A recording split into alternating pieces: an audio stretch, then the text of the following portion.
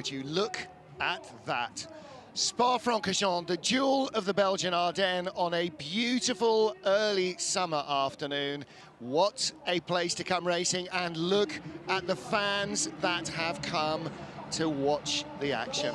Hello everybody, welcome to our coverage of the TotalEnergies 6 hours of Spa-Francorchamps under the auspices of the FIA World Endurance Championship. You saw the president of the ACO there, Pierre Fillon, governing body of this sport, Roger Penske, one of the all-time motorsporting legends, shaking hands with Sébastien Bourdais, a man he knows so very well from both of their exploits on the other side of the Atlantic. Both are here racing this weekend, and we have so much action in store, I'm sure, on what is a revised and ever more challenging Spa-Francorchamps. Round 2 of the 2022 FIA World Endurance Championship that kicked off at Sebring in Florida in mid-March. Here we are in early May, and it is the traditional shakedown for the Le Mans 24 hours. Wingfoot is overhead. The Goodyear blimp has returned to Europe after its autumn and winter in North America, and will be with us throughout the season, as will most, if not all, of these cars on the grid, and more to come at Le Mans, more to come later in the championship as well. Well, hello everybody, my name is Martin Haven. With me in the booth is Graham Goodwin. Down on the grid there, a man who was at the Nordschleife yesterday, not a long haul over the mountains from here to there. Jim Glickenhaus, who is overseeing the race here for his cars, which start for the first time ever on pole, Graham. And that's a nice little stat with which to start. It is the first ever American pole-sitting car in the FIA WEC's decade-long history. A huge crowd here to see it today, start from pole position. The brand new stand up at Raidillon, pretty well filled, and the start line grandstand just opposite our commentary booth, equally well filled. I'd say 90–95% full, and with people still everywhere. Car parks, you can see, are pretty much packed as well. It was a 20–25 minute queue to get in. I'm delighted that there was. Yes. It feels reborn, I'll be honest with you. It's great to see people back trackside. It is an utter delight to have families, lads, lasses, everybody back and enjoying the sunshine here for the moment at Spa. It may not stay that way. Vans en Voss there with Frédéric Leclerc as the Goodyear blimp flies overhead. Packed grid as well. Yep. It's going to be very interesting, Martin, to see how the new challenges of this circuit start to impact at the start of this race as we get deeper and deeper into the 6 hours of Spa-Francorchamps. Absolutely right. It will bring more challenges for the drivers and perhaps for race control as well. With more gravel traps, you tend to end up with more cars stuck in gravel traps. However, we will wait and see how that transpires. In all the support races, there was just half a dozen support races for fervently driven Porsches. There was just one brief safety car period. So we'll have to wait and see how things go. And a man who can handle the gravel well enough there, although perhaps he will not wish to if you're a multiple World Rally champion. Gravel usually doesn't have too much of a worry, but in his LMP2 car, that's going to be a little tough. I swear, that was standing next to François Perotto with the camera phone. I think that was something like 1996 British GT champion Nigel Barrett. Was it? I think it was. Right, there you go. And great to see fans on the grid as well. Robin Frines, pole sitter in LMP2. He is just a cool guy, Robin Frines. He's just a lot of fun to be around.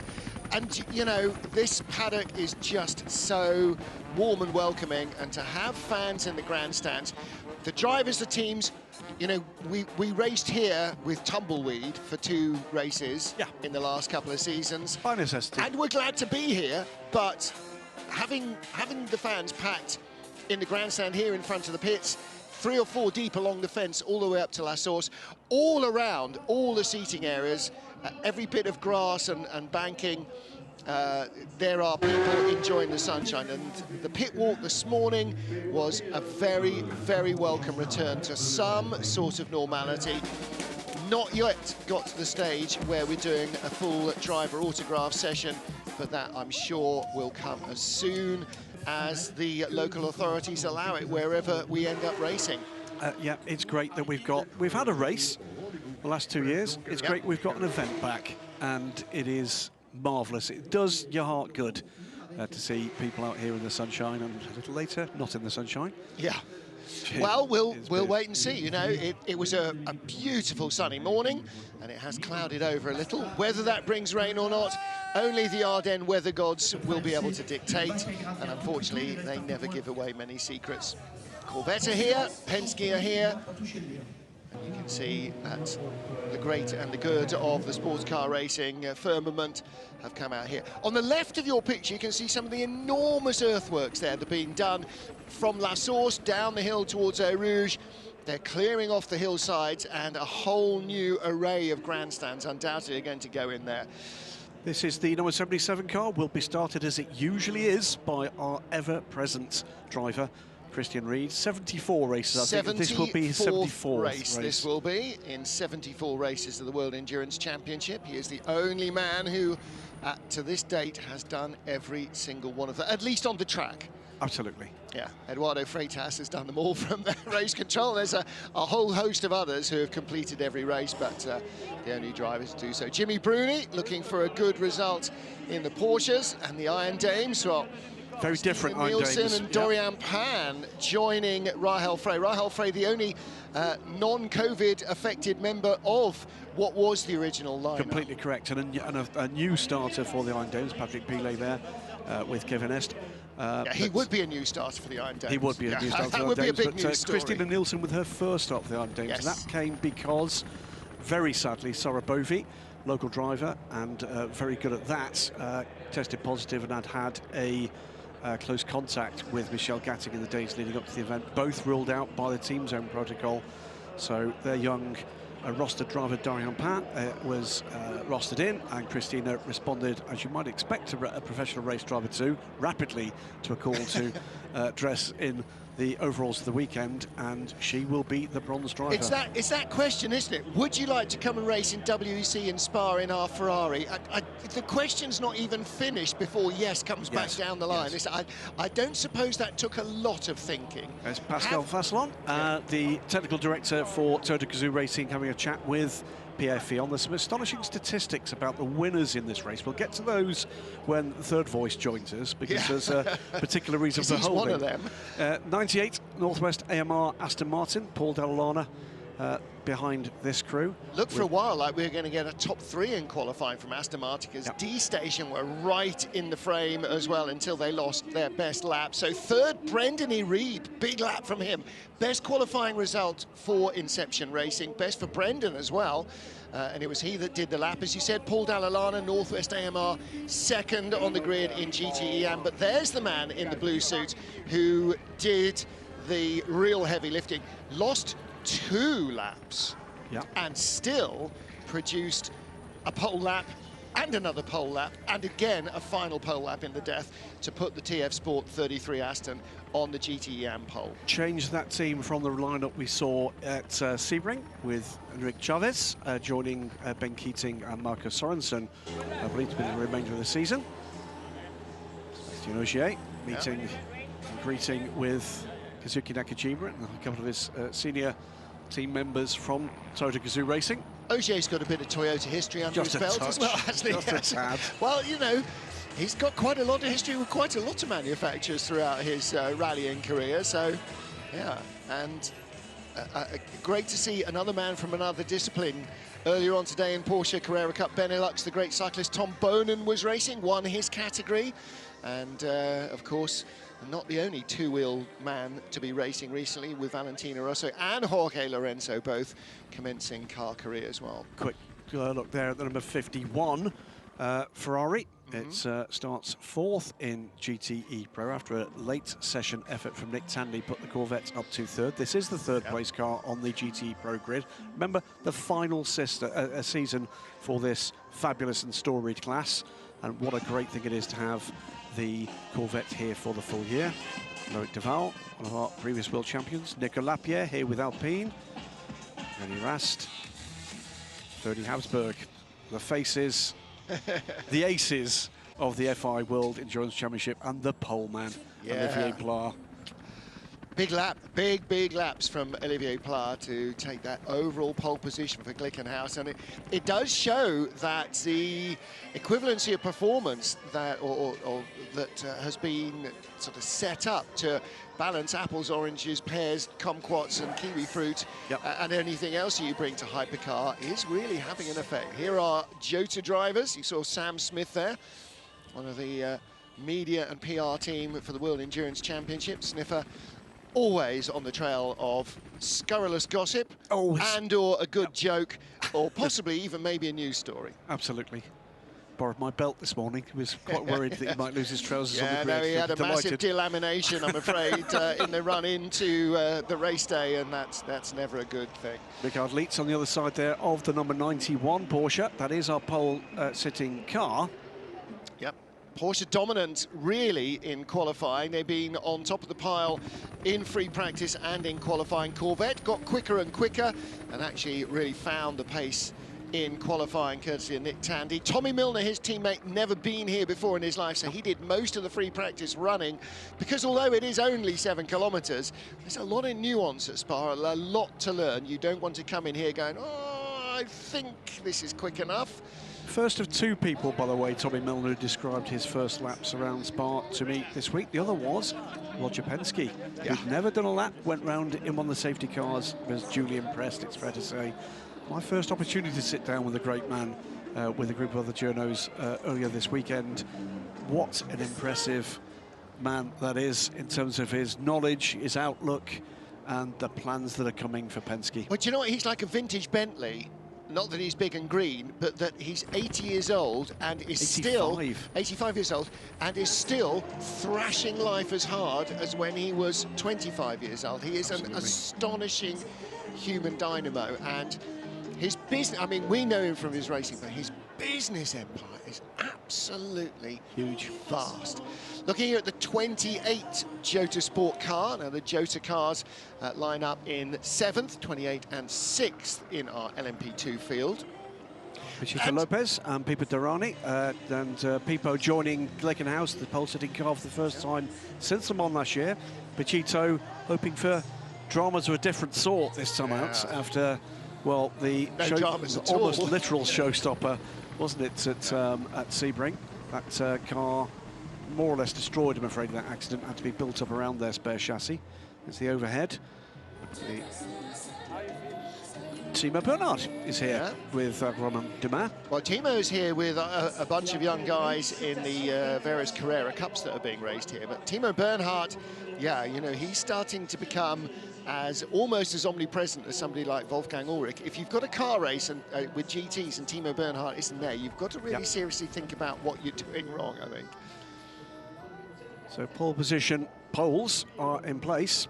Crowd's in place. That's a great shot of the new grandstand at the top of Radion. It's a really imposing structure. Well filled there, look. It is very fun. The views are sensational. You can see all the way along up to the bus stop, and then from Eau Rouge, from La Source down through Eau Rouge and up through Radion. It's a mighty place to come and watch. And by the way, if you've never been to Spa-Francorchamps, it's not always as lovely as this, but it is always as challenging, and it's just a fabulous place to come to.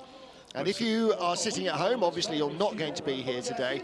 There are plenty of other exciting places to go. Next stop, of course, is Le Mans. If you've never been to Monza, what on earth is wrong with you? That's, well, an opportunity there. If you've got the opportunity later this year to just take a bit of a break, because of a change in the calendar this year, you've got the opportunity for endurance racing on 2 consecutive weekends with the European Le Mans Series, and then just 3-4 days later on track will be the FIA World Endurance Championship. So get yourself an Airbnb after I've booked mine, and off you go. Listen, 10 days away, Italian food, gelato, beautiful sunshine, gelato, Monza, the Autodromo Nazionale di Monza, ELMS, Michelin Le Mans Cup, and then WEC. And gelato. And gelato, yes. Yeah, I can't believe that anybody would think that isn't anything other than a fantastic idea. 31 car from WRT. They've been quick all weekend, second on the grid here for the 31, and WRT continue to impress. Looked like they were going to have pole, didn't it? For a long time, Robin Frijn's lap looked like it was going to be the pole lap. And then suddenly along came Alessia Rivera. And we have a Pro-Am car on pole. There is the Am, Francois Perrodo, with Nick Nielsen and Alessia Rivera, who spent a couple of years building up to speed as a trio in European Le Mans Series and in GTE Am in the World Endurance Championship. And now they're back in LMP2. And Perrodo, who tried LMP2, dipped his toe in the water before and then came back to GTE Am, has decided to return. We're about to get the Belgian national anthem. And as always, it's always rousing moments when we get the national anthem at these major events, and an array of luminaries here to see it and hear it, including the Deputy President of the FIA, Robert Reid. Oh, Belgique, oh, mère chérie, à toi nos cœurs, à toi nos bras, à toi notre sang, patrie, nous le jurons tous, tu vivras, toujours grande et belle, et ton invincible unité aura pour devise immortelle la liberté, aura pour devise immortelle le roi, la loi, la liberté.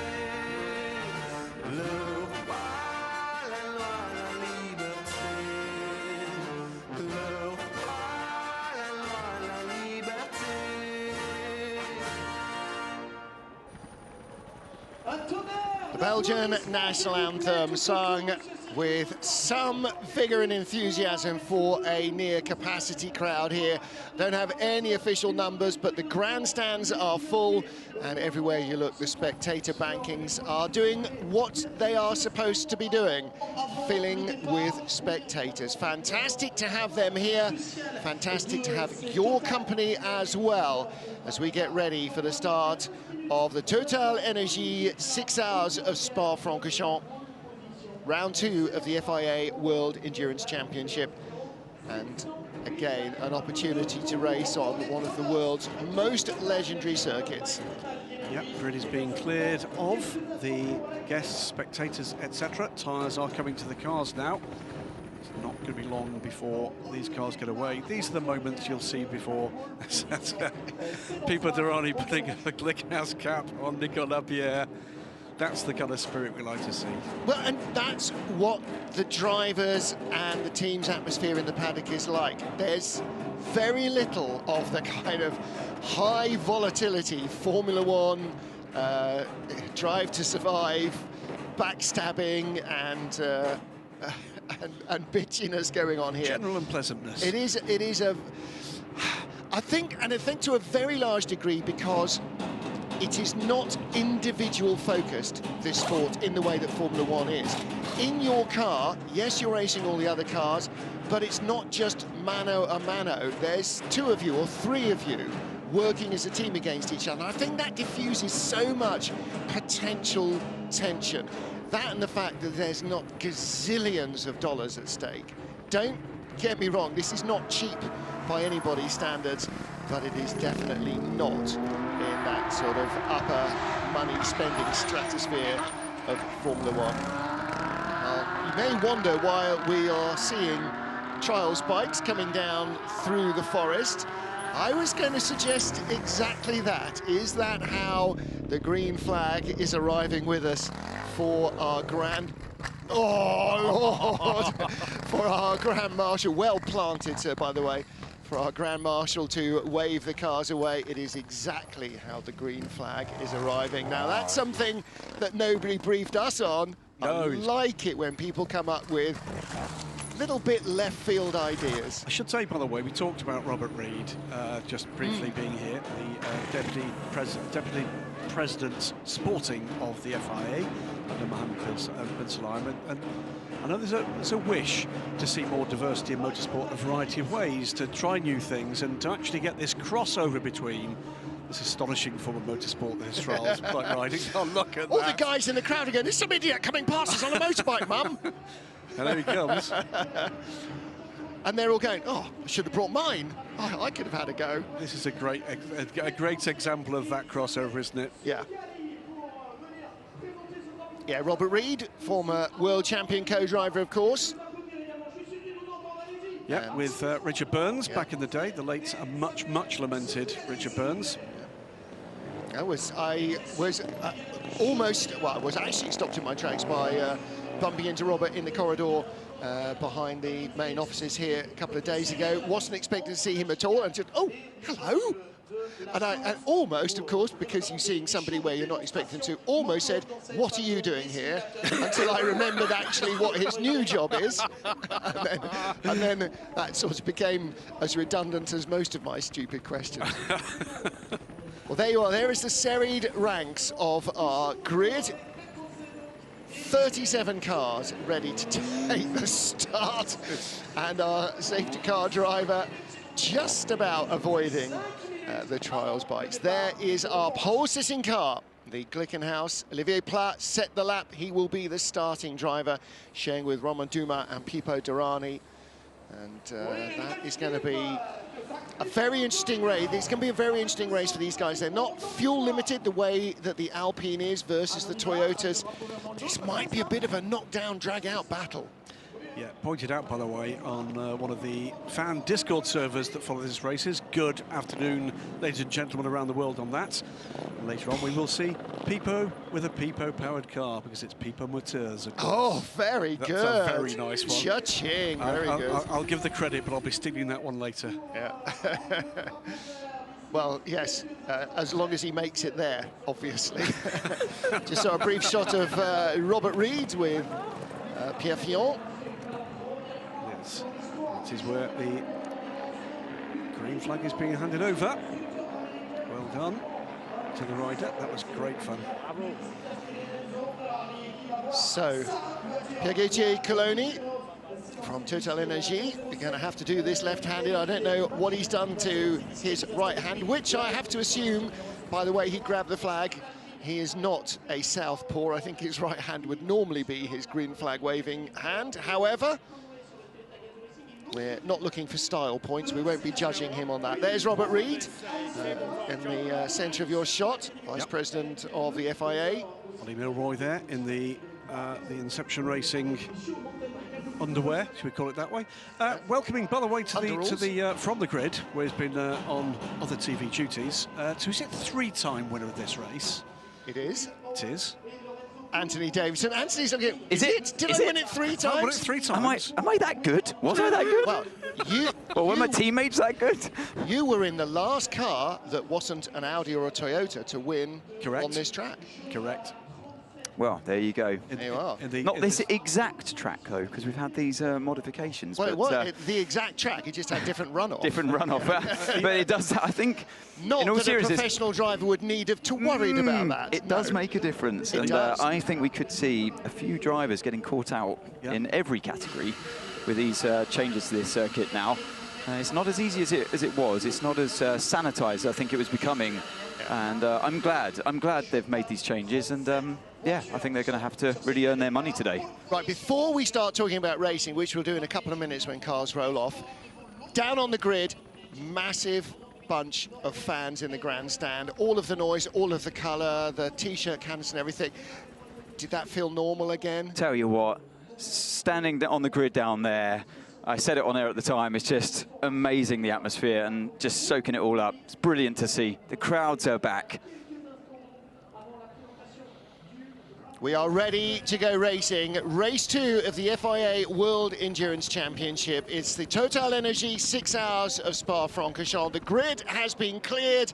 The grandstands have been full. The frites with mayonnaise have been purchased and the beer is being drunk. We are getting ready to roll the cars off. 37 cars in 4 different classes, with, for the first time ever in the 74th race of the World Endurance Championship, an American team on the outright pole. Glickenhaus claimed pole yesterday in a fantastically fraught 10-minute qualifying session for LMP and Hypercars. And it will be the man who did that pole lap, Olivier Plat, who leads the field away. And you know what it's like to be on pole position with a big field of cars behind you. There's a little bit of responsibility for pacing the field, but all of his thoughts are now going to be on what happens when the green lights go on, what happens on the run down to the first corner, how he's going to escape and make the race his own. Well, look, it's a tense time for every driver on the grid, but it's a good one. You got that adrenaline buzzing through your body, and you just saw a glimpse there of the hypercar category at the sharp end of the grid, as you'd imagine. But more importantly, looking at Buemi on the screen there, the Toyotas behind both the Alpine and the Glickenhaus. So I really feel like because of that qualifying, or lack of qualifying performance yesterday from the Toyota, we've got a real race in our hands, and they are closer speed-wise to the likes of Alpine and Glickenhaus than they were in Sebring. So I think I'm fascinated to see how this is going to unfold. We know they're going to go further on fuel, the Toyota. They did in Sebring, they will here as well because of that hybrid power unit they have. But do they have enough speed, outright speed in that car, to properly challenge the two in front? And Graham, then we're talking about the race within a race, because the number 8 Toyota scored big points, the number 7 Toyota had a crash, and so now the crew in number 7 are looking to fight back here and try and take an advantage, but 8 won last year on fuel, on better strategy, not on better speed. So there's all of those little elements going on too. And the other big element in play here is that change in that balance of performance, the way it was done for the start of this season. And just because this track is designed in the way that it is, there are very few places on the track where the hybrid will deploy. I believe it's only 3 that they'll get beyond that 190 kilometers an hour where they can use that hybrid boost. The rest of the time, they're effectively carrying that weight. Well, take a look around the side of the circuit. The bit between the white lines, although it's resurfaced here and taking out the bumps in the compression, the actual bit between the white lines for these drivers has not changed at all. Some of the runoff areas look different. There are different vistas, aren't there, Anthony? When you go around, in some places it seems a lot more sort of sky and open around you and less of a tunnel, but the racing surface itself has remained unchanged. That's not an actual marina. We're not in Miami, that's just a bit of blue paint on the runoff area. Well, that's not an actual marina either, so it's very much like Miami, isn't it? I did say we should have gone over with some white paint and painted some white tops on it overnight, but we weren't clever enough to think of that. But yeah, seriously speaking, so coming into Bruxelles there, turn 8, you can see the gravel on the outside. So that used to be tarmac right up until the tyre barrier. And psychologically, inside the car, it makes a huge difference. You can just see turn 9 as well, that left-hander they're coming into now. On the outside, gravel is there, self-policing in terms of track limits. So it's, yeah, like I say, that psychological impact when you're inside the car, you know you can't afford to overstep the mark, push the car beyond its limits, and basically get away with it, apart from Eduardo Freitas, the race director, shouting in your ear, you've just got a black and white flag for your first warning. Yeah. It is a big difference when you know there's an actual physical consequence to running out wide. Down here at Pouhon as well, the 100-acre wood of tarmac has vanished. There is about, what is it, maybe 3 meters of tarmac before you get to the gravel track. But further round, look down here as you get towards Pif Paf, the gravel really hems you in. It's very much as it might have been sort of 1985, 86, you know, in the early reopening years of this track for Formula One. It does focus the drivers. It does mean they're going to have to think differently about how and when they attack others. The other thing I'm watching for is what happens at turn 1. I cannot remember a WC race here where we didn't have somebody going wide in avoidance, and they can't do that now. So it's going to be calm heads here. And the source is very different as well on the runoff. So we have seen in practice, free practice drivers exploring the limits and going out wide, ending up in the gravel, all different categories, GTs or LMP2. We've seen it all really so far, and they know when they come up to lap cars later on in the race, when there are marbles inevitably appearing offline, I think it's going to require a certain amount of extra driver capacity to make those quick decisions that you need. But look, I'm buzzing for this race. I'm so excited. On all field, we got the Corvette fight with the two Porsches, just separated by a few tenths of a second. The fight from Sebring there continues on into this race. I expect a race-long battle between those, and maybe Ferrari can join in as well. Jimmy Bruni on the grid saying, look, don't discount Ferrari. They seem to have very good race pace in the long runs in free practice. LMP2, the toughest competition we've ever seen in an LMP2 grid. This will be fascinating stuff. Drivers out of place on the grid as well, and in that one, Ollie Jarvis was saying he made a mistake on the first set of tyres. Josh Pearson way back in 14th. So they're out of position, and then the hypercar class that we've already mentioned. And GTE dominant force in qualifying, Aston Martin, but Porsche always race well here. It just suits that car. So are they going to come out on top? 4 classes, 7 kilometers, 6 hours. Stand by for action. We are about to go green for the TotalEnergies 6 Hours of Spa. Round 2 of the FIA World Endurance Championship begins. Now, away we go. The Glickenhaus on pole. The Alpine goes out very wide. Andre Negrão trying to make sure he can sweep around the outside without getting into the gravel trap. Has to really back out of that. Change between the Porsches. 92 almost in the gravel. Skates down the inside of 91. Here comes the Ferrari. That's the 51 car. Elbows out, straight down the inside. And the Toyota up to second place already. Is that number 8? That's a very good start indeed. Or was that the number 7 car? No, I think it was the number 8, and that is the GR Motorsport Porsche facing the wrong way at the first corner. Mike Wainwright, he's avoided trouble, but the Iron Dames have not, and are beached in the gravel. It will be, I think, very probably a safety car at the end of the lap. Bound to be drama at the start. Wondering how that happened on the exit of turn 19, the final corner. I wonder if there's contact between two cars. Massive lunge up the inside from one factory Porsche on the other there, which put those GT Pro cars together, but they're all very close together in this pack of LMP2s. It's been the same throughout this race. That was Kevin Escher to get back in front of Jimmy Bruni. There's the Premo going down the inside of the... Oh, and a tyre off there. Is that from the Iron Dames? Oh, it's 91. No, it's a 91. It's a 91. There was contact. Was there contact? Yeah, it was in the source. That's going to be very interesting. So 91 coming back in. Jimmy Bruni. That's put a kink in their race. That's something you never want to see. I mean, two teammates hitting each other at the start and being ran out wide, wasn't he, by the 92? And he couldn't go any further because he was onto the red sausage curve. Safety car. Safety car is called. How aggressive were the Toyotas? Up from 3rd and 4th into 2nd and 3rd. Well, you'd expect that. I mean, aggressive is fine, but actual contact is, particularly between teammates like we saw there, there's the 85 car, and that is Christina Nielsen off and into the gravel.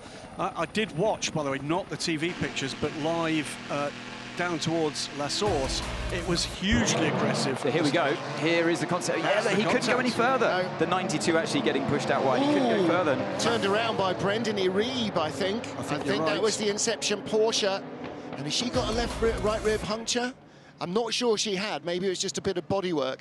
Here comes the Manitou to grab her. Now they will take her back up the hill to where you used to be able to drive in and put her on terra firma, and so she should hopefully make it back to the pit lane. But and the lead cars come pouring through past our commentary box lose window. a lap, at least, probably 2.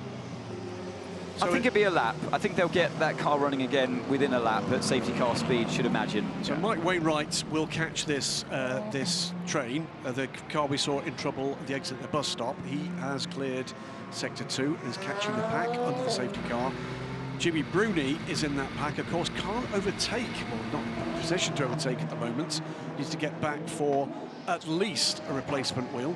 Well, as you can see, Christina Nielsen is going to require a lift to a point where we hope she's able to rejoin this race. Yeah, hopefully so. Even if she's dead stick, she'll be able to roll downhill and eventually bump start the car. Well, let's take a look. Watch the Toyotas on row 2 of the grid.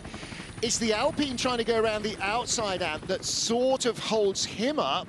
And the Toyotas... He just couldn't accelerate, could he, the Alpine? He went for a late braking to go around the outside, and it didn't quite work for him because it was so dirty out there. He got on the dust and he got the You've got the AF Costa as well joining in, overtaking the Toyotas. That was a brilliant move there down the inside on the exit of the corner. Watch the Porsches. Yeah. So, it's a big lock-up from the 92. Monster lock-up. Bruni has to let him go and do the switchback. But then I think the 92 getting all out of shape was the problem. He knew he couldn't go any further over the red curb because you got the gravel there, unlike the past where you could have easily just popped a wheel or more over that and got away with it. So already drivers getting caught out by some that's the Porsche's tyre sidewall getting flung up in the air. That's all on Estra. That was a big mistake by Kevin Estra. Could have ruined both their races. Okay, box this lap, please, box this lap. Crew damage rear right, damage on rear right. Oh, rear right, rear right, rear right. I don't have the tires anymore. I don't have the tires anymore. Okay, so I'm not sure which TV they're watching. Well, that brings in the fourth member of our team down in the pit lane, Louise Beckett. Louise, early drama then? Absolutely early drama, and the team are ready for the 91 to come in. Jimmy Bruni, they've got a full set of tyres and a mixture between scrubbed and new, ready for that 91 coming in. So I'm going to see what they put on, because of course they may not put all of them on. They've got some body work out ready as well to see if there's any damage. Well, there is a lot of damage. It's just destroyed the rim, it's taken the tyre off, hasn't... I think structurally, the bodywork is scuffed, isn't it? But I think it's... I think he might have got away with that in terms of the structural rigidity of the bodywork. Easy to remove the wheel. The tyre's long gone, but the wheel's still on the car. And actually, that's the key, is the whole of the tyre tread and all the metal that supports it got thrown out. And that's what rips cars to bits. Exactly. Usually it's that kind of flailing tyre that whips around and sheds all the bodywork. So in fact, oh, no, hang on. He's saying... Cut the engine. Gentle reminder, pit entry remains closed. Pit entry remains closed. The bit, the little like frisbee thing we saw flying up in the air, that was the outer rim of the wheel, because that was machined off. So changing all four, and it's scrub tyres, isn't it? So he well, goes they couldn't down. send him out because the safety car queue was too close, so pit exit is closed. So we can't send you out too late. Right, okay, now full service.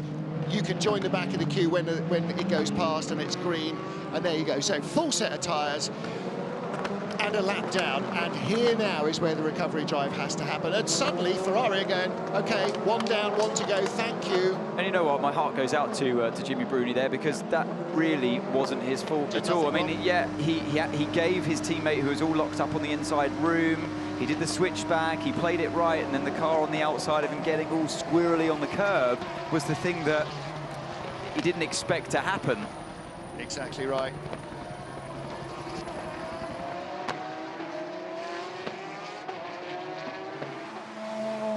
Safety car in the first lap of the TotalEnergies 6 hours of Spa-Francorchamps. So we are under safety car conditions. And again, the 91's rolling. As the 91 Porsche goes back out, you had first-hand experience of that safety car and how hard they can be driven to stay up to speed ahead of these hypercar prototypes. And that's, you have to have that, don't you? They are fast, but no match for a racing car. No, exactly right. Well, Timo Bernhardt commiserates there with Richard Leeds. Let's hear from Estra. So the big one was front right, and the small one on the front left. Okay, so he's got big flat spots. That's going to be hard to hang on to, actually. And, you know, when he gets... He's not going to know how bad it really is until he gets fully up to speed. But that was a big mistake from Kevin there. And he'll be kicking himself. You feel bad for the team, bad for your own race as well. And although he's still in a decent position on track, I'm going to be very surprised if he's not severely hindered by those huge flat spots. And the problem is, they will have been looking to double stint those tyres. They don't have a set of tyres for each fuel allocation, so you have to start double stinting tyres. Those were brand new. The fronts are done qualifying, one running qualifying, 3 laps. The rears are absolutely brand new, and the fronts are rooted. So he's going to have to live with that penalty. And if they have to change them at the first fuel stop, they will that will come back and bite them at the end of the race. Just looking at the screen there, the Jota had an amazing start. It's that Yes. car 38 with Antonio Felix da Costa Yeah. on board. So he lines up now on track just behind the Hypercars. We go green again at Spa, and it is Olivier Pla that leads from Sebastian Buemi and Mike Conway. The Toyota, number 8, got ahead of number 7 at the start, and they both moved up into the top 3 ahead of the Alpine that started on the front row. Toyota looking for their 6th consecutive, their 7th win here in what is now the 10th race in the FIA World Endurance Championship. The last car that won in Spa-Francorchamps in a 6-hour race that was not either a Toyota or an Audi was Anthony Davidson. You were driving it, come on. I did. It was the Peugeot. I'll give you a moment. Peugeot, and the year before the WEC, one of 3 overall. Okay, we're not hearing Kevin Escher, I'm afraid. Okay. Okay, didn't catch that. Yes, it was. It was Too many Peugeot vibrations in ILMC. Anthony Davidson, the last man to win, who wasn't in a Toyota or an Audi. And in fact, overall, and this shocked Graham Goodwin, the last time Porsche won here, 1986. Overall win in 1,000 Ks, and that was Bob Wallach and Frank Jelinski in a Walterbrunn run 962C. So they never won here with a 919, which is okay, really? Yeah, it's possible. I don't know how many tracks they didn't win on with the Porsche, but can't be too many. Oh, side by side, the bashing wing the mirrors there, battle. didn't they? Lead battle. Paul Dall'Anna was the leader behind the safety car, and Ben Keating, the poleman, goes around the outside. Nice move. Yeah. Wasn't it just Nicky Lutweiler, by the way, right behind this pair in the 46 car that's been a form car all weekend, led all three practice sessions, that car, with 2 of the drivers involved, which puts a lot of pressure on Nicky Lutweiler. He's the bronze-ranked driver of those 3. They've got 2 quick guys to come in the 46. This is intriguing, seeing the LMP2 cars pretty much matching and being able to hang on to the back of the Alpine, who I thought would have slightly more pace. Maybe they're just bedding in the tyres, don't want to push them too fast, too early on. But yeah, it's at least a close-fought battle at this stage in the Hypercar class. But the GT fight carries on. The Ferraris, good to see them up there as well. They weren't in Sebring, they're up there now. Porsche, Ferrari, Corvette, that's what we want. We want all 3 makes in with a shout. Now, whether Ferrari's race-long pace remains enough, whether Corvette's remains enough, whether Kevin Escher can fight off the vibrations and still see at the end of a stint, never mind a double stint, remains to be seen in the lead Porsche. But that mistake by Escher, which put Jimmy Bruni at the tail of the field and a lap back, is going to cost them. Let's hear from Louise Beckett in the pits. So I've just been speaking to the Porsche team because I don't know if you realised on TV, but they changed the tyres, which we saw with the fresh set, and then they changed them back again.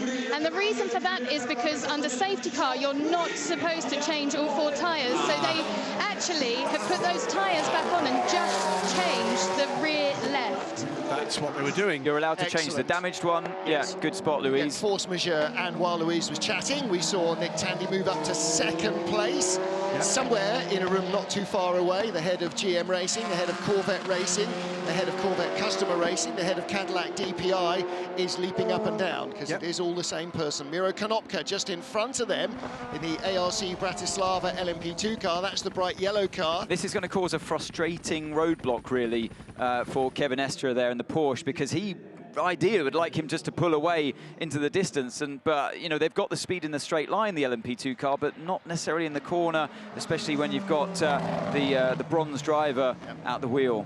60-year-old Miro Konopka from Bratislava is the man who runs ARC, Automobil Racing Club Bratislava. You're saying about the gap between the hypercars, Anthony, and the leading LMP2s, that's beginning to open up. I wonder if it is just the way you manage the difference between the Michelin and the Goodyear tyres. Remember, spec Goodyear tyres for LMP2, it's Michelin rubber for all of the hypercars. Maybe it's just something about the way those tyres are managed on what is a rather different surface at parts now, particularly up through Rouge Radion. Well, don't forget that the Michelin tyre is a competition tyre It's bespoke for these cars, and the Goodyear is a customer tyre. Obviously, still a racing tyre, but it's the technology is quite different due to the requirements of the regulations, and so yeah, quite a different amount of cash pumped into them as well. But you know, for a spec tyre, the Goodyear's, I mean, I think it's a very well-suited tyre to the LMP2. And also there's, I would say, arguably a bit more tyre management that comes into play in the LMP2 category as well. And the driver's going to have to be on top of that as the race unfolds. The Hypercar should be able to go further on their rubber, but you'd expect that. Alessio Rivera in the chrome car under real pressure now for third in LMP2. Rivera put the car on pole position in LMP2, didn't get the best of the start. Now our race leader in GTE Pro, Kevin Est, fighting that imbalance of tyres, their big lockup out of Rivage Pouon through the curve. Jackie Eakes piling on the speed down the hill, and here is where Miro Konopka gets away from him. But from piff-paff through the slower corners, that's where he will try and fight back. Jimmy Bruni, by the way, is on class-leading pace in GTE Pro, but frustratingly, of course, way down the field and a lap down after being forced into that pit stop from the turn 1 contact and subsequent, well, call it a puncture, loss of the tyre completely. Could have been a lot worse. Luckily, somebody in the Porsche GT team really had their head screwed on and really knows the rules. Whole new set of tyres. No, force majeure, only the damaged tyre. And don't you dare bring the fuel hose out either, because you can't refuel under a safety car. So really on the ball. Olivier Plat really on the ball as well. Just creeping away from Sebastian Buemi. Up here on the straight, once you get above 190 kilometers an hour, you'll be able to deploy that hybrid drive. So that will help stop the Glickenhaus getting further away. But they don't need to. All the Toyota need to do is just sit there with that distance. The Glickenhaus speed isn't enough to overcome and surpass the longevity that the Toyota has in terms of the fuel that they can use. I'm expecting them to go around 3, maybe even 4 laps longer based on what we saw in Sebring per stint on fuel. Well, let's hear from Louise Beckett in the pit lane. Lou? Well, the dramas continue with the 91 Porsche because the team are out ready for Bruni to come back in again. All right, well, I wonder if he has got an issue or whether they are throwing everything out in terms of plan. I mean, it was only one damaged tyre. They can't just be bringing him in to top off for fuel. What have we done? 5 laps he's done? They are bringing him in to top off for fuel. Maybe if the front left took a hit, I mean, you can see the scuff marks on the front, sorry, the rear left took a hit. Yeah. I can see the scuff marks on the front left, and maybe he's reporting some ill balance from that car. But yeah, we're seeing that the 91 investigation for possible violation of the safety car procedure. Yeah, that will be the pit stop. That's because he came in when the pits were closed, but they will clearly say, no, force majeure, he didn't have a wheel, that's fair enough. Change here, that's Christian Reed being passed by Brendan Aribe. Aribe had dropped back at the start of the race, but recovering back now, the 56, up into 7th position. Still a 1-2 in GTM, by the way. And this is, in fact, it's a 1-2-3 for Aston Martin. It is. With the number 71 and then the 21 Ferraris, both red and white Ferraris. Yep. It is 71 is Gabby Aubrey in the first of the 2 Ferraris. And then Tony Villander. Yeah, Tony Villander. Tony Villander and Gabriel Aubrey, the only non-bronze drivers who started for their GTE teams. No, Tomo Fuji, he's a silver. He's a silver, yes, indeed. You're absolutely right. So, yeah. But a terrible start to the race from Porsche, unfortunately. It'll be an interesting one for Louise to put some microphone under the nose of one Mr. Kevin Estra. Imagine being in that team debrief this afternoon. There's only ever one rule, isn't it? And that's don't hit your teammate. Yeah. That's the only rule. There are no other rules of engagement. Don't hit your teammate. I always used to go into any endurance race telling myself something will happen that will be out of your control. Further up the field, if you've qualified in a lowly position, or even if you're right at the front, something in an endurance race always happens that kind of either hands you the win or goes against you, and you've got to try the best you can to control that situation not happening. You don't want to be the one where something happens you know, if you can manage it yourself the best you can, and that very much was in Kevin Estra's hands on the first corner of a 6-hour endurance race. Why take such a massive risk? We know the GTs follow each other lap after lap with the same speed, there or thereabouts, and it comes down to the finite details of pit stop strategies and who can keep their tyres alive at the right time and who picks their way through the traffic the best. Don't blow it all in the first corner of a 6-hour race. He should know better. I just don't think he did. I don't think he was trying to pass. He came down on the inside to try and make it 2 Porsches wide at La Source, so there was nowhere for the Ferraris to slot up the inside. The road drops away. You know that, I know that, he knows that. Somehow his tyres weren't warm enough and he locked the fronts. But then he's in a world of hurt. He's so experienced. He knows that you can risk locking up on the front into turn 1 here in Spa. On the dirty side going into turn 1, I find it very hard, honestly, to give him too much leeway there. He should have known better. Fair enough. Yeah. These Totas are gradually reeling in the Glickenhaus. In fact, these cars are just about to catch Jimmy Bruni on track. Also, we saw just before switching to the overall race battle, we've now started to get pro drivers and Ferraris playing leapfrog with Aston Martins, with Gabby Aubry already ahead of Tomo Fucci. He's not a pro driver, he is in the AM class. That was a pass for position, so that was for bronze. Yeah, up behind Jimmy Bruni, the race leader Olivier Plat, the all-red Glickenhaus with the white roof, and then the 2 Toyotas with Hunter Killer mode engaged from Sebastian Buemi. Too much understeer, but very difficult to attack him. It's very good out of corners. Calm said, well, too much understeer, they're reeling him in, that is the way. Point out that Toyota and Glickenhaus will likely be running, Toyota certainly, in their low-drag Le Mans downforce spec, Le Mans aerodynamic bodywork, so they will have less grip in the twisty stuff in the middle, because it's all about high speed. Look how the traffic has worked against the 2 Toyotas there. The Glickenhaus just snuck through the Iron Dames car before turn 12, and the Kamui shakes his head as he's seen what I've seen. Yeah. And this is the way it goes. You win some, you lose some in the traffic. Well, the good news is, as we saw earlier on, the Iron Dames car not only rejoined, but is racing. They're a lap down, Jimmy Bruni is a lap down, and they're in close company. And actually, Christina Nielsen staying in close company with Jimmy Bruni. He's not pulling much away from her in that as a pro driver. That was 4 position. That was Jimmy Bruni going by the delayed Christina Nielsen 4 position, so Jimmy back up into... Not last. 36th position. But in traffic, that cost the Totas something like 1.2 seconds. They'll start to claw that back again. The Alpine, though, is definitely now losing ground. It's been holding on for the first 5 or 6 laps. Last 3, it has not been holding on, and it was only a little break in traffic that allowed them to sort of stay slightly in touch with the Toyota. So we now have 3 horses in this race. I'm surprised the Alpine couldn't keep up with them as well. They're just slowly dropping back. They're now almost 6 seconds adrift.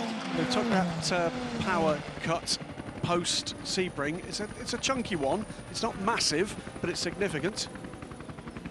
And it is a power circuit, as we well know. Report of few drops at times. Nothing concerning at the moment. Most of that gap through traffic clawed back almost immediately by Seb Buemi, but again loses a little bit of time behind. In this case, it's the 88 car of Fred Pourdat with the Dempsey Proton car, the yellow and blue car there, middle of the screen. So leapfrogging through the GTM runners now. And our 3rd pit caller from the GR Racing team. We saw Mike Wainwright spinning at the start. He's coming with a slow puncture and had that change, so they have made an just watching this restart again here, Martin. I'm watching the Jota on the left-hand side of your screen, the green car on the left-hand side. So that's Felix da Costa. Where does he make up all these positions? Goes around the outside of the Prema. He's stuck behind the WRT there. Yeah. That's going to be interesting to watch. Yeah, we'll have to watch it in Conway's mirrors. Because somewhere he goes brave all the way down the inside from La Source, doesn't he? Got a yellow flag at the final corner. Antonio is on board in the 8 car with Sebastian Buemi. thinks about going down the inside of the Alpine, and the Alpine brakes late to go around the outside, but he goes a bit too far. Yep. And the other Toyota's trying to muscle its way in as well. Oh, Puemi's taking no prisoners there, is he? Didn't give him any room. And Andre Negrão checking the mirrors, checking the mirrors, checking the mirrors. On board this United Autosports. Now there's Antonio Felix da Costa. Let's ride with this a little bit longer. Da Costa is following the Toyota. No, he's still behind the Prema car. He gets in front of the Prema there, but now he's behind the WRT. So it's up the hill somewhere. He gets a big toe, and this is... So it was the hit initially going into the car, and then they hit again on the exit. It's just, I mean, what do you do if you're the team manager at Porsche? And look at that, just diving down the inside. It's just way too late, but there's no room for error now with that gravel trap waiting for you. It really caught so many teams out, so many drivers. I think the two Ferrari drivers did well not to go off laughing. Exactly. Honestly, yeah. You know, whoa, what? Yellow, by the way. Oh no, the Iron That's a replay. That's a replay. That was a replay. Right, that was earlier on. But Gabby Aubry has had dramas. There's been an incident at turn 19 which brought up the yellows. 71 car is now on pit lane and has actually just now left again. But there's been some incident we've not seen at the bus stop, which has led the 71 car that was up into third in GTM, off track by the look of it, and then pitting. Well, if we were in the speakers commentary position where we were last year, because there were no speakers because there was no public, which would be right over the bus stop, we might have seen that out of our window, but we're now halfway along the pit lane in the other big box, which is lovely. Rivera, just watching on the screen here, fighting the Prema behind him with Lorenzo Colombo on board. Where's that speed gone? What did they do to the car in qualifying, where they just trounced the field? Pole position yet again for AF Corsa, but looks like they're in a bit of trouble in race pace with a Prema car behind putting pressure on them. But the cars in front aren't getting away. So in terms of pace, they've pretty much got what Sean Gallel for WRT has got. Antonio Felix da Costa is a bit further away. This is 88, the yellow and blue car, and 31. This is at Blanchimont, isn't it? Well, that's an off-track pass if I've ever seen one. Yeah. Well, I'm sure that will get looked into. I don't think he expected the 88 car of Fred Pourdat to be coming out quite so wide. Here's the number 8 Toyota. To look after the front. To look after the front. Copy, yeah. Yeah, so he's looking after and managing the front tyres. He reported he had understeer earlier on. Probably not helped by the fact he's just continuously running in that dirty air behind the Glickenhaus. You see that huge rear wing on that car. As Jim Glickenhaus himself described it, it's an old-school race car that's going to be kicking up a lot of turbulent air, not helping the Toyota behind with the understeer. And in low-drag setup anyway, you're losing a little bit of that downforce. You're losing more of what you might normally have. Yeah, so definitely a big deficit following Olivier Plat. If he could get by and get into clean air, then suddenly he might find within a couple of laps the Toyota's transformed. Of course, Seb will then find something else to complain about as he needs perfection. Last batch of traffic, though, did go the Toyota's way, so it's a lot closer now. They've cleared the, for the moment, last group of GT cars. Now they're in clear air, and now we'll see whether or not the pace with just about half an hour run of the 6 hours, whether or not they've got the pace to use the hybrid where they can, close enough to get by the Glickenhaus we're about to see. We saw Rio Hirakawa there, and with the elaborate hand gestures, Brendan Hartley, the other two drivers of the number 8 Toyota. It's currently the better placed of the two Toyotas in the championship.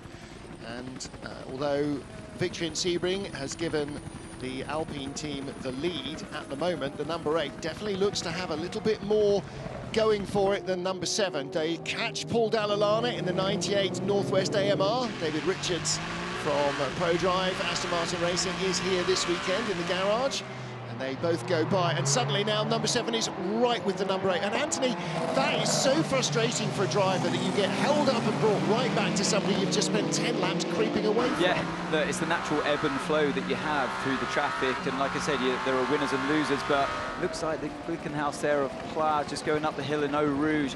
I think he's just going to get round the cars in front after the corner.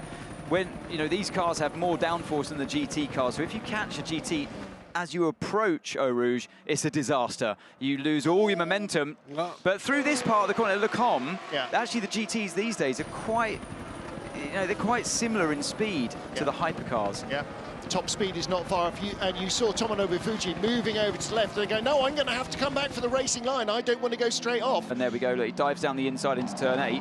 Now, drivers are saying there is so much more front-end grip here in Rivage, Bruxelles, whichever it's called these days, than there ever was before. It's totally transformed that corner. It's now a real overtaking opportunity, whereas before you just washed straight off the circuit. And again, it didn't work the way it Totas. It looked at every point at the end of the Kemmel Straight as if it was going to go the Totas way. It just didn't again. And I think the Glickenhaus was just going to pop through there, on the inside of turn 12 as well, leaving the Toyotas to, in a medium speed series of corners, to be behind the Ferrari, losing a bit more time before turn 14. Does he think about going down? No, not quick enough to get down the inside there. So now you've got to wait, and I don't even think he's going to do it through Curve Paul Frere either at turn 15.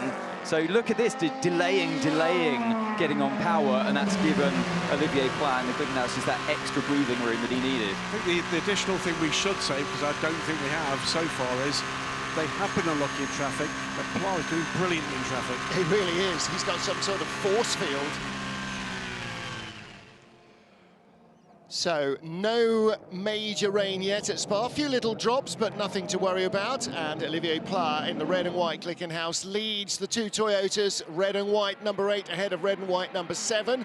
That is your top 3 overall and the lead trio in the hypercar class. And here is the battle in LMP2. 38, the Jota of Antonio Felix da Costa is ahead of all of this clump. And then Sean Galel is ahead of Lorenzo Colombo, the Chrome car Alessio Rivera, then Will Owen, red, white and blue of United Autosports. He is following them through, and that is a GTE Am Porsche battle behind him. Nick Leutwiler, Christian Ried and Brendan Iribe are the 3 Porsches in that order, and that's the battle for 4th, 5th. The incident, by the way, we talked about it earlier at turn 19, involved Paul Dall'Anna, the 98 car, and Gabby Aubry. And then let's go down before we talk about that down to Lou. Let's hear from Louise Beckett. I just spoke to the 71 team, and they said that Gabby actually just did a drive-through. He felt like after that contact with Dall'Anna that there was damage to the tyres and the rear, but the team have said for him to carry on. All right, well, look at this. Cars all over the place. 6 cars in 2 different classes, and you know, when you catch a little tight knot of cars like that and you're battling for position, whether it's the lead or another position in your class, and you know, that's where drivers earn their money. That's really where you make your bread and butter. It's not going fast on the circuit, it's dealing with all the other fast-moving machinery. It's the attribute you need, or one of the attributes you need to be a successful sports car driver. We're seeing this battle continue here between the WRT of Sean Galel and Lorenzo Colombo in the Prema car. And that replay that we saw around Blanchimont turn 17, where the Prema went off to overtake the GT car off the track, they don't like that. No. That will be analysed by race control, and I would expect that to be popping up on our screen soon enough, and I don't think that Colombo's going to come out of that very well. Well, look at the advantage he's taken from it. Look at the gap from the car that was right with him. It wasn't just getting by the GT car, he took a further advantage in getting away from the car he's in competition with. It's very simple. Really simple. You can't overtake off the track. Absolutely. It depending, you know, it doesn't matter whether it's a lapped car or a car you're racing in the same category. They're pretty hot on that in WEC, and yeah, I agree with it as well. You have to overtake on the racetrack. And there are few places here where you can get away with that. I mean, it was a bit sort of formation Red Arrow starburst, wasn't it, with 3 GT cars and 3 LMPs trying to find a way through. But if there isn't a way through, you have to be patient and wait. One other race control message we've seen is that no further action for anything that happened at the start. So whatever is determined in terms of the impact that happened between the 2 Porsches, that's, I guess, they've decided to cancel that. No, that wasn't at the start. That was turn 19 at the start, which is the bus stop, which is obviously before the actual start. Yeah, well, the last message was about turn 19. No, there's a separate message. Yeah, but that's obviously where GR Asia and Iron Dames came together, so that is clearly being seen as not a apportionable blame incident. That's just one of them. Two things. different incidents. Yeah, exactly. GR Racing had, I think, an incident by himself. Oh, right, okay. It was, we think, the 56 car and the 85 car. Okay.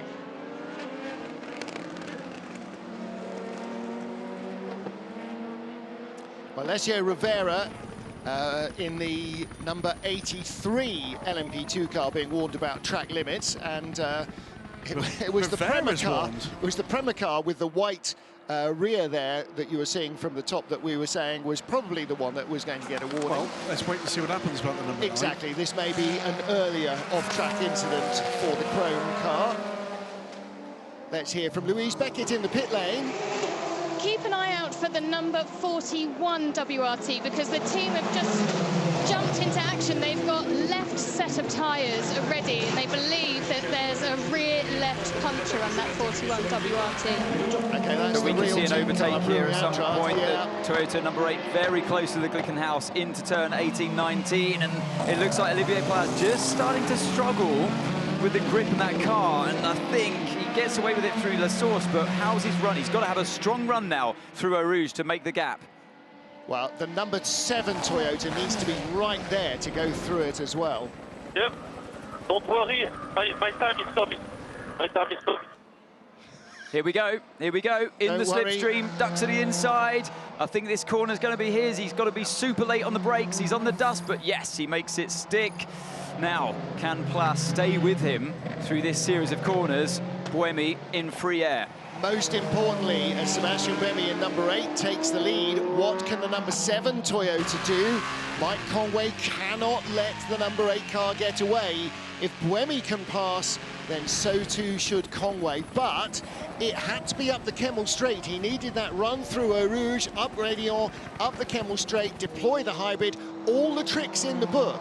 And Conway's not quite been close enough yet to be able to follow through. There is the real team WRT car. That's the 41. I'm not surprised. I think we saw the start again. You'll see that car with a massive lockup coming into turn 1. So I think he's been carrying that damage for quite some time.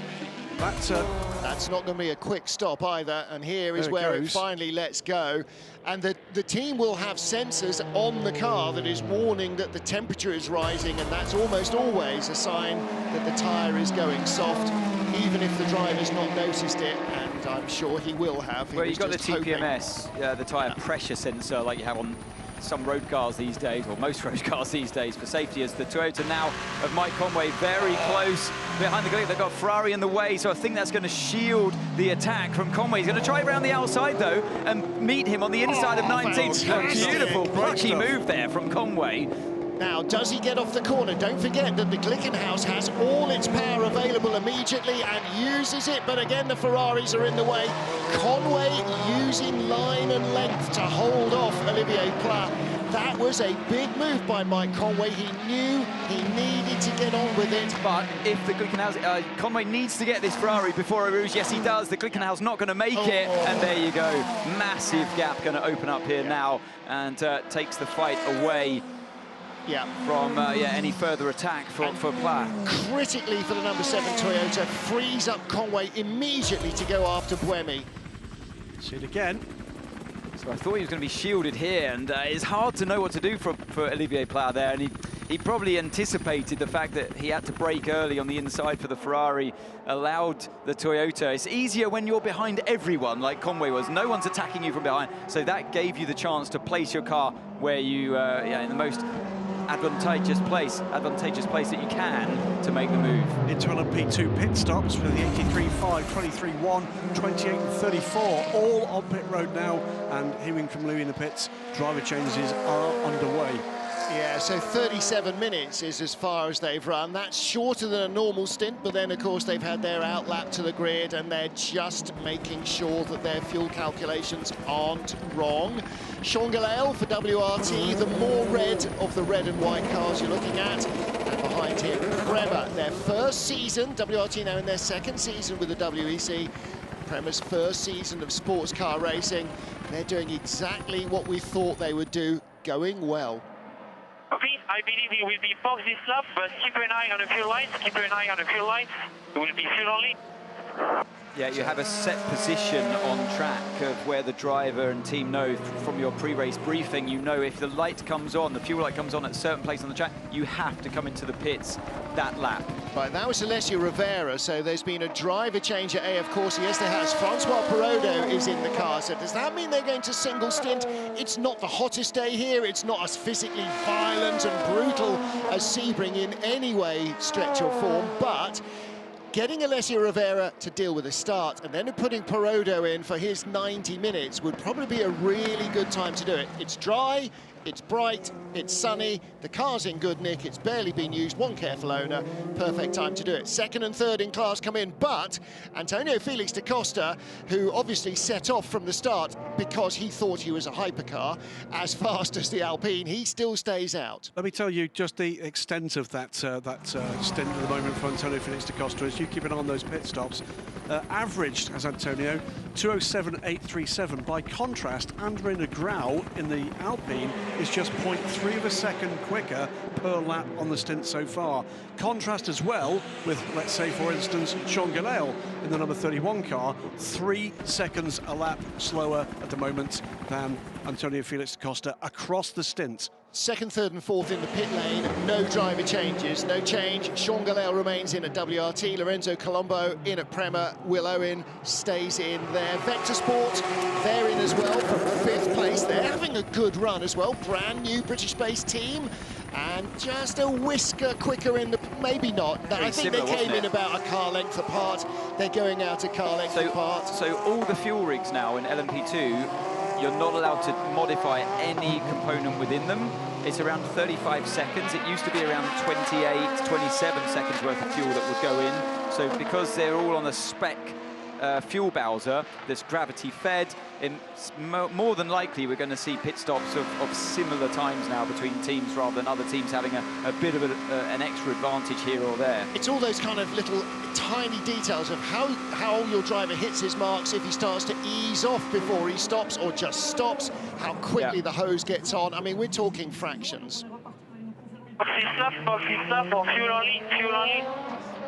Yeah, you can't run on fumes. He's obviously gone around another lap and their calculations are right. The fuel lights come on and that's his engineer going, okay, fuel only box this lap. So he will stay in, no driver change. And you give the driver all of this when he's on his in-lap, early in the lap, probably as he's halfway up the Kemmel Straight. So he knows in his head exactly what the plan is. That's how you eradicate mistakes. So, and maybe the plan was as well to try and go long on the fuel, and Antonio, a very well-accomplished world champion in Formula E, of course, knows all about energy management, and fuel is energy, of course. So if you lift and coast long enough, sometimes you can even save yourself an extra lap's worth of fuel over the competition, and it pays dividends later on when some teams need a splash and you don't. And that's exactly how Toyota number 8 won the race last year. I don't think at any stage, maybe not even on one lap other than during fuel stops, were they ever ahead of number 7 until the end when they had less fuel to put in because they'd saved a lap on a couple of stints, and that made the difference. That won them the race. Antonio must say he's driven a brilliant stint here. I mean, he didn't have the competition, of course, from Sean Gelael. He was their silver driver in the WRT. They will come back at them later on when the likes of Roberto Gonzalez, the Jota's silver driver, gets behind the wheel. So we have to remember that Da Costa opened up a 13.5-second gap on Sean Gelael, who did a respectful job there in the WRT with a silver driver, but it will be, you know, tables turned when it's Roberto in the car against the likes of Robin Frins, for example, in the WRT. So let's wait and see with that one as it unfolds. We can put it into a different context. There are 5 drivers in this race that have averaged in the 207s for these opening stints. The 4 hypercar drivers and Antonio Felix da Costa. There you go. That's impressive. All right, we're going to catch up with Alessio Rivera. Luis is busy lining him up. Meanwhile, here comes the pass for second, or does it? Gelael placing the car. Yet. Yeah, Gelael doing a good job of placing the car there in a defensive position. Well, there'll be a lot of people that know Sean Gelael's name from already from endurance racing, things like Asian Le Mans Series, but Lorenzo Colombo is really recent convert from single-seater racing, and I can see exactly why Prema have chosen to put him in this car, because he is producing again, as he did in Sebring, some pretty impressive racing. It's a brand new team. They're not new to they're new to LMP2. They don't know how these cars work on Spa, and here they are battling for second place in LMP2. Luis Beckett is down in the pits at AF Corsa with our poleman, Alessia Rivera. Alessia Rivera, a great run from you, handing the car over to François Perrodo, and our only driver that's come in. How was that start? The start, I have to say, was really good, especially the first turn. And then I was stuck between the Toyota. I had to lift, and I had a poor exit after the Eau Rouge, and I lost the position. Nothing I could do. I struggled a bit with the pace to keep the pace of Gelail. But then, yeah, the race is still long. Now Francois, for sure, will try to keep the pace. And yeah, still 5 hours, so it's really long. Is there any differences from your qualifying? Because obviously your qualifying pace was right up there. So how come that's changing in the race? The setup is quite different for sure, because here we start with more fuel, and so the feeling with the car is different. Also the tires are, there is more wear, and it's a bit different to drive. But in free practice we were really good in both conditions, and so now we have to push. And I've just got to ask you about these nicknames that we've got here. Tell me about this. Starsky, Hutch, Le Boss. For sure, it's an idea of the boss. Yeah, so it's he's the boss, and he can do what he wants. Thank you. Well, no question who Starsky is. Look at Alessia Rivera's. That's Paul Michael Glazer's hair. No question.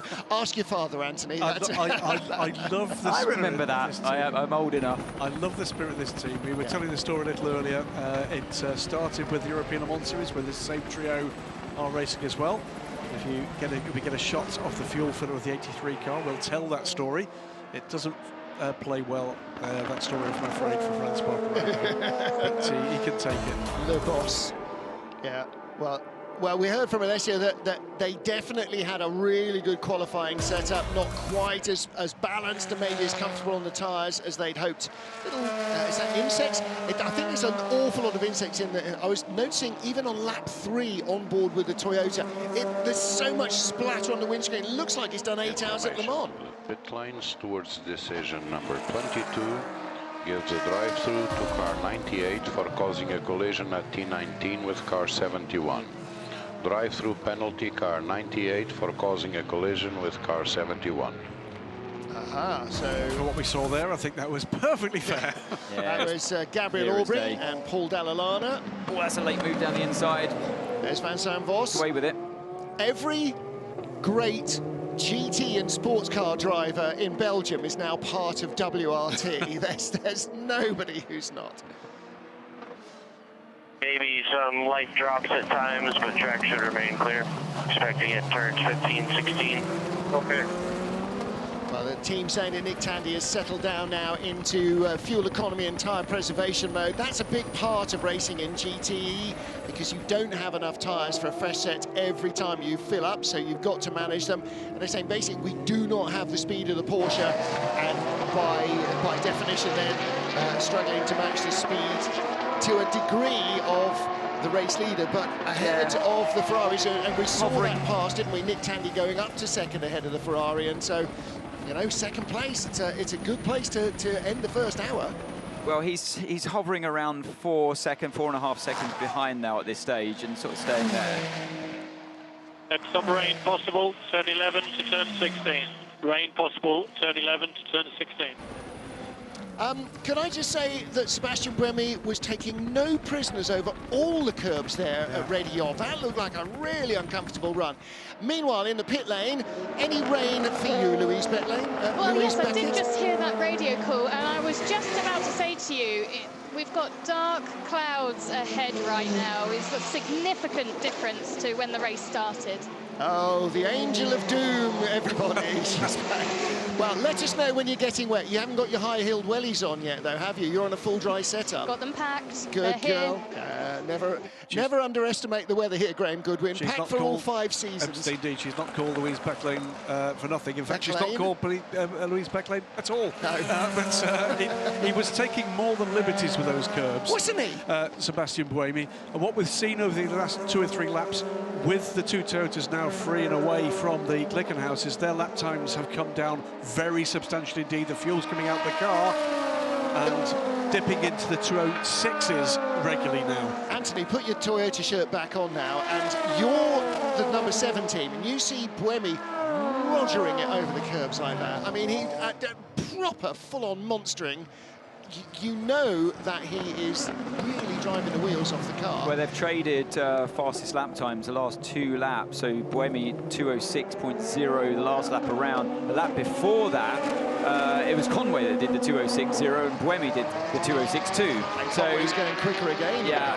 Conway will be trying everything he can, but there's a pass there. That's Manu Collard. Manu Collard. Yeah, previous team on Perodo, and he's gone up the inside of what the man that will now henceforth always be known on this broadcast as Le Boss. I wonder how many times Manu Collard has won on this track. It can't be without number, but there must be a few. Must have won here for Pescarolo, surely. So these 3 we're watching right now are the team's lowest denominator of driver, with all due respect. So Joshua Pearson there making a move on Francois Perodo into Le Combe, and it just puts it into perspective, that fight you're having to deal with between the bronze drivers and the silver drivers. You see the level of that extra level of performance that Pearson, who we all saw drive a beautiful race in Sebring, he's doing it yet again here for the United Autosports team. Now, there are 2 battles going on, because these are all battling for position in LMP2, but there is a subset in LMP2, the Pro-Am battle, and Francois Perodo is still happily leading that. His nearest Pro-Am rival is number 45 Algarve Pro Racing car James Allen, who is in 17th overall, 6 cars further back. Christian Reed being warned for abusing track limits. I can tell you, Manu Collard has won here 3 times in the European Le Mans Series, in 3 different classes, going back to 2006. Look at this fight between the Prema car of Colombo and Sean Galeo. Well, both of them are in GP2 right now, aren't they? Dialed in. Might as well be. They absolutely are, aren't they? Or F1 Euro Series or something. This is a proper single-seater fight. And, you know, for 2nd place, again, talked about Nick Tandy in the Corvette in 2nd place. If you end the 1st hour in 2nd place... He goes for it down the inside. Oh, big lunge. No. Is there going to be contact? Just gets away from me. Had the inside front wheel locked. That was a heart-in-the-mouth moment there for Lorenzo Colombo. And, of course, you know, normally that would be a little less high risk, but now suddenly you're locked up down the inside. Now you're suddenly remembering the other guy can't go wide to avoid you. And so you're trying to dig yourself out of the hole you've just put yourself into. Yeah. You know, and all of those instincts that you've had from racing here over the last 3 or 4 years, you have to recalibrate, because that lunge, there is no longer a safety net at La Source. And there is no marina. They do need to paint that in, or have a paper boat in there or something. Miro Konopka is the next challenge to get by. There he is. Look how close that was. Yeah. I don't know how they didn't make contact there. Galeo just about gave enough room on the exit of the corner. I'm not sure he realised that the car in front was locked up and kind of semi out of control at that stage. Glickenhaus is in from 3rd place, and that moves the Alpine up. So the Alpine has gone further on fuel than the Glickenhaus. That's a worry. There's Miro Konopka using a little bit of the escape road as they come down the hill. So Toyota's still out there, of course. Yeah, first stop for Glickenhaus, 23 laps into the race. But with some safety car to play into that one as well. So speaking of safety cars, what you're hoping, watching Sean Galeo on screen now, what you're hoping if you're WRT is for a safety car. Because you put your silver driver in now, that's why it's a game of strategy. Maybe a bit more risky for the likes of Jota, because you've got a higher chance usually of a safety car at the start of the race, well, like we saw.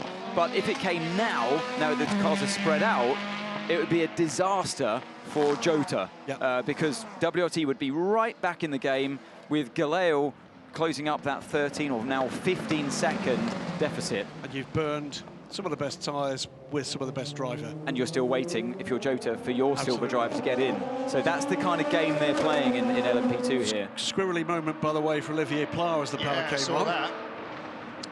A couple of years ago, last year, 3 years ago, 4 years ago, cars off would have been covered by full course yellow or a local yellow. Now you've got to send in a truck to drag them or lift them out of the gravel. We are going to see more safety cars and fewer full course yellows. Full course yellow freezes everybody's positions and the gaps between them. Safety car bunches everybody back up.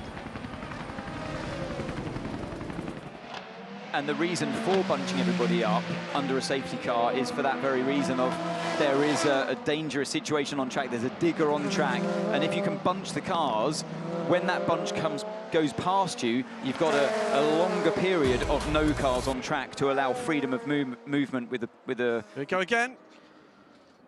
Oh, comes back onto the racing line, but wasn't fully under attack into that corner as the Alpine comes in for its pit stop here. One lap later than the Glickenhaus. Busy pit lane, Louise Beckett, what do you know? Well, they have got a full set of tyres out, but no driver, which would suggest to me they're there just to precautionary, and it looks that way at the moment, doesn't it, from what you can see? Yep.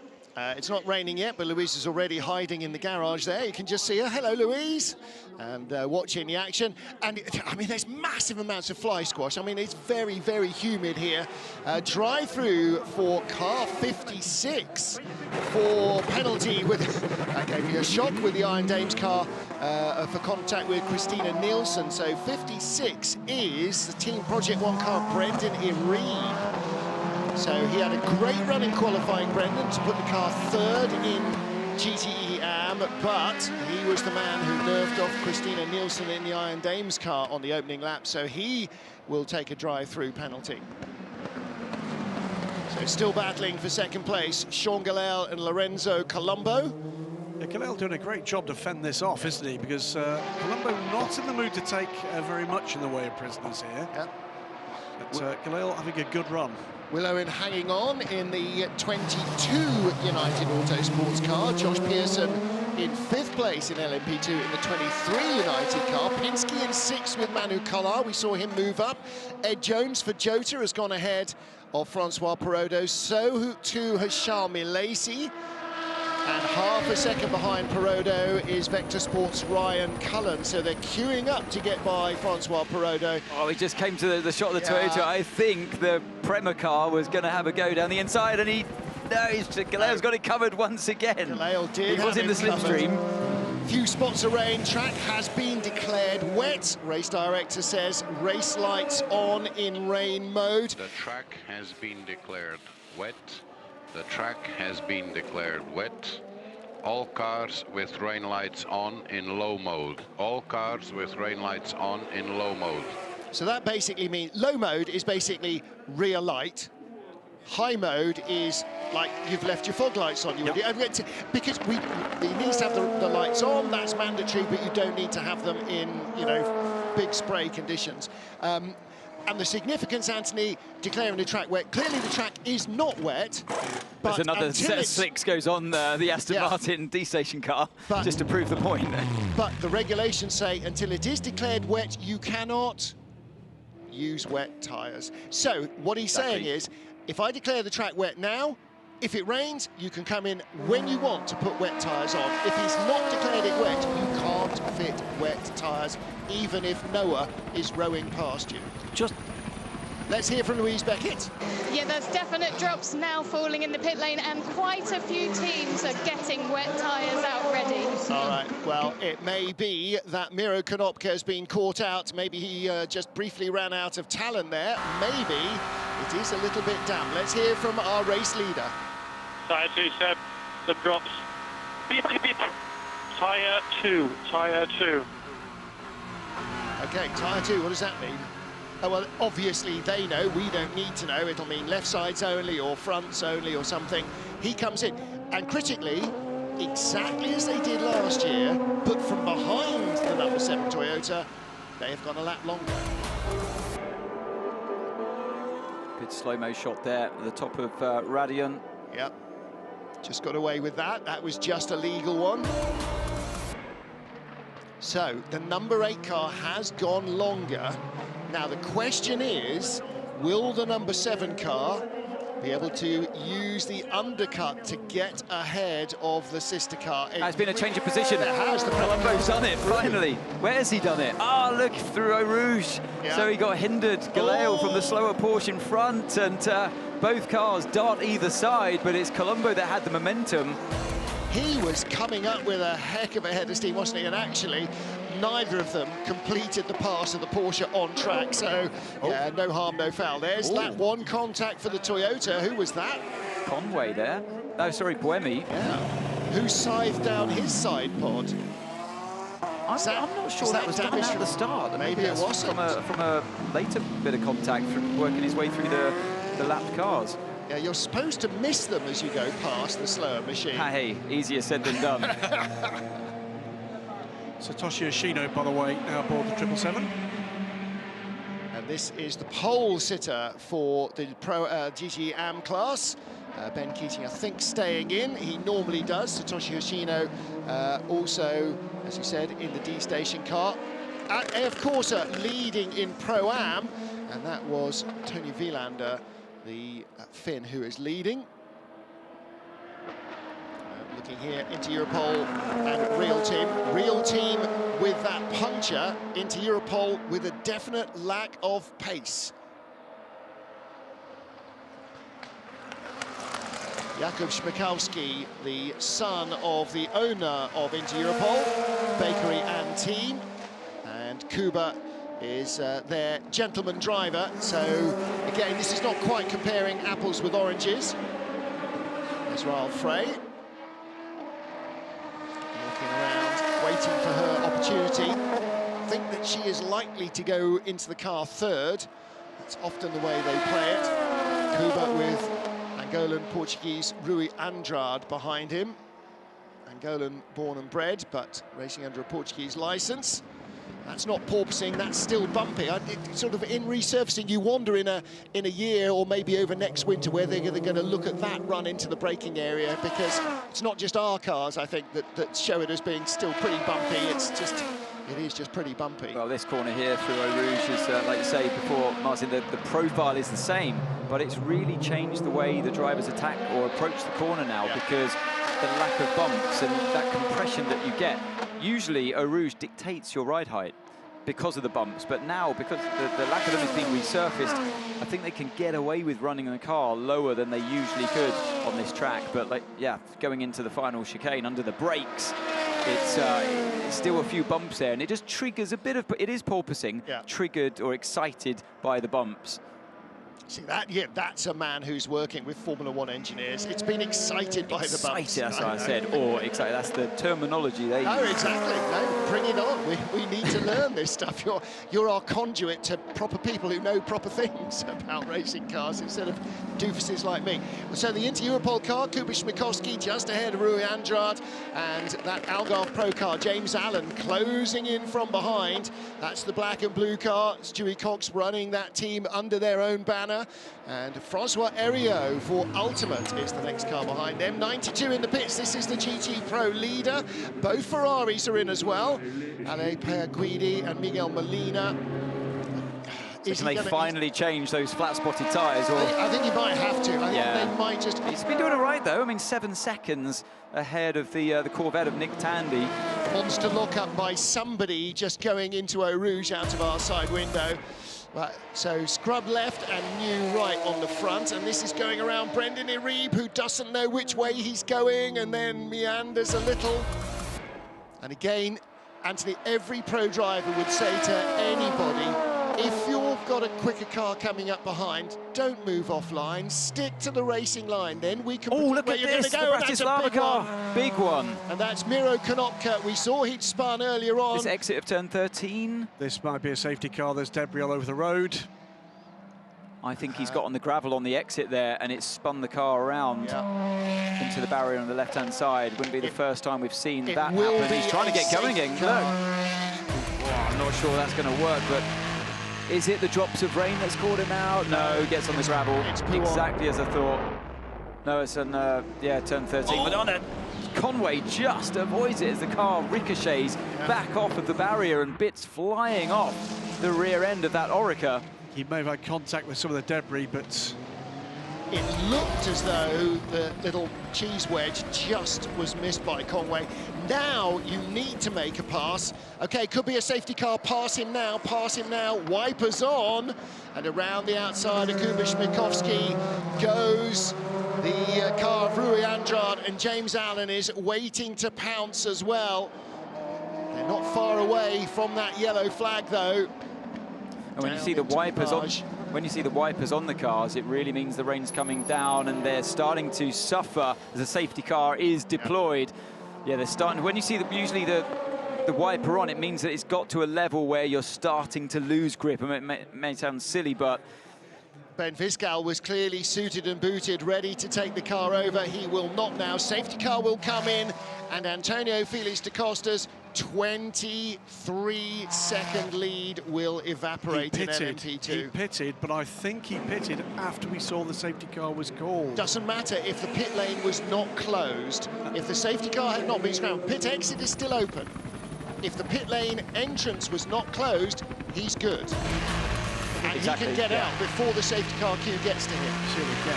Can he avoid this bit of I think it hits the car, but let's have a look from the off-board again. So I think he might. It fires it across, doesn't it? I'm sure he got hit by that piece of bodywork. Yeah. But it was on the side of the car. But yeah, you're right, Martin. Look, they did the stop. As long as you don't have the pit lane close light on, you can come in and do your pit stop. So they've mitigated some of the losses there of Jota, as the others will more than likely pit under the safety car later on once the track is cleared. And what else have they done? Safety car? Put Roberto in. Yes, exactly. Still dry, Driver safety time. car, driver change. Right, it is starting to rain, however, in the pit lane. First hour of the TotalEnergies 6 hours of Spa with a full house and a full grid ready to race on one of the world's great circuits. Among the great and the good, the likes of Roger Penske watching his team in action. We also have the head of the GM Racing program, Laura Winthrop-Hauser, who we will hear from later. But as the race got underway, it was for the first time ever an American team starting from pole position. Glickenhaus dominated in qualifying, and Olivier Pla led the field away. Round the outside went the Alpine, ran out of room. So too Kevin Estre, outbraking himself. Jimmy Bruni tried to give him room, and they made contact. Jimmy Bruni then forced to pit with a puncher. Ferrari and Corvette taking advantage. Porsche with the lead, but losing one of their two cars, and a major drama for them. Further back, Antonio Felix da Costa in the Jota car, up the inside into Les Combes on lap 1, setting off as though he was a slightly out of position Hypercar rather than LMP2 car. Iron Dames in the gravel brought out the first safety car on lap 1. Back to green flag racing, plenty of action in the pack. And a drive-through penalty would be awarded to the 98 Aston for turning around Gabriel Aubry's Ferrari in the early action at the bus stop. Paul Dall'Anna, the man who earned himself that penalty. Good battles in LMP2. Alessio Rivera for AF Corsa, the Chrome car, started on pole after a sensational blitzing lap to take it away from WRT in the death of qualifying. And cars off everywhere, trying to avoid slower traffic as they jockeyed for position.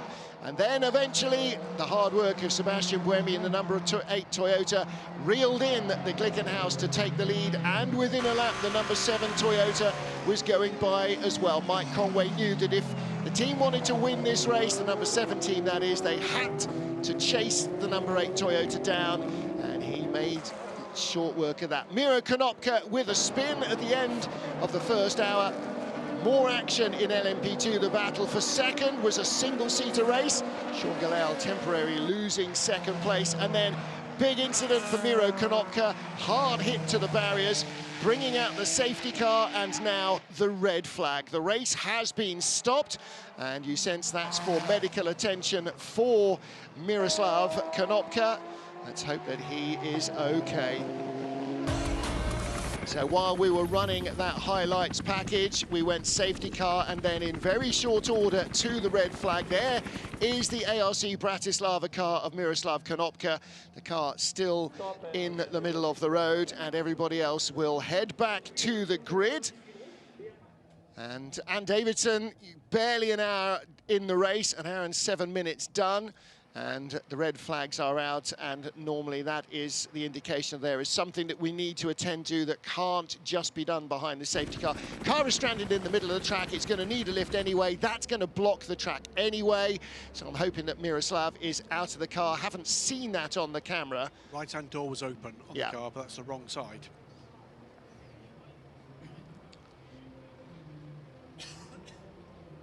Well, we will try what they're supposed to do. Whether they were in a critical fuel situation or not will remain to be seen. We're about in the window for fuel for GT cars. And it was GT AM cars predominantly, I think, that I saw Plus sort the of Corvette. ducking in. Corvette, the 56, the 88 and the 85 Iron Dems car all on pit lane. Okay, okay. But again, you can pit when the pit entry is closed if you can prove that you need fuel. Just saw that team manager ARC Bratislava. There are the crew. Just a quick shot of Michaela. Yeah. No mean racer herself, races here in NASCAR, says Michaela, amongst other things. But they will be worried about their boss. We've heard about the boss. Yeah, I'm just trying to work it out, the angles that I saw the car go in at, and knowing the corner myself in a LMP2 car, it's a third gear corner. I'd class it as a medium speed corner. The tyre barrier does its job, it did its job.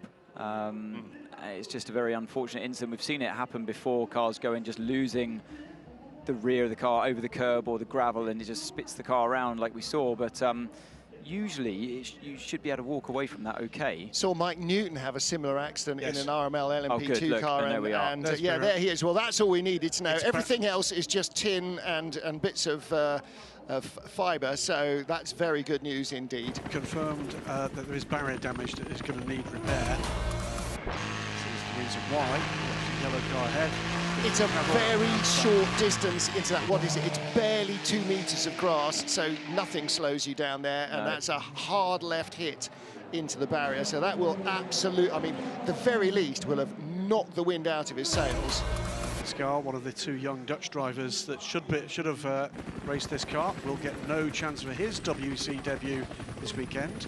And you couldn't have done this level of operation, you know, with just a safety car going around. So the red flag was definitely the right thing to do. It's more, I think, for the barrier repair at this stage. The recovery of the car, and for that matter, recovery of Miro, two matters, but barrier damage has been confirmed by Sam Smith at WC. No, but definitely the way the car was right in the middle of the track there, as you said, Ant, there was no way, I mean, no way you got a flatbed, but even with one of the lift and grab four-wheel drive vehicles, you couldn't have done it without blocking the track really substantially. So even at safety car pace, that would have not been a safe option. And again, Eduardo Freitas, as ever, the only successful race for our race director is one that everybody who came to leaves in one piece. Beyond that, everything else is negotiable, but that is absolutely his remit. Everybody who comes here should leave safely. And that's not just race drivers, that's teams, that's especially marshals and everybody else. Yeah, it's funny, I had a good chat with Eduardo the other day, actually. He showed me around race control, and you know, they have a very comprehensive array of screens, as you can imagine, and GPS data of all the cars and telemetry. And you know, it's a very different mindset to that of a driver. You know, like you said, Martin, a successful day for him is that everyone leaves the track in one piece, and his main concern isn't like the speed of the cars and the lap times like the driver thinks of, is safety.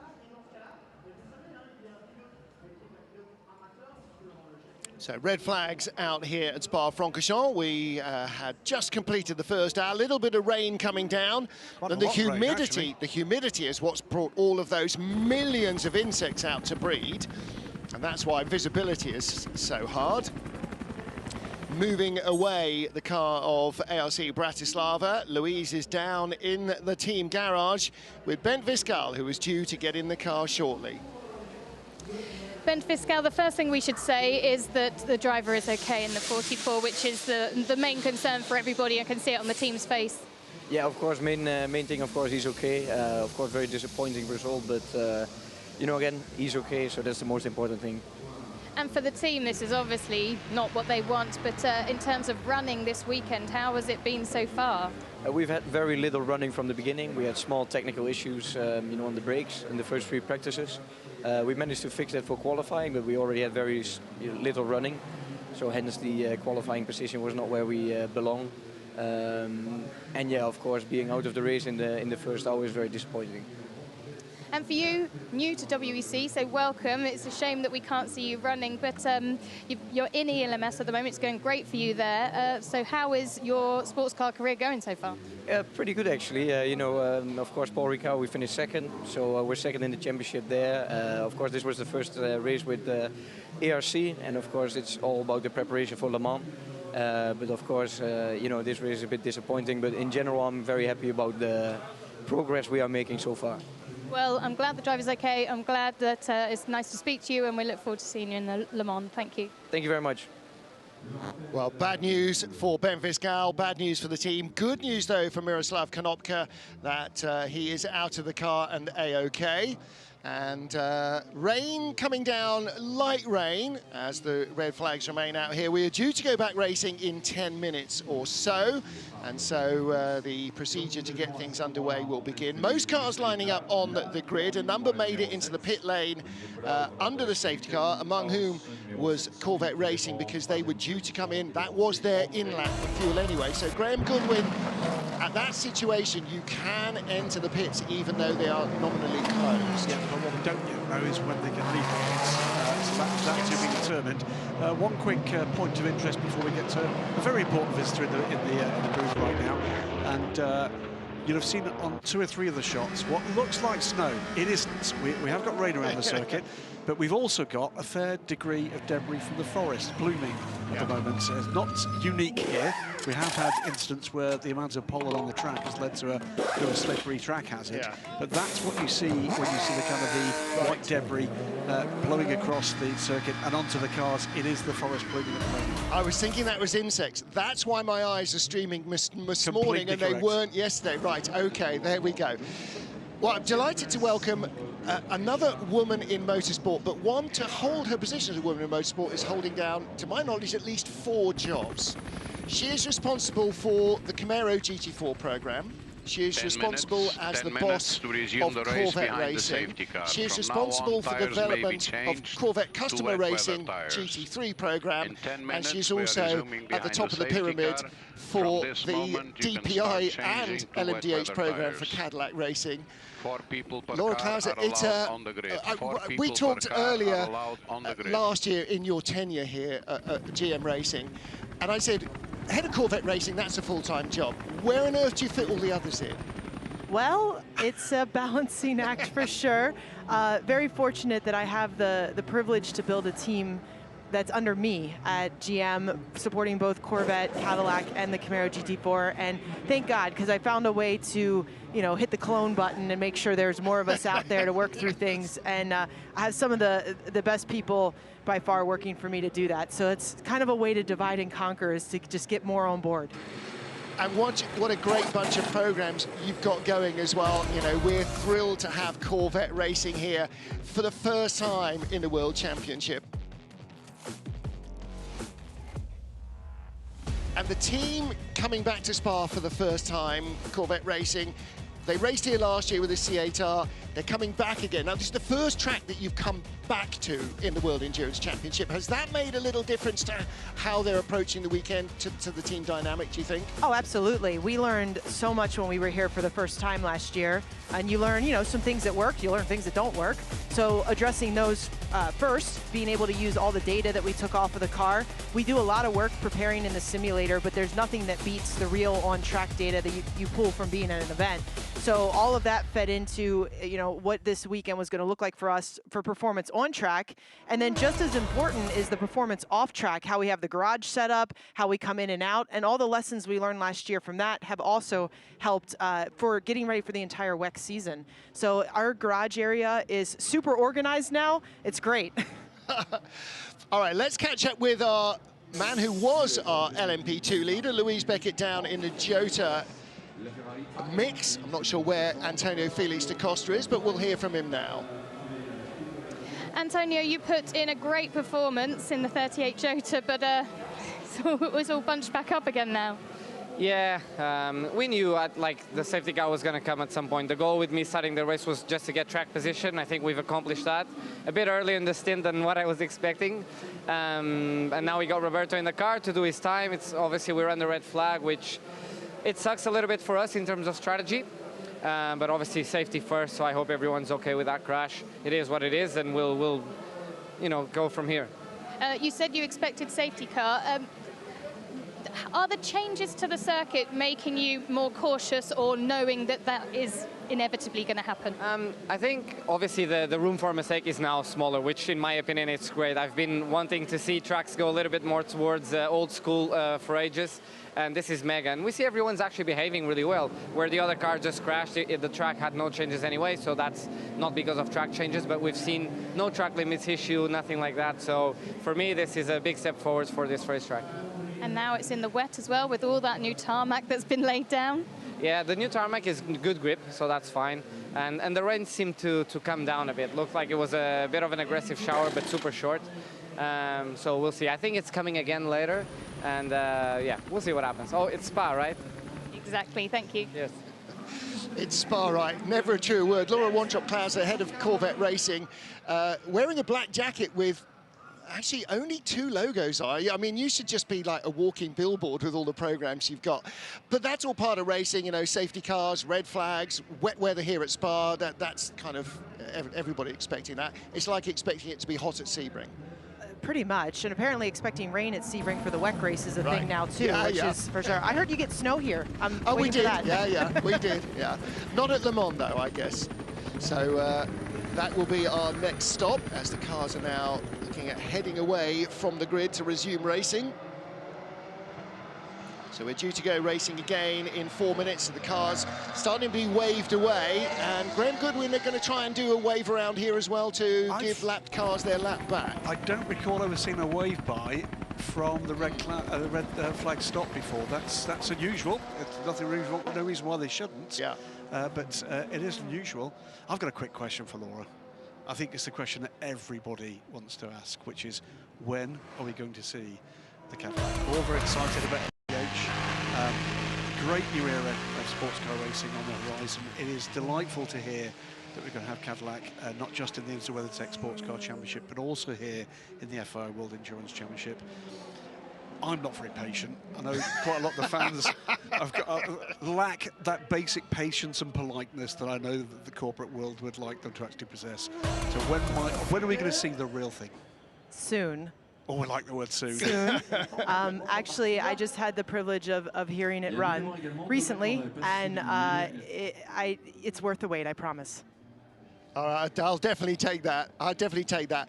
It's been a long while since we've had Cadillac racing at Le Mans, racing at all in Europe. So, you know, we've seen what you guys are doing in the IMSA WeatherTech series, and we just want to see some of that over here as well. So it's going to be good.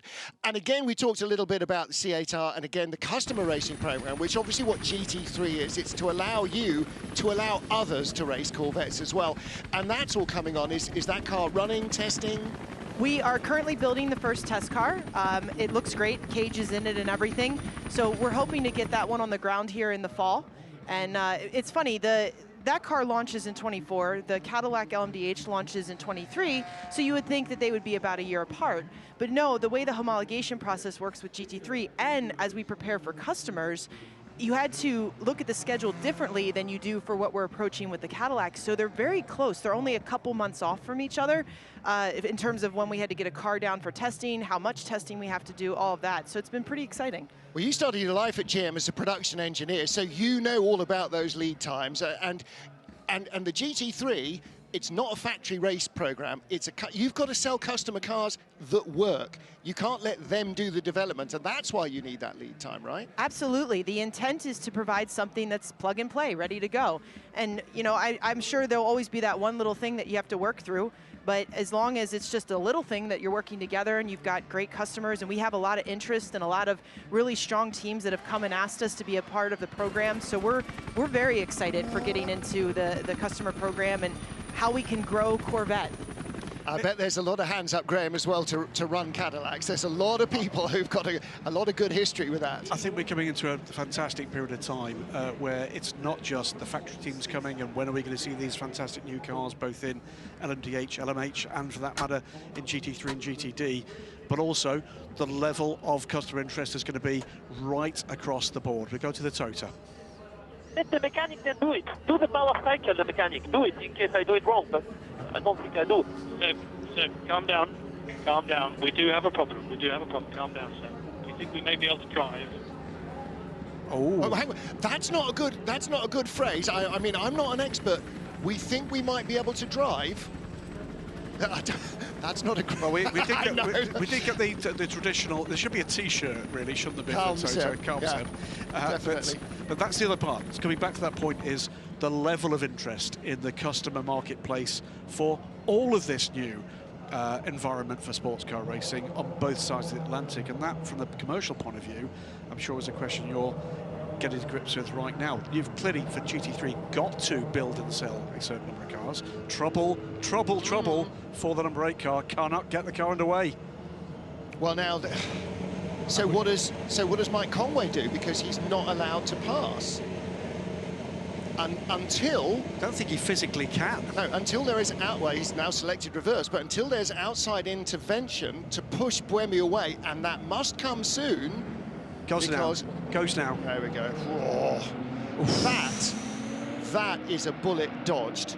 You could see him recycling as the lights came on and off. That's Control-Alt-Deleting like his life depended on it, and it does. And now he's got the car going away. Well, keep an eye on that one. I'll finally finish the question, which is yes. you've got to sell 20 of those GT3 cars. Well, Laura's just pointing to the yellow dot at the end of pit lane. She's seen the Corvette moving. In fact, she hasn't. That's not the Corvette. That's a Porsche waiting. Yep. But the Corvette will move to join the tail of the safety car queue. So I don't think they'll have a problem starting. Yeah, fingers crossed. Go ahead, Graham. The question is about the homologation requirements for GT3 cars. It's still 20 cars sold in 2 years? Yes, first 2 years of your homologation. And off the track. It's very, very wet, by the way, Rouge. That's, again, Buemi. He's struggling, isn't he? I'll ask the question quickly before Buemi... He's off. His car stopped. It stopped. I was about to say before he does something else. This is history with Toyota. When they don't start properly, they don't like to continue running. Now, again, because of the hybrid, actually, Race Control asked Toyota to stop at the end of free practice up the Kemmel Straight to allow the marshals to have a hybrid alert practice. I stop. Stop and power cycle. Stop and power cycle. Stop and power cycle. You can see in the garage the hybrid gloves going on. Big, moving again. Yes. So he's going to start from the back of the field here. The quick question before something else dramatic happens. We're going to have to let you go because it's going to be carnage. At this point, Laura, can you tell us whether or not you're worried in any way about selling 20 of those Corvette GT3s? Not at all. There you go. And that, by the way, was done without fear, trepidation, or indeed pause. Yes, that's no great news for the deviation, future. hesitation, or repetition. Laura Ronchop-Klaus, it's been a delight to see you in the flesh at last. Thank you very much for coming up and seeing us. I know your first trip to Le Mans was a nice, jolly family holiday with your husband. This one will be maybe a little less light-hearted, but I bet you're looking forward to it again. For sure. Last year was the feet to the fire, coming in, having a job to do. Yeah. I'd like to think that maybe it'll be just a tick more familiar from that perspective. Oh, trouble is, sorry, Oh sorry. my goodness. All right, so the 71 Ferrari is off. Everybody on slicks. I don't think anybody changed tyres. That's Frank de Zotto. Yeah, the bronze driver in the Spirit 71 race car. car, and he's damaged the wing. He's going to have to come into the pit lane. We'll see that. Oh, dear me. It doesn't look wet. Clearly it feels wet. Look at the marshals That was a clatter running as well. for cover. That's Yeah. more damage than it initially looked, isn't it, as well? There's significant damage to the rear of that car. Yeah. That is going to be pitting, and it's going to be a while. It is. Right, he is not going to join the safety car queue and for the restart. But remember, no drama in endurance racing. Stopped again. It's stopped again, Martin. Laura's come in during the red flag to have a nice 10-minute chat. We've been interrupted about every third word. But listen, thank you so much for coming and talking to us. Thank you for bringing Corvette to the World Championship, and looking forward to seeing Cadillac do the same. And we're going to get interrupted again. Thank you, Laura. It's been a pleasure. Stop the car, and you need to exit the car now. No contact. Ignition off, main off, ignition off, main off, and you need to jump out of the car without connecting between the car and the ground. Okay? Confirmed. Yeah, you saw the jump dismount. Do not be touching the car and the ground. And the Alpine has gone off as well, and the Glickenhaus. Oh, my Lord. Right, we were desperately trying to actually ascertain what was going on in the future when in the current, cars are going off left, right, and centre. It doesn't look wet there. Doesn't look wet. Louise Beckett in the pit lane. Yeah, I was in the Toyota garage for that restart when they were slightly worried. You could see all the team and the faces worried when Seb said he couldn't start. Then they all were walking away again, relieved because he got going again. And then it all changed again. They've cleared the garage. They clearly know there's a serious problem with that car. Yeah, well, Seb has jumped out of the car. Out. And the problem is, now if there is even the consideration of an issue with the hybrid system, he can't get back in. You know, these are the protocols that are in place to deal with this new technology. And look, watch, you can't be touching the car and the ground, because if there is a short in the car, you will be the conduit to the ground and you will be a dead man. These things have phenomenal power, and that's the only way to get out. And he knows that as well as everybody else in Formula E does. Do not step out of the car. Either stay in or jump out, and they've got all their hybrid emergency gear ready. And I mean, look, number 7, they had that disaster. Pachito had that enormous crash in Sebring, and suddenly the balance has swung 100% the other way. Yeah, number 8 out of the race. Now, isn't it? Yeah. Each has a DNF. Wet tyres going on the Corvette, so the rain keeps coming down, and like you say, Graham, the track doesn't really look from the outside as bad as it clearly is for the drivers on the track. I mean, here, overlooking the pit lane, it looks bone dry. I know Louise is complaining that it's spitting and spotting, but it looks bone dry. It's wet elsewhere. I'm really surprised about the bus stop. Yeah. Well, on a 4.5 mile circuit, you can have one end of the circuit being fully wet and the other dry, but Buemi clearly disappointed, livid, in fact, as he jumped out of the car and showing his frustration. It's out of your hands, isn't it? It's not driver error, and that's drove a brilliant race. Frustration. Yeah, he was driving a great double stint there, and he knows he did nothing wrong. But you said it right at the beginning. I know when I'm going into an endurance race, something is going to happen that's not in my control. It doesn't make it any easier to deal with. Yeah, whether it's your knows. car or someone else's car, or a circumstance like someone else's crash that causes a safety car, a red flag, like we've seen. He's shaking his head. He cannot believe it was going so well. And this is the moment where he was told that... He knew there was a problem on the grid, didn't he? Yeah, they did. They knew there's something not right. You know the controls when you're a driver inside and out, and he must have known something was just unfamiliar. Listen. he was on the radio saying, get a mechanic to start it in case I've done it wrong, but I don't think I have. So clearly, you know the procedures. He's pressing all the buttons. And Conway, I was watching it real time. He had positioned the car trying to get round. This is a moment, obviously, that he found out was a bit wetter than down at on the start grid. Based on what had happened at the start and the fact that he was trying to control alt delete it a lot and then immediately it died again, is that actually driver error or is that just the electronics starting to die in the car? Yeah, maybe I have to wait. And he was Locking saying up the here, transmission, don't touch the car. If you touch the car and you're earthed and you touch the car, then we're all going somewhere we don't want to. Now in World Rallycross, WRX, where they've got the hybrids, in Formula E, where they've got the hybrids, they've got a very clear illumination system, which is like, stay away. Yeah. And it's not that clear on these hybrids, and that's something I think they need to address. Let's hear from Mike Conway and the team. Is it enough for wet for you? Is it enough for wet tires now? I mean, the quickest spots of the track are wet. That's a conundrum there for Mike Conway. It's always good for the team to tell the driver what the weather is likely to do next, because they have the luxury of the radar, but the driver relays the information of what actually the circuit feels like to drive, and he sounded a little bit non-committal there. Look, some parts of the slower speed of the track are dry, but the bits where I'm going to take the most risk are wet. Yeah. The point I was going to make as we got back to the race getting underway behind the safety car was not involving the Hypercar or indeed the GT cars, it's the LMP2s. It's to point out another change this year, which is there's no intermediate rubber for those cars. Correct. They've got wets or they've got slicks and nothing in between. So that could come into play if we get what we're expecting here, which is this to go to dry conditions again. Well, like GTE, you know, there's no happy medium. You are hell or high water, and you saw Corvette go on to wets. That's survive the safety car mode, and if we have to, we'll come in again. They had to come in slightly out of sync with everybody else. They'll have to come in again.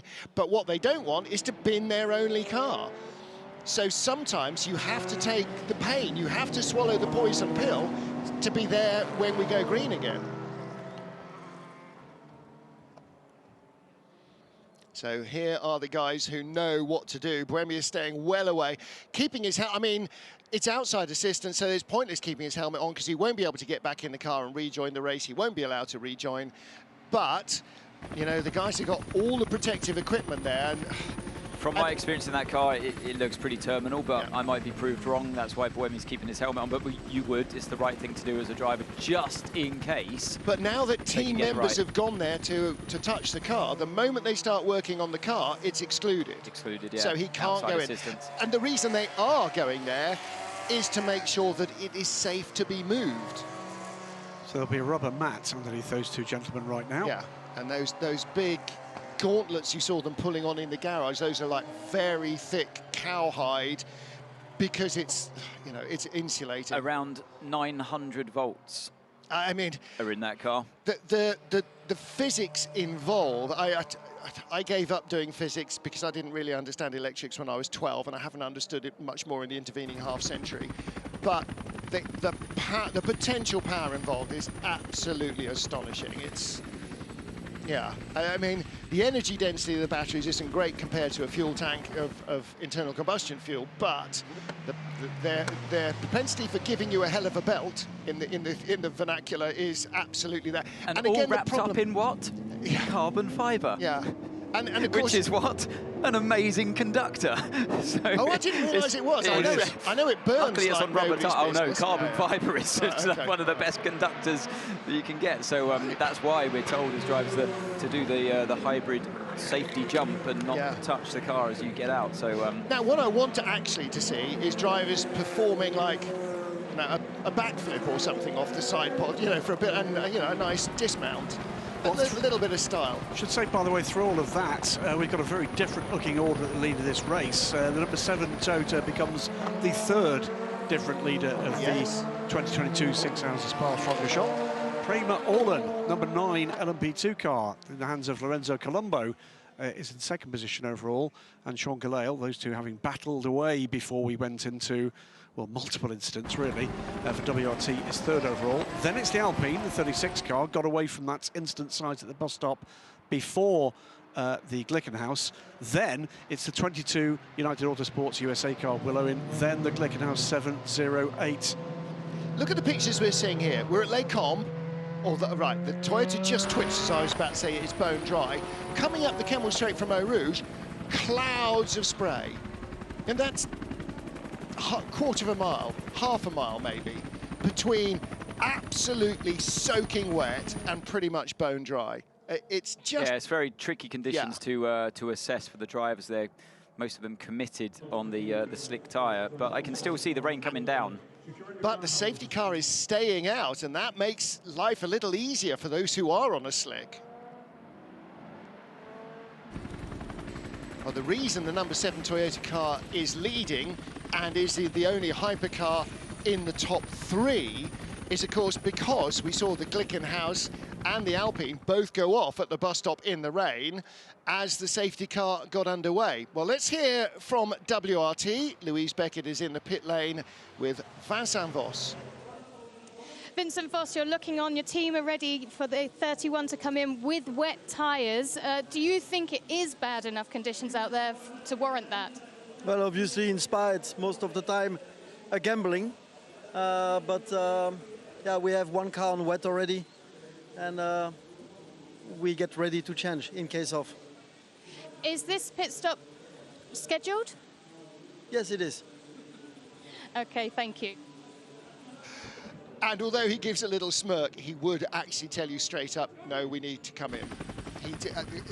He's not a game player. When he was a racing driver and as a team boss, he tells it to you the way it is. It is straight. Now, there is blue sky overhead. There is a light cloud. It's quite dark looking out of our windows. Louise Beckett is going to have a rain winch, Louise? No, I'm not at all. I was looking at Vincent saying, why were you so quiet? And as I was about to say it, the team came out with a set of slicks as well. All right, well, it does look as though the safety car is going to make slick tyre gambles a safe thing, but everybody's in. Are they in for fuel? We can't see a pit entry light, but pit entry is open. It is open. It is open now. Have spotted, by the way, why it was that we saw the double spin from the Glickenhaus and from the Alpine. And that's because it's streaming wet. Yeah, and the wets are getting lined up there for the number 7 Toyota. Until you get to the braking zone for the bus stop where it's bone dry. And of course, they've then got wet, slick tyres, braking hard. So that was a good move for the Corvette by putting the wet tyres on before they got going again under the safety car. He'll be making up some serious positions now as I see the Corvette come past actually the commentary box window now. Behind the safety car, he's not allowed to pass anybody. No. Except if they dive into the pit pits. lane, and about half the field. In fact, more than half the cars in the race are in the pit lane. Ferraris, Porsches, critically, the 92 Porsche that was the race leader, that's just pitted. You just saw neither of the Pro Ferraris have come in, so AF Corsa go up to 1-2 in GTE Pro, but the Corvette is 4th, and both Porsches in the pit lane.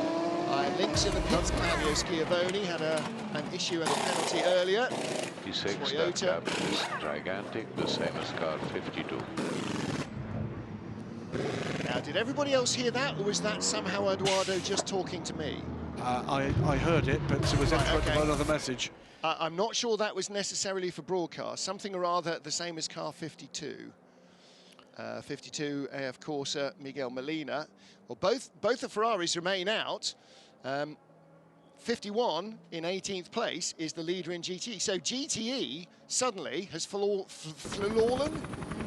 I do need some new teeth. Fallen into Ferrari's lap. Yes and no. With 4 hours to go, 4 hours and 20 minutes. Yeah, we now then. Do we know what tyres the Ferraris are on? Well, I don't think they've pitted, so Right, Louise Beckett, you think the Ferraris are on wets? I'm not down there, so I'm going to get down there now, but across the board so far, it's wets I've seen all round, even on that 31 WRT, whatever Vincent was saying. Well, I'll turn Louise off. The Ferraris haven't pitted. The Ferraris have made one pit stop, so they have not come in for tyres during the safety car. Were they not allowed to change tyres on the grid? Yes, they were. They did change tyres on the grid. Okay, well, we saw little of that because we were actually trying to string a sentence together with Laurent Wondrop-Klauser from GM Racing. So, sorry to guys here on now under pressure to move this car to a place of safety. They're trying to do that safely. It's not helping Seb Boemi's day, but I think his day's over anyway. It's not helping his demeanour either. No. You're right, we do need a series of, you know, the Leave Me Alone, I Know What I'm Doing. Yes. We need a Calm Seb t-shirt series that's going on. What it is doing is allowing everybody in the safety car to burn time, by which I mean when we saw Jota changing off Antonio Felix to Costa and putting in Roberto Gonzalez, all the time they're sitting there on the grid, all the time they're under red flag, all the time they're behind the safety car, that's his 90 The time minutes. is still ticking. Yeah. While the red flag was out, the time is still ticking. And it is now under the safety car, so it's eating in to that driver time that all the teams running the silvers and the bronzes and the golds, sorry, the silvers and the bronze, they're trying to get rid of that time. So it's beautiful for them. And actually, Sean Galeo, who is still out there for WRT. So they just pitted and made the drive check. So he's done his silver drive time for WRT. So they're winning from that one. New leader, by the way. We're 100 minutes in, so. And a new leader with the pit stops for the remaining hypercars. Right. Ryan Cullen leads the race. Stop the count, they say at Vector Sport. Red flag the race, no need to restart it. We'll take victory, thank you very much. LMP2 cars are 1-2, as you say. Ryan Cullen for the New Boys Vector Sport in their second race, they're leading. Robin Frines for WRT in second. Sebastian Buemi finally abandons his car. This is the view from the Alpine of Andre Negrel. Let's hear what he's got to say. Okay, I go really, really slowly because where I am now is fully dry. Yeah, I know. It's in development, but we are sure it's coming. Well, he says it's fully dry, except in that onboard shot, which I think was a little later than the actual radio message, it was clearly, there was rain on the windscreen. And, I mean, you're right, look, there's no spray, no sign of a wet line, dry line, and for 3/4, maybe 7/8 of the racetrack, Question is bone dry. Is rain falling? It's still falling in certain parts of the track. We can see clearly there. Well, I don't know. I'm looking at his umbrella. I wouldn't say there's a lot of rain coming down. That might be the odd spit and spot. 7, by the way, did take wets, we're told by Tota. So 7 is on wets. Yeah, we saw them going on at the time. But look, the wet tyres are not going to like these conditions. It's not wet enough for wets. Well, here it is starting. Yeah, you can see the rain coming down on screen. So it is starting. It was predicted rain level 2, intensity 2 to 3 at 2:45. It's just, it's just 2:45 now, and there it is. That's the only car that's on the right tyre is the safety car. That is going to survive these conditions and still be fine. Everybody, I mean, look at this again. From bone dry, you're just driving into. I mean, we've all done this on driving our normal road cars.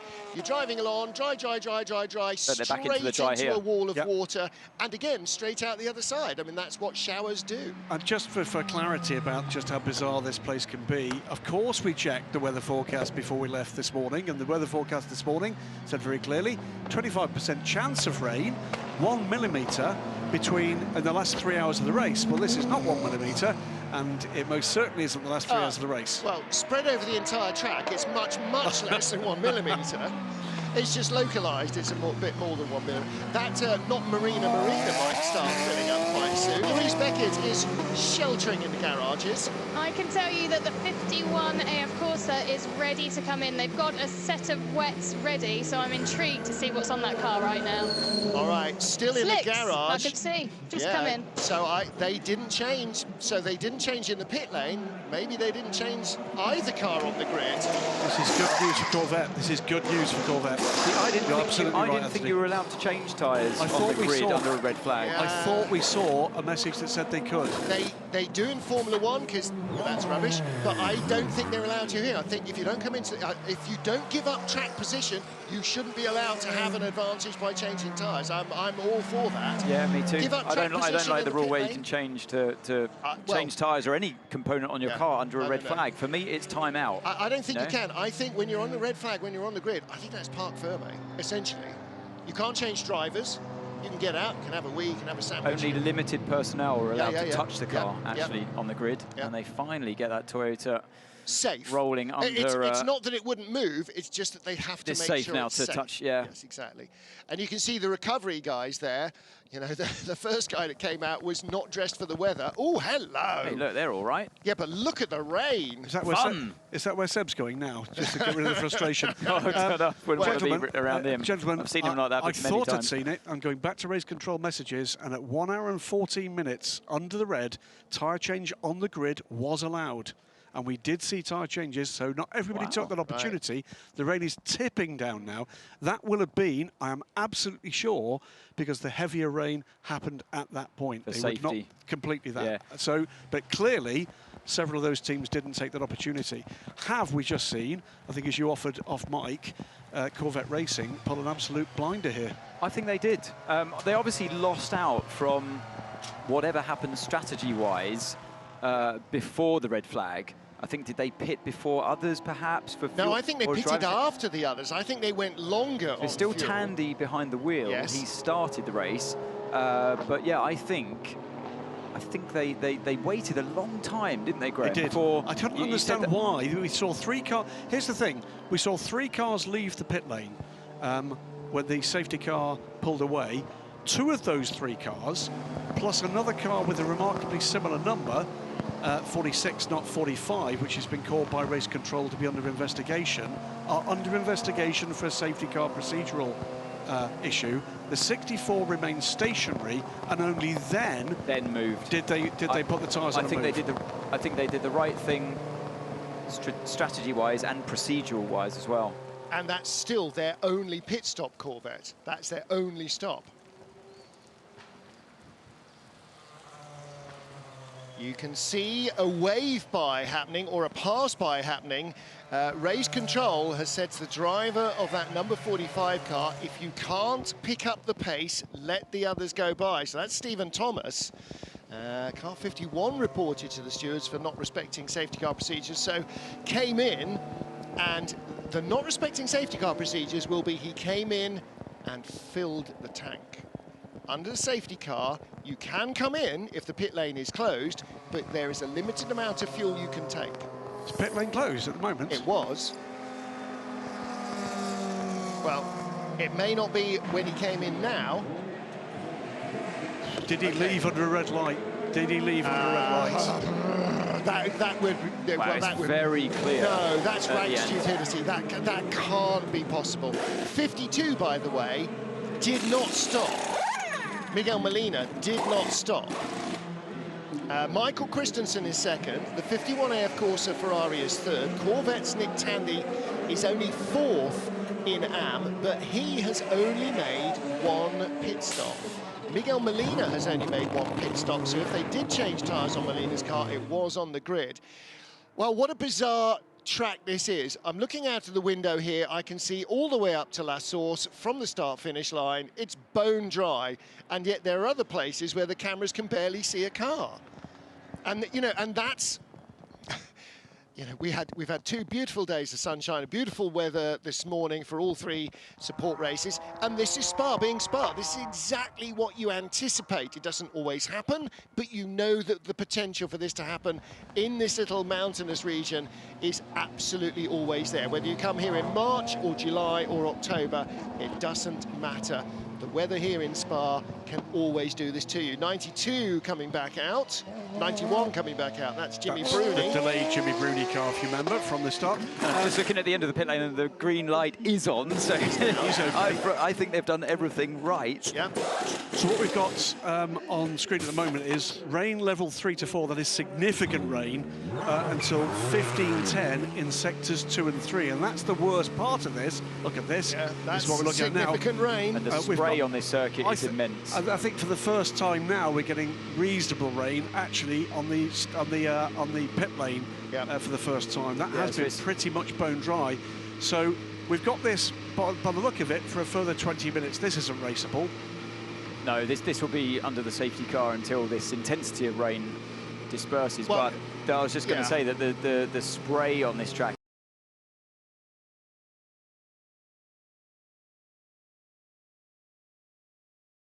the car in front of us.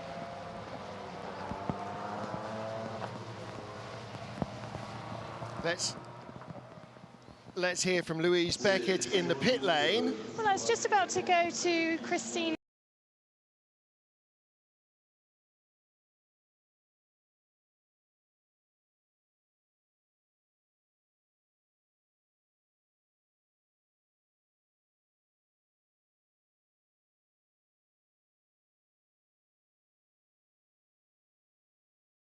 Retired. Olivier Pla has stayed aboard. Mike Conway, Andre de Grau, Antonio Felix da Costa did hand over the car to Roberto Gonzalez, and this is a good point in the race for that to be the case. That's fallen back, if you like, into Chota's hands, because a lot of the pro drivers are now aboard the LMP2 cars. Well, Roberto Gonzalez has done nearly an hour in the car now, because it wasn't long after hour 1 when we got the red flag, and by that time he was already in the car. Indeed.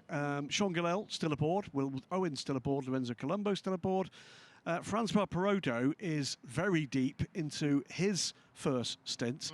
Manu Collard has been aboard the Penske car, so neither of the gold platinum ranked drivers for Penske have yet been aboard that car. Josh Pearson has been aboard from the start, Ryan Cullen, Sharma Lazy. That's less good news for the #1 car. Well, Ryan Cullen has, and this is what the safety car does for you, has gone from the lead and pitted and is now last in LMP2. The car is now 14th. They made a driver change. Nico Muller is now in Vector Sports car. But, you know, it's dropped to the back of the queue, and there's nothing you can do because they needed fuel. I'm watching now, so the pit lane light at the end is red. So if you come in now, like I've just seen, I think one of the Porsches, car 88 coming into the pit, they'll have to wait until the whole field has passed around turn 1 for the green light to come back on, then they can go again. So I still don't know what happened to that car 51. I can't believe he would have driven through a red light. 46. That's Nick Leutweiler stopping from second in GTE AM. So, by the way, again, stop the count as far as GTE AM is concerned, because there, of course, is Christoph Ulrich is leading the race. I think that might be the first time Christoph Ulrich has led a WEC race. He made his debut in Sebring, and he is currently leading from Paul Darolana and Francesco Castellacci. Christian Reed in 4th place. And some parts of this circuit are wet, and some parts you're looking behind the safety car at the P2 cars, almost aquaplaning off. It is very, very wet. That's the 46 car heading out underneath us and going out through the green light. It's only red as the safety car comes out of the final corner, and until the train of safety car cars go by. And that shouldn't have been the case for the 51, because it came in from the train and it did a full service pit stop, which is certainly not a lap at safety car speeds. There's a happy man in a happy place with his camera and his umbrella, and life is good. And still in shirt sleeves, which tells you that it's still a warm day, so this will dry relatively quickly. But I mean, look at it now. I mean, they're not just leaving tracks on the road. There's actually a bow wave behind these cars. This is deep standing water, and not just that little puddle by the curb. There's lots of bits of the track where it is a very deep standing water. It's in these kind of conditions, when inside the car you're hoping that your heated windscreen doesn't fail, because then it starts to mist up. I've been there before, where you're not just battling the spray and the dodgy conditions, trying to keep your car pointing in the right direction. You just can't see. I think we've all been there in our road cars when that happens. I mean, you do have AC in the LMP2 cars, at least, and some of the hypercars. I don't think the Toyotas do. Look at how wet it is in Piff Puff.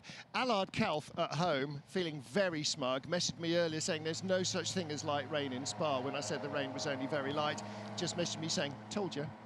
Yeah, very good. Yeah. We know that, but yeah, this is unsurvivable. And this means the safety car is now, although it's redundant for moving the number 8 Toyota, it's not redundant now. It is exactly required for safety, because these cars, there's not enough temperature in the tyres, there's not enough speed to build temperature in the tyres, and there's just not enough grip to go fast enough to build temperature in the tyres. So it's a vicious spiral. And another red flag. Eduardo is going, okay, we can't just keep running around behind the safety car. We will have to stop this and wait for the water to dissipate a bit. And part of what happens, anybody who watches social media will have seen last year some really severe flash flooding at Spa. Water runs, we're in a valley. We're in part of a valley and water runs down the hillsides, and there, look, they're all nice and dry. There's not an umbrella up because they're under the enormous grandstand. Come on, keep pulling back, keep pulling back. Show everybody how big this grandstand is. This is going to be, for the fans, it is a fantastic addition. Keep coming. That's the Radeon grandstand, isn't it? Yes, this is Radeon, yeah.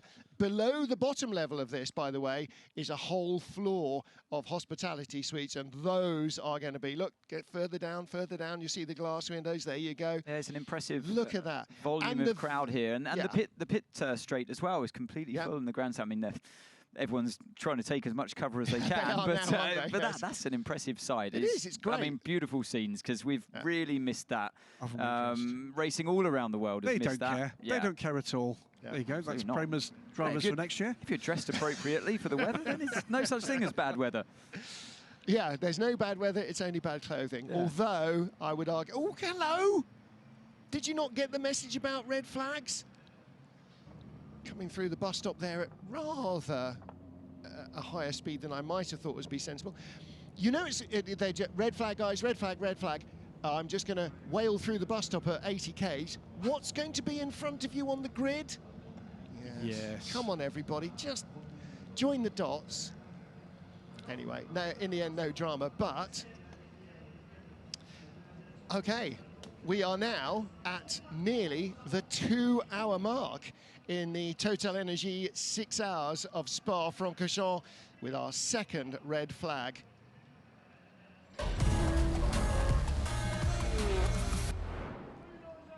Spa-Francorchamps resplendent in all its glory in bright, warm sunshine as the cars formed up on the grid. 37 teams, drivers and crew all waiting to get round 2 of the FIA World Endurance Championship underway with a bumper crowd in attendance, plenty to keep them occupied, and the anticipation of a great race with Wingfoot overhead as they got away. The poleman Olivier Pla leading.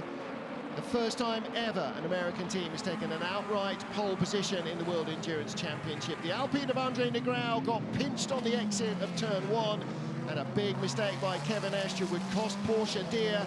Both cars making contact, Ferrari nearly coming through to take the lead. Jimmy Bruni in the 91 picking up a puncture, shedding a tyre and bits of its wheel, as he then had to crawl back to the pit lane and lose a lap on lap 1.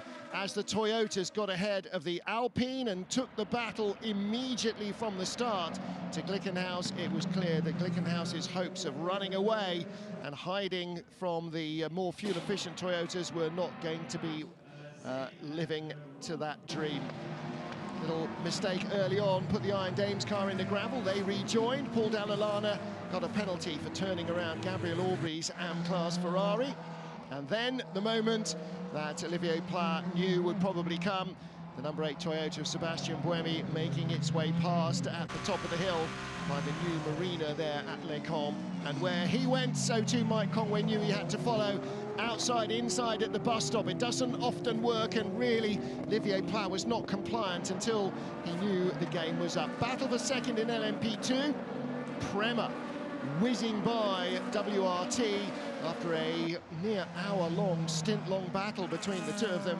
4-second spot behind LMP2 leader Antonio Felix da Costa. Then Miroslav Konopka having a big shunt right after the first hour and bringing out the red flags for recovery. Rain, which had been spotty up until that stage, then arrived, and as they restarted, Sebastian Buemi's car died, and there were more problems with the wet weather. 71 Ferrari looping around. Rain continued to fall. But we are sure it's coming. We are sure it's coming. And everybody who was on wet weather tyres hoping that the rain would come and save the rubber, but it has come, and it has come in absolute stair rods. The track is flooded, and it is looking like it is not going to get much drier, probably for another 15 or 20 minutes, and then we will need to wait for the rain to go and the water to go from the track as well. As a result, race director Eduardo Freitas has had no option but to red flag the race for a second time. Well, the fans in the grandstand hoping for a little more action in the remaining 4 hours than they've had in the second hour, where we have had effectively a bit of follow my leader behind the safety car and quite a lot of rain. Martin Haven, Graham Goodwin and Anthony Davidson in the commentary box, guiding you through this race, and down in the pit lane, Louise Beckett. Louise Beckett is down in the Prema Power Team garage. Robert Kubica is in the car, and that means the driver we saw making those ambitious passes, Lorenzo Colombo, is with our Louise. Big smiles for Lorenzo Colombo as you were watching those highlights, because that was an incredible battle you had and some incredible driving by you. Yeah, so I took the start of the race, made it safe and easy around turn 1, because you know, there is a gravel outside now with the new track changes, and you don't want to destroy your race in the first corner. So yeah, after that I managed to keep P4 until the end of my stint. I had a good couple overtakes to fight back up to P2, and then suddenly it was everything went smooth. From my point of view, I was managing tires and fuel with a team that gave me good advices during my stints. And yeah, then I saw some rain, few drops of rain coming on track, and yeah, first time that I see rain in this with slicks and endurance racing is quite hard. But I kept my head down and until the red flag, and then we made the decision to let Robert jump in. I took the restart of the first red flag, but then there was no restart at all. We stayed behind safety car for many laps because conditions were tricky. And then we boxed and let Robert jump in safely. We were P1 at the moment, but then WRT car changed the tires on the red flag period, so they jumped ahead of us. So we are currently P2, and now let's see what's going on, because it's going to be a tricky race regarding the weather. Well, that was my next question. You must be pleased you're not in the car in these conditions. Okay, it's red flag at the moment, but it's going to be difficult out there. Yeah, I would say that at this point of the race, when I saw the rain amount coming more and more increasing, we suggested, and the team suggested, to let Robert in the car with more experience. So now I would see when we restart, I will take a lot of analysis and watch what he does to learn from the next experience and next races to become stronger. Thank you. Thank you very much. Well, a wise head on some very young shoulders, just said off mic to Ant Davidson. If a 12-year-old can understand that about the first corner, then what was Kevin S doing in that Porsche? I'll tell you what, yeah, very impressive interview there from Lorenzo Colombo. Like I say, a wise head there, which kept him out of trouble in turn 1. He knew the consequences of running wide, and you don't want to go ruining your race right at the start of a 6-hour endurance race where we have changeable weather around, and it did come to that. So yeah, really eloquently spoken, and his assessment of his time behind the wheel and his day is, I'm very impressed with that. That was a great start to an engineering debrief, wasn't it? It was brilliant. He basically talked us through from pre-grid to where he handed the car over and where we are now. Maybe he's just trying to save himself time for later on after the race. He wants to get home early, and he's just going to replay that to his engineers. So what did you think about your stint? Me with Louise? Just one quick point. We're looking here at the number 52 car. That sits at the head of the train on the start-finish straight. Won't be waved by because it's leading its class. If things... Will they allow them to change tyres on this grid again? Well, I don't know. Because he's still on slicks. Well, if others did it before, then I'm sure. But that was at the point when it started raining. When it started raining. They've had half an hour. They've had a chance to do it. Yeah, I'm not sure. I'm not sure. Because if they do allow them to change, that's a huge advantage of that 52 car. It's not, well, at some point it's going to have to come in for fuel, but it's had one pit stop. They're going to be in the window pretty soon for that. He hasn't stopped for over an hour. So no, they haven't been running for the whole time. Louise Beckett, though, there must be somebody on pit lane getting ready for fuel stops soon. Well, I was just speaking to the 52 crew and finding out they are on wets. They changed during that first red flag. Okay. All right, so he is on the right tyre, which is how he survived, frankly, because, you know, when they went away behind the safety car, it was wet. since they've been behind the safety car, it has become more like Oxford-Cambridge boat. Hello, oh, yes, not me, I wasn't on my phone. What? It's been more Oxford-Cambridge boat race material. Wave by means you get, if you're a lap down on your class leader, you get that lap back, correct? Yes, correct. Which means that he currently does have a lap lead on all the remaining GTE Pro cars. So Michael Christensen, Alessandro Pierguidi and Nick Tandy are all going to be waved by and will rejoin the train. And Jimmy Bruni. And Jimmy Bruni, who is further lap behind. Yes. So he'll reduce his gap. As he's there. Information to the pit line, information to the pit line. Race will be resumed at 15:20. And we will follow the red flag procedures to resume the race as per the regulations. Please check if your cars are eligible for the pass around. Okay. Which mean that's fairly straightforward. Team managers, when your driver gets the wave around, make sure he's aware what on earth is going on and that he is supposed to pass the safety car. So make sure that he knows. Yeah. Doesn't matter that I know in race control, doesn't matter that you know on the pit lane, make sure the nut loose behind the wheel is also aware. If I get that right, the only two classes that should affect will be the two GT classes. Yeah. There are no still running LMP2s a lap down. There are no hypercars, they're still running lap down. Yeah, I know what that is. That's what we call a pit stop. Yes. It's not time. It's Pierre Rag legging it round the corner to find somewhere to go. Well, in all seriousness, though, you hydrate for the job you're about to do. Yes. Yep. And then when you have a red flag or very cold conditions and you're going around lap after lap behind the safety car, you're not sweating. You're not sweating it out. Yeah.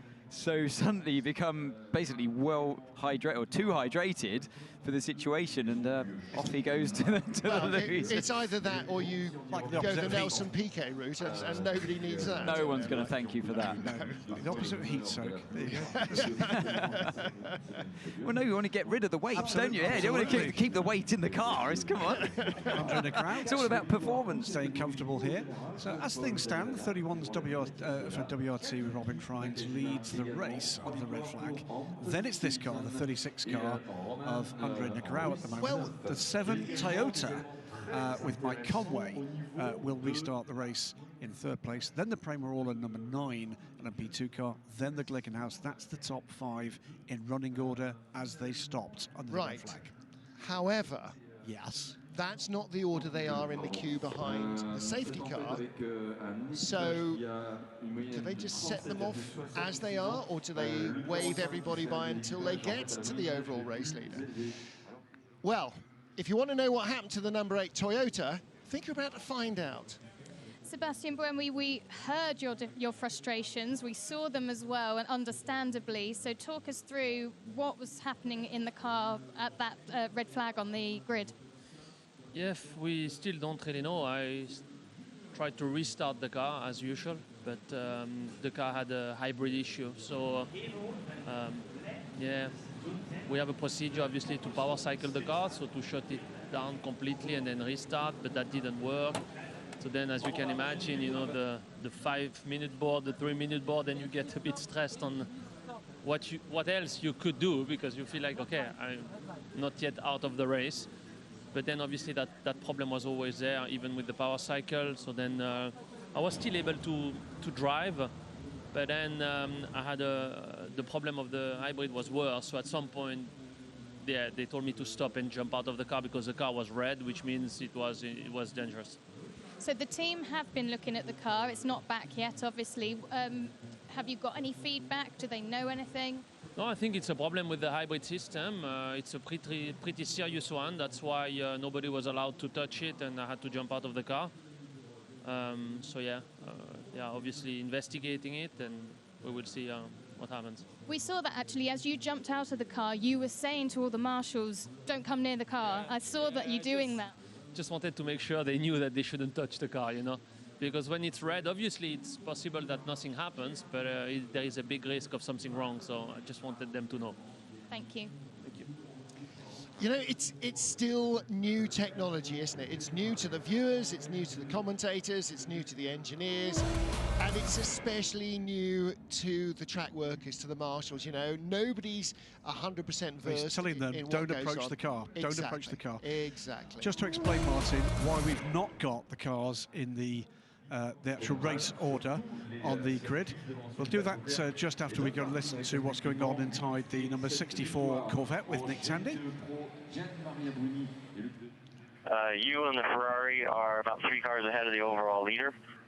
So when we basically 4 minutes before they release us, you guys will get a wave around to the tail end of the field. That will basically put the Ferrari a lap up on everyone, and we'll be still right in position to hopefully unlap ourselves to him. So, yeah. So staying out was a good thing, but it's still going to be pretty messy from here. Yeah. Also, by the way, your wheel arch liner is falling off, so when you start driving... Now, you're right, Graham, you're shaking your head, Ant's shaking his head. I don't think that's correct. I understand that because they're ahead of the overall leader, they should be waved round to the tail of the queue, but the lapped cars in GTE Pro should also get a wave by, so it should be a double wave by. Whether or not there is a regulation to allow a double wave by, to allow the lapped cars, because only one Ferrari is on the lead lap in GTE Pro, or not. What I'm trying to work out here is Nick is shown as 4 minutes and 42 seconds behind Alessandro Pierre Guidi. That would have been a safety car lap. It's not a full lap. So the number 52 AF Course Ferrari, they'll get a wave by from that car, is a lap ahead of all the other cars, of all of the other GT cars. But I think the engineer there was talking about the 51 car, not the 52 car. I think you're right. Yes. 51 is third and 52 is fourth. And is it the 51 car that Nick sat behind? The 52 is at the front of the queue. So just to explain why there's a GTE car at the front of the queue, that's because under the safety car, we had the Vector Sport car that was leading the race. They then pitted. Yep. There was no wave by under the safety car, pretty clearly. So the car that's then directly behind the safety car is the next car on. We're still at red flag. Yep. That was the 52 car. The race is then red flagged. Yep. That's therefore the car directly behind the safety car. And they wouldn't have done, sorry to butt in, they wouldn't have done a wave around under safety car conditions because the conditions were too dangerous to go any faster than the safety car. Exactly right. The radar is showing that big rain cluster is moving away. Let's hear from another of our teams. André, we take to the tire. Do you think this tire is damaged with the dry condition in the beginning? Or it's okay? We can change. See. I don't know if it's damaged or not. I was really gentle with the tires, but you know, we drive a little bit on the completely dry. I don't think it's damaged, but if we can change it, it's better. Okay. We change and we benefit on it to adjust the pressure. Okay, copy. Well, we change. We can we see turn off the car again to save battery. Changed on that car. Turn it off. And again, asking the driver if he thinks the tyre's okay is a bit rubbish. There are mechanics on the grid and they've got eyeballs. The driver's in the car. Look at the blooming tyres. I tell you what, though, this is a tricky situation because I get being allowed to change from slicks to wets for safety reasons. Yeah. Why should you therefore be allowed to change a maybe slightly not quite as good wet tyre to a brand new wet tyre? That, for me, is a huge performance gain, and I'm not sure that's exactly what Eduardo Freitas means when he says you can change to a wet tyre. Well, now this it's is interesting. It's all, you know, all bets are off. Change whatever you want, wherever you want. Looks like it. But that, again, you know, then there's no disadvantage for staying out. They've brought those tyres back. Yeah. Well, are they the old tyres going back and are new tyres with sharp shoulders going on? I don't know. It's a little hard to tell from here. One further expansion. Eduardo Freitas, we heard saying race will restart at 15:20. That's now slightly delayed to 15:25, which gives us, by the way, an opportunity for another guest in the booth. So we're going to have a bit of a chat about one of the other new technologies coming the way of the FIA World Endurance Championship. Delighted to be joined in the booth by TotalEnergies, Romain Aubry. Romain, tell us, TotalEnergies, the new look for what people might have remembered as Total Fuel, or TotalEnergies, because, of course, the huge differences in the way that energy is being produced and managed around the world and marketed around the world. You brought new technology here to the World Endurance Championship for the very first time with this 100% renewable fuel. And it is quite an extraordinary story about how you're doing that, or more to the point, with what you're doing that, but the product you're using for that. Tell us a little bit more about Total Excellium Racing 100, correct? Exactly, yeah, the Excellium Racing 100. Yeah, so that's the second race for the WEC that we introduced our new fuel, and we are more than happy and proud to have introduced this fuel this season. 100% sustainable, renewable fuel, only made from biomass, which means we are not using any drops of oil. We're using residue from the grape industry, from the wine industry, and some agriculture waste. So all the material we're using, all the biomass we're using is not dedicated to human or animal feed. So the key point here with that, not only is it 100% renewable, it's not a base product that could be used for food. It's effectively the after product of a food or drink production. That's the byproduct from the grape industry. For example, you get all the juice where you can do some wine, and we keep the residue, the mass and the lees, which we can call it. And from this residue, we doing a new fermentation to produce ethanol, and we try to add ethanol the more purest as we can. And from this ethanol base, then we do a process called ETG, meaning ethanol to gasoline, and then we dehydrate the ethanol compound to an hydrocarbon-based fuel. Okay. You and I had a conversation at Paul Record about this one. I'd put to you a couple of things that I'd read and had spoken to me by various people around. And I had a misconception about this, because the conception leading up to the introduction of this fuel was that this fuel was of lesser calorific value. In other words, you would need more volume to produce the same power, and therefore, because these are volume restricted, the stints would be less. But that's not the case. No, that's not the case, exactly. If we maintain the ethanol compound into the fuel, yeah, we will have a decrease of the calorific value of the fuel, and we'll have any other impact to the material compatibility, for example. So we've decided to maintain the same technology used the last seasons, which means still based on hydrocarbons. And that's why we removed the oxygen atom from the compound to have hydrocarbon, pure hydrocarbons. The world is changing in a variety of ways remarkably quickly. The automotive industry and the energy industries are having to be very fleet of foot. We're going to pause for just a moment. Let's have a listen to what's going on with the number 91 Porsche with Jimmy Bruni. You can lower the pressure. You can lower the pressure on the set that they're going, because they were, before when I started, they were already 155 without pushing. So you can lower the pressure of this. That's Jimmy Bruni just telling the Porsche engineers about tyre pressures for the start of the race. Feedback from the last time we tried to get the race back running under safety car conditions for the previous red flag. But it is this thing now about having to be fleet of foot, reacting not only to market demand but also to governmental and, for that matter, global demand. How tough is it to be in the industry right now with the demands that are coming your way? Well, that was increasing, and we see with the pandemic period we just passed, or we're still in. Yeah, it just increased the speed we need to do it to execute our different projects. Introducing this fuel, we already have it in mind in the latest season, but we are waiting to see how we can have our time with the manufacturer, the FIA and the SO to introduce this kind of fuel and this kind of technology in rupture. But the pandemic increased the speed we need to do it, and our people mind are taking care of everything around us, and that's why we've decided to move clearly to the 2022 season when we start to have the discussion. That was last June, so that was not that far.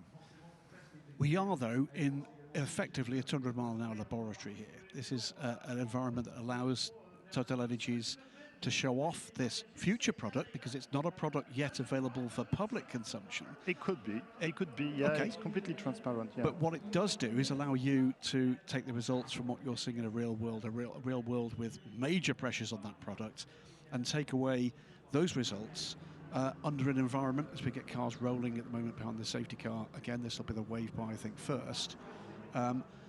to learn things about this product that will serve your future public customers greatly. It really is another example of motorsports providing you with something the laboratory can't. Exactly. The endurance and other championship is completely a bench test. Is a way to try new technology, try new things in the way we are formulating the product, in the way we are developing it, and what we want to do.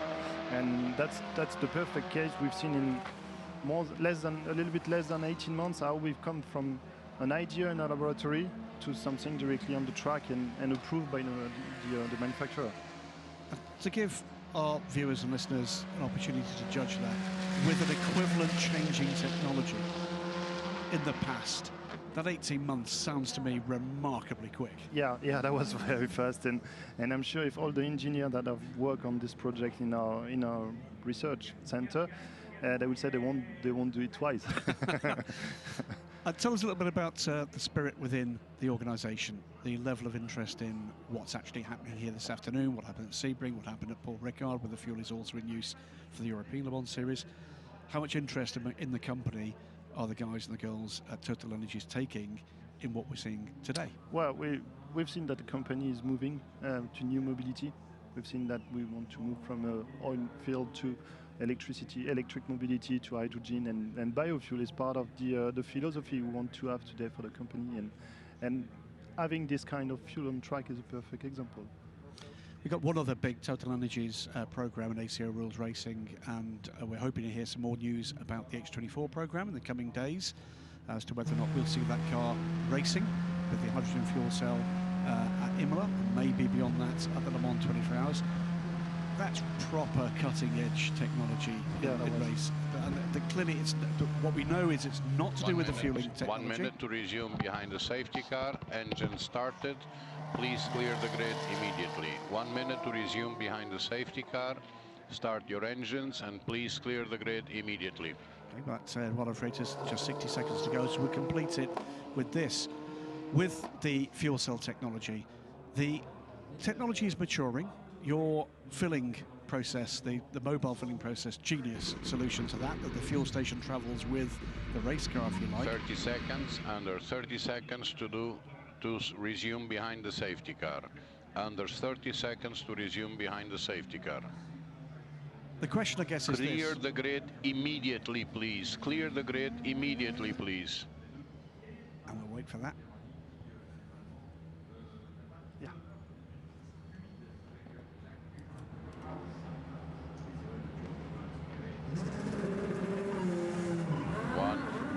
Leave the grid now. Cars may follow the safety car to leave the grid now. So safety car is underway, so we'll complete it with this. The current difficulties to get that car racing are, as I understand it, it's nothing to do with the fueling process or filling process. It's nothing to do with the technology. It's nothing to do with the capabilities of the car. It is just another step change in terms of making sure the whole package is safe. And we're almost at the end of that road. Yeah, exactly. Yeah, some of the latest homologation tests have been made this week, and we still have in discussion with the FIA. We're waiting for the green flag. We will have the car on track next week in Imola for the ELMS event in Italy, and we still keep our fingers crossed that the car will be able to fight during the Road to Le Mans races in a month. Yeah. Fantastic. Well, then, for now, as we've got this race back underway with streaming rain, I'm afraid, still here. Keep an eye on this technology. It is going to be ever more relevant, not just here in the FIA World Endurance Championship, but for all of us around the world. So as the cars gets underway. And for now, congratulations. A new technology, more renewable fuels in a very public venue. Thanks very much to Roman Hungary. Thank you very much. Thanks, Graham. So back underway now behind the safety car. Still streaming wet. I think we're going to be behind the safety car for a little wee while yet. As the cars get underway inside the WRT garage. What do you think, Ant? So we've seen the wave around, the Corvette and the Ferrari number 52, who maintains that lap advantage on the Corvette, waved around and rejoin the back of the queue because they were in front of the WRT of Robin Friends, who's the leader of the race, in his LMP2 car, ahead of the Alpine of Andre Negrão that's still on board, and Mike Conway as well, of course, in the number 7 Toyota. So, yeah, I'm just trying to rack my brains as to how the 52 AF Corsa with Molina at the wheel managed to get a whole lap ahead of Nick Tandy in the Corvette.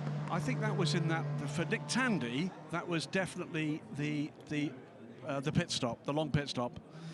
And they must have changed. 52 what's going on with Alpine, with Andre Negrão. I think the safety car is gonna stay here for a while because you have a lot of water in the track. Okay. Copy. Pilot operator again. Copy. So maybe the middle on the safety car. Okay, it's okay. We have a fuel to stay, and let me know. I'm with you. Copy that. I've got a question.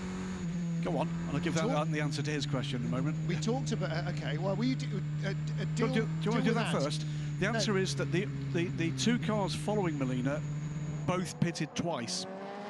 And then Nick Tandy had that long stop, so that's what's lost them the time. The 52 Ferraris only stopped once. He only had a long stop because he came in behind the safety car because they were mandated for fuel. They had to come in for fuel. They were on their in lap when the safety car came out, and he was held at the pit exit. So that was why that stop was long. It wasn't a bad stop. No, completely correct.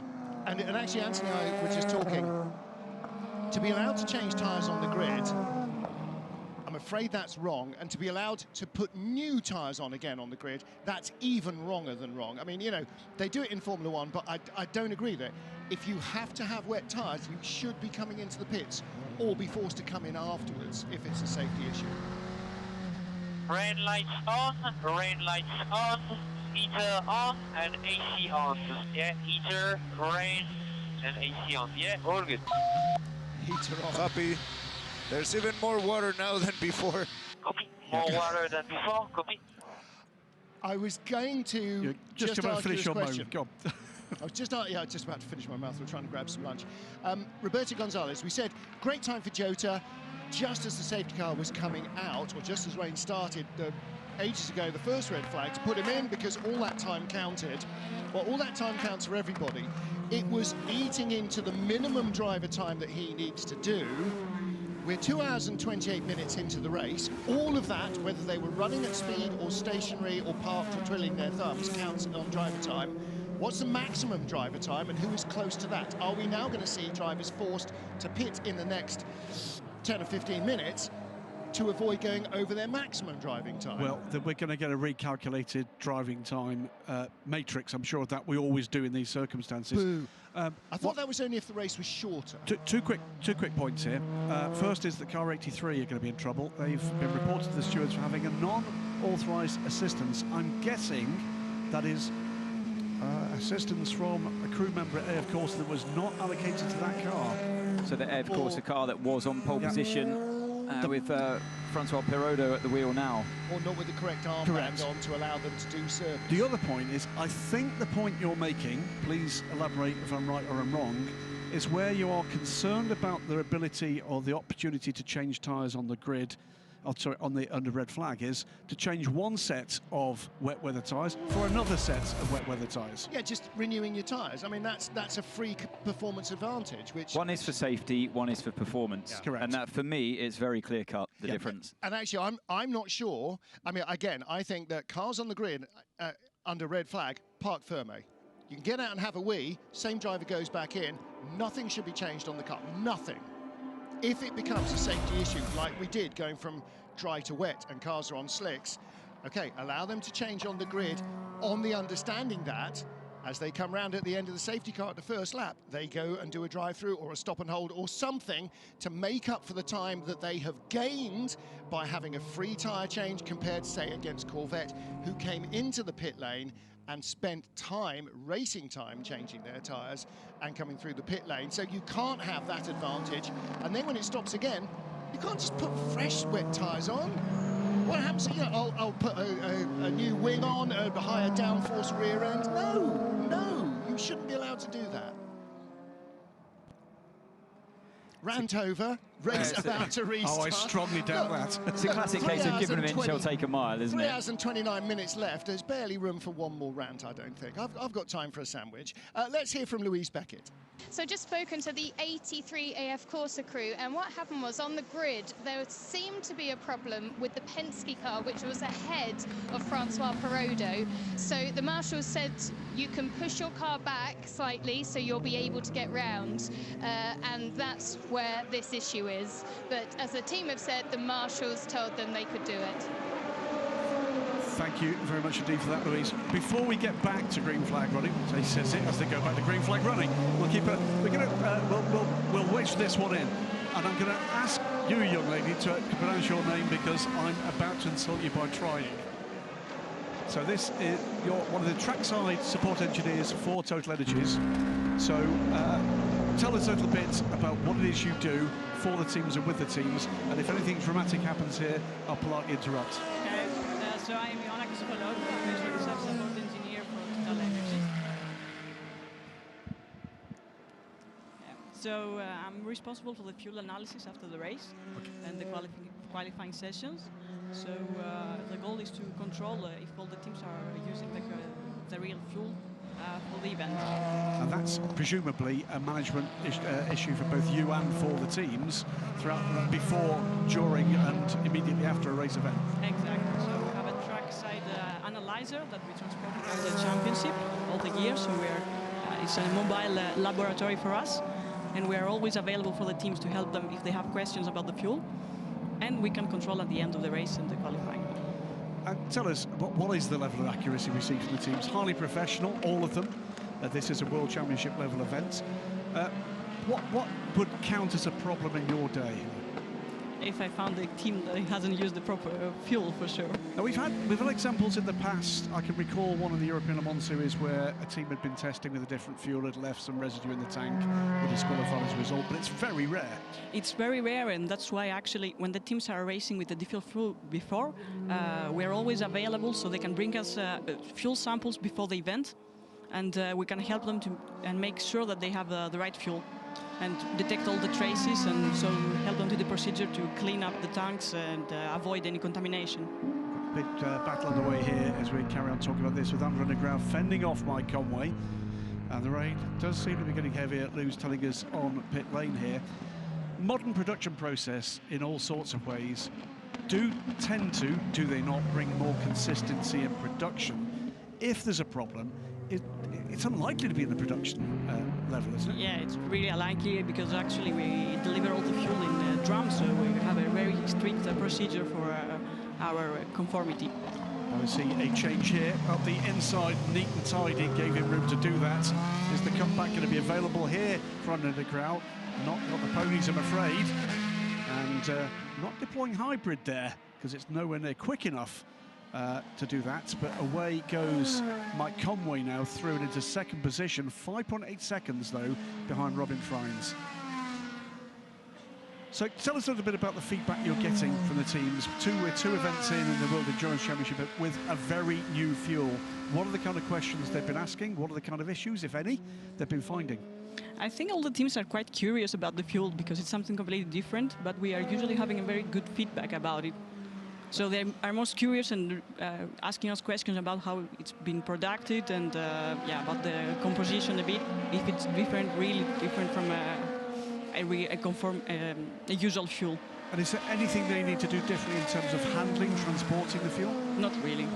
And what about the smell? I mean, I can remember an early biofuel that was used 20 years ago, smelt, described to me correctly as a very strong cherry brandy. No, this one, it smells like a normal gasoline. You cannot make the difference, actually. And what are we going to see next from TotalEnergies? What's the next step forward? We've got 100% renewable fuel. Is it going to be more of it and more motorsport? I think, yeah, we have to see more championships. Great to see another step forward. Really good to see another step forward. We've got a yellow flag at the moment, turn 18. That's in at the bus stop. So yet further dramas with this race after two red flags. Look up the inside there, wasn't going to quite go. We're going to say thank you to our colleagues from TotalEnergies and enjoy the rest of the event. And let's hope for a trouble-free post-race. And it's tricky out there. This is not the kind of whether you want to be really pushing hard. Well, you have to push hard, but yeah, it's not easy. Basically, you know, the visibility is very low. We could hear that when we rode on board with Negrão, even behind safety car conditions. He was saying, look, you know, the visibility is poor. It always is on this track. The higher speed nature of that lends itself pretty poorly to visibility. And yeah, it's the run up the Kemmel Straight before Le Com. That's one of the worst areas on track. But the rain level now is decreasing slightly, so it's going to help.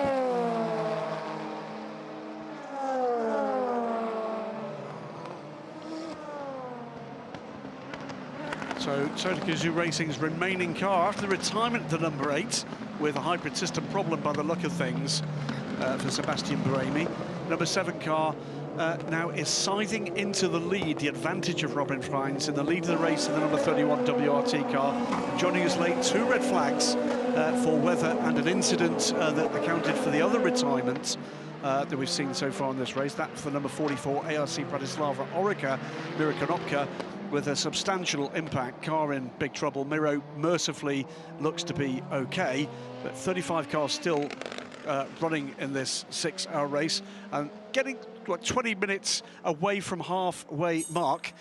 We're going to talk as we see a quick spin at the bus stop for the 777 Aston Martin to another Aston Martin star. Lou is down with Ben Keating. We can see trouble for Aston Martin out on track there. Talk to me, Ben Keating, about what it was like driving. I'm really disappointed. You know, it's hard for everyone to follow the strategy of every car, but we just made a bad decision twice. You know, I decided that I thought the track was good enough to stay on slicks, and so we were one of the last cars to come in under the safety car. I decided to stay on slicks, and then it came downpouring, and I had to come in for wets. And because I was one of the last cars to do it, then we started at the back of the line. Having led most of the first hour, feeling really good about the race, we went from the front of the line to the back of the line, and then we put Marco in and realized that I hadn't done all of my minimum drive time yet, so we had to come back in. I got back in, which would have been fine if it had been safety car, but because they went red flag again, they reduced the minimum drive time, and I never had to get back in the first place. So anyway, we're on the lead lap, but way at the back, so we'll see how it all works out. But today sure did start better than it's looking right now. Oh, I'm sorry to hear that. I mean, this is the gamble, isn't it, that you have to play? For sure, it was a big gamble, and you know, normally I'm really good on hot slicks on a drying track, and I thought slicks was the right way to stay, but on that last lap, you know, I was on slicks. I was coming down the back straightaway by Blanchimont, and I couldn't even go in a straight line without aquaplaning around. And so I made the call to come in. The Porsche behind me stayed out for another lap on slicks. I don't know how he did it, but it was really tricky conditions out there. I was surprised they went green.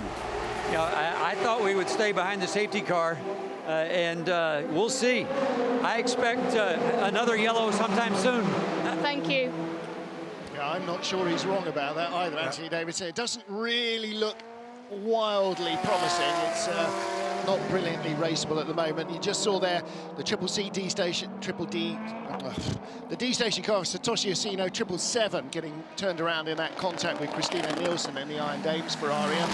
You know, in low grip conditions like these, those sorts of errors are much easier to make, aren't they? Yeah, definitely. Look, riding on board here with Nick Tandy in the 64 Corvette, and he's trying to get a slipstream. Position, gets by the Ferrari. He's the slipstream of the car in front of him. Yeah, the headlights around the outside, and look, the Ferrari just got completely buried there. He went round the GR Racing. Yeah, absolutely boxed in. Yeah. But I wondered that if Tandy was going to get boxed in for a moment there, but the Ferrari lost pace in the straight line, and then the Porsche decided to pull right and then lift off to let the Corvette behind go. So visibility all round, whether you're looking in your mirrors behind or in front, is very poor at this stage, but stable conditions at least. It's not, the rain is kind of reducing at the moment, and that's a good thing for this drier line, or the damp line that's appearing in front of them now. Why did the GR Racing Porsche move? By the way, from a spin on the opening lap, or before the start, for Mike Wainwright in that car is now third in GTEM. He had a blur of headlights coming behind him, and when Tandy came past, went, oh, that's the headlights, and moved away to let Tandy come by, and of course didn't realise there was a Ferrari there as well, and end up boxing in Alessandro Pierguidi as it was. So Nick Tandy used the traffic really well and made that advantage, but in that GR Racing car, let's just give them the heads up. It's Ricardo Pera. They are third in GTM. Matteo Cairoli, Project One Porsche, second, but Francesco Castellacci still leading in GTEM. And that was the Glickenhaus just working its way past the United Autosports LMP2 car. The answer, by the way, as to how GR Racing have done so well is by staying out of the pits. Yeah. They've basically kept themselves on the strategy they predefined. They've been down pit lane twice. This is a great view, by the way. This is exactly as it looks, really, when you're looking out through that windscreen. Little twitch there at turn 5, see a gap open up, you plant it down the inside before turn 7. The car lets you go, and on the way down the hill towards turn 8. So real good showcase of what the visibility, or lack of, is like at the end of the Kemmel Straight there. And Lou pointing out one of those pit stops was for Mike Wainwright's puncture. One pit stop so far in the race as we head towards 2 hours and 45 minutes, i.e. a full American Le Mans Series race back in the day. One pit stop so far for the Corvette. Yeah, that long pit stop we saw under the safety car. Well, it was a 24-minute pit stop because it was including the red flag. Yeah. But they played it'd be good to talk to Corvettes, and we may well have They sent me a message saying it was our in-lap, we had to stop for fuel. Yeah, so, I mean, I think we might be lucky enough to have one of the old Corvette classics might pop up and see us, the tall bloke that was here last year. And we'll see what he made of that one. But still, though, we've got this situation where in GT Pro, that 52 car has still got a lapse gap on those cars, and I don't understand that. Well, if it did just happen because all they did was park it under the red flag and change tyres, then that rule has to change, because that's absolutely an unfair advantage. Oh, somebody's chip wrapper has got stuck. A little bit of banner coming off on the Ultimate car. Who's in the... This is a good fight here. Look, to the 23 of Alex Lynn has found its way past that of Philippe Albuquerque. There's only one rule here, and that's don't hit the blue car. But he seems to be flying in these conditions, Alex Lynn, the 23. He's been chipping away at that gap and closing it down. And Philippe should be just as quick as well. There's no reason why not, you know. They're near identical cars, both Here was the pass. Talented. So around the outside he goes before turn 18, just outbrakes him. A few bumps there for good measure, but much later on the brakes, still makes the corner. A good move. I wonder if he's got fresher tyres. Maybe that car had new tyres on the grid and 22 didn't, expecting it to go dry. I mean, I don't know. You'd think if you were doing it for one, you would do it for both, but they are sort of run independently by the teams. Here's another battle. Is this for position? It is. Esteban Gutierrez going by Sebastian Ogier. Ogier in the red and black Richard Mille racing car, and Gutierrez grabs a top 6 run into Europol. Looked like they were having a horror story at the start of the race, and that's what this capricious weather at Spa-Francorchamps could do. Oh, getting eased on the curbs by the Jota car. Here comes the real team by WRT Machine. Ramps over the curbs. That's for position as well. He goes by. So the Norman real Nato. team, I mean, I thought he was squeezed out of room there as he tried to go around the outside, unseen by Ed Jones in car 28. Just moved over, drifted over to the racing line, but was unaware of the closing speed of Nato, and yeah, that could have been a big one. Could have been a race-ending moment there. Vector Sports, Nico Muller is the next up. We'll see that again. And then in the corner, this was fine. I mean, look, Ed Jones running out of grip as he understeers wide, and Yeah, Nato is a plucky move, but this is the bit I was talking about. On board here, goes, he's got a clear space, but closes. You're running me out of road. That's really heart in the mouth moment there, well, and survives. You look how great the forward visibility is. You can just imagine how fantastic it isn't in the mirrors. Well, what does it look like? It's just a ball of spray. We've seen what it looks like through a camera. What does it look like through the human eye? You've been in that situation. Well, that was very similar to the view that we get. Yes. That lack of visibility is very, I mean, I can't explain how, well, I can explain. It looks exactly like that shot. Shockingly poor. Very bad. You had an early question about where we are in terms of the tyres on the two United cars. It looks as if they're on the same kind of stint length, the same kind of pit stop time. I see no reason why, given the opportunity to change those tyres, they would have done, because the difference when you move to wet tyres is there is no restriction on the number of wet tyres you can use. Yes, exactly so. There are strict instructions as to what you can use for slick rubber. As soon as we get to the stage where it's wet, it's a safety issue, therefore, whatever you need. Nato working his way past Sébastien Ogier there, great run through the chicane, and he's clearly enjoying these conditions as well. Ogier tries to fight back into turn one, but I think he's going to get done as well by Ed Jones, and a snap of oversteer for good measure. Sees the car 28 pass before Eau Rouge. See, with a rally car, you basically put it everywhere because it's going to be mostly low grip. Well, the thing is, on wet tarmac and yeah, well, the thing is, in a rally car, he's used to the slip angles. He's used to. By that, I mean what point the tyre allows you to slide, i.e., quite a lot in a rally car without losing speed. Without losing speed, you can also feel it a lot. It squidges around under you, and you can feel that movement nicely. Whereas in a sports car, LMP2 car like he's in now, so we see the Penske run wide. Is that around the outside of turn 8? I think it is. Yeah. Rough ride back onto the track. Don't get beached on down that mud. This is down at the new Jackie X curve. Takes the motorbike line on the inside. Well, put a new bit of tarmac there. Shedding gravel where nobody else will venture. So that's how it happened. He tried to outbrake the Porsche, number 88 down the inside, and totally misjudged the braking. Did he hit the? Yes, he did. Oh, that's I think he's got away with that. He's got away with that, hasn't he? The scrape along the barrier, computer game style. That's what you get when Roger Penske turns up to watch your races. You get a get-out-of-jail-free card.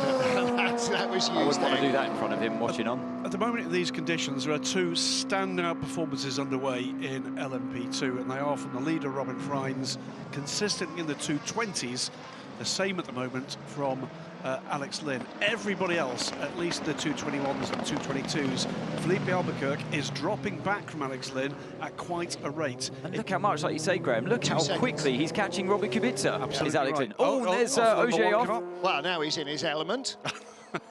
I was going to say that the way the slip angle works in a sports car, it's so much more twitchy. Yeah.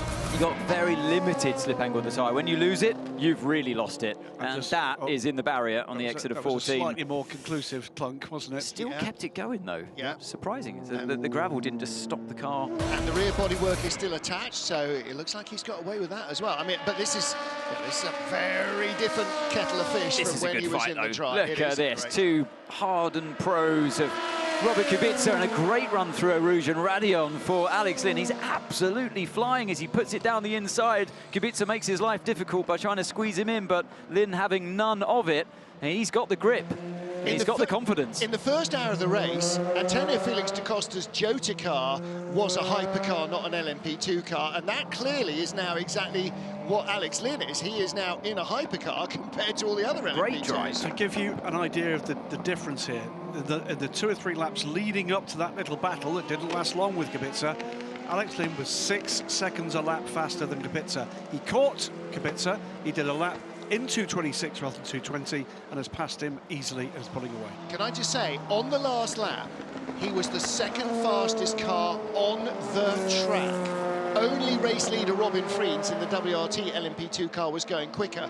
They are lapping 3 seconds a lap quicker than the hypercars.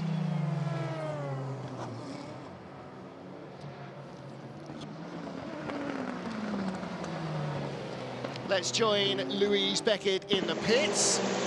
Richard Dean, you're watching on, seeing how Alex Lynn is putting in a great run there. Yeah, I mean, very impressive in the rain. You know, when you look, all these P2 cars are very similar, and so that's down to him. at the position we're in from starting P14 on the grid. A lot of that is down to the work that Josh Pearson did at the start. He went from P14 to P5 or 4, so so far so good, but with this weather anything can happen. Are you running the cars on same strategy, different strategy? Obviously that's probably all gone to pot since all of the red flags. I think pretty much everybody in LMP2 now is on the same strategy, just because of how that red flag fell.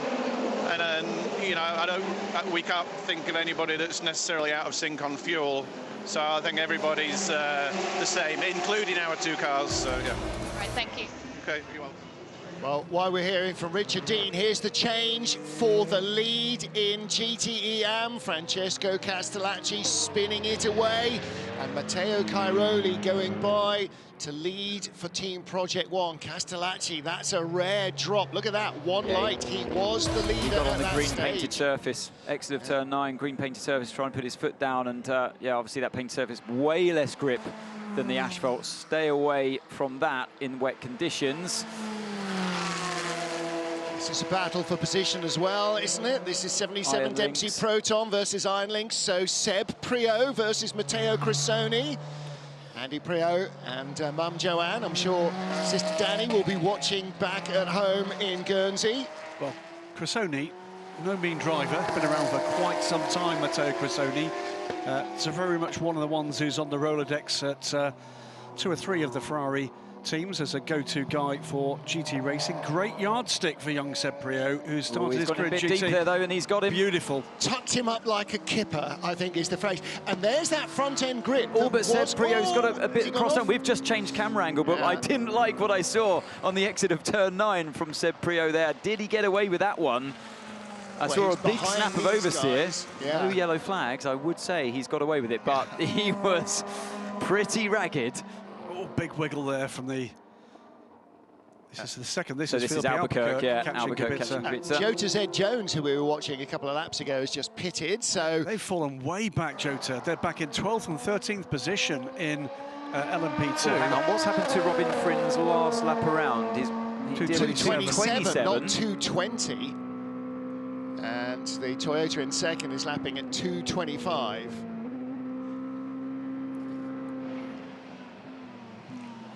Here's another battle for position. Third is Robert Kubica, and Philippe Albuquerque coming up behind him.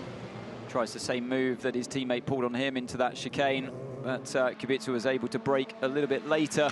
I think he's got a good run, though, down into turn 1. If we go back to that view, here they come. So Kubica's got the inside covered. No, he lets it go, and Albuquerque's down the inside. Squeezes him. Gets the job done there. Doesn't he just? Neat and tidy. Kubica tries the switch back, but hasn't got the traction by the looks of it.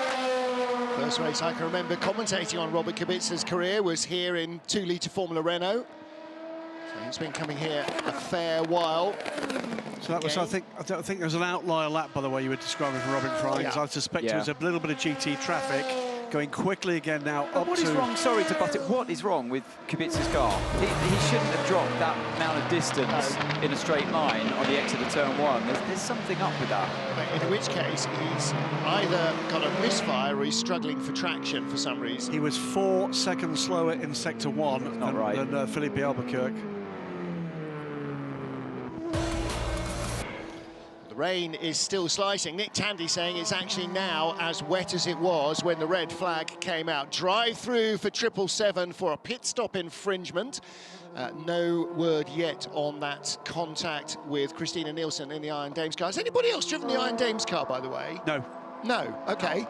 I was just checking. Antonio Felix da Costa's back in the 38 Jota car, which means that Roberto Gonzalez has done all of his mileage. Whoa, you little horror.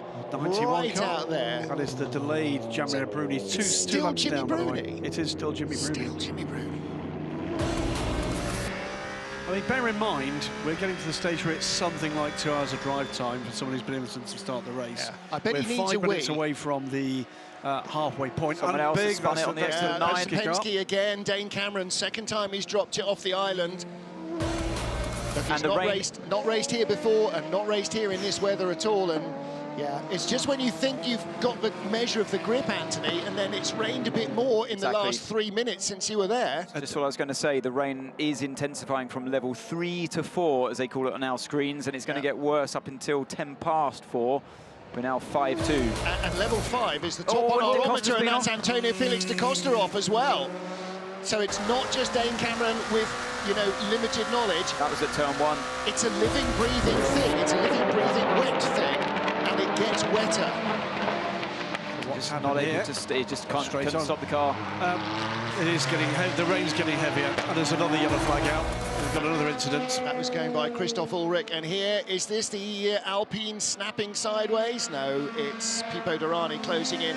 Louise Beckett, what do you know? I just went down to Prema to ask them what's going on with this situation with the number 9, and I said to the team, "Is there a problem with the car?" And they said, "Not particularly." And then just as they said that, the whole crew jumped up and started clearing the garage. So they're keeping tight-lipped, but there's clearly something wrong, and that car's coming in. Yeah, that's Robert Kubica didn't suddenly, in the braking area, forget how to drive.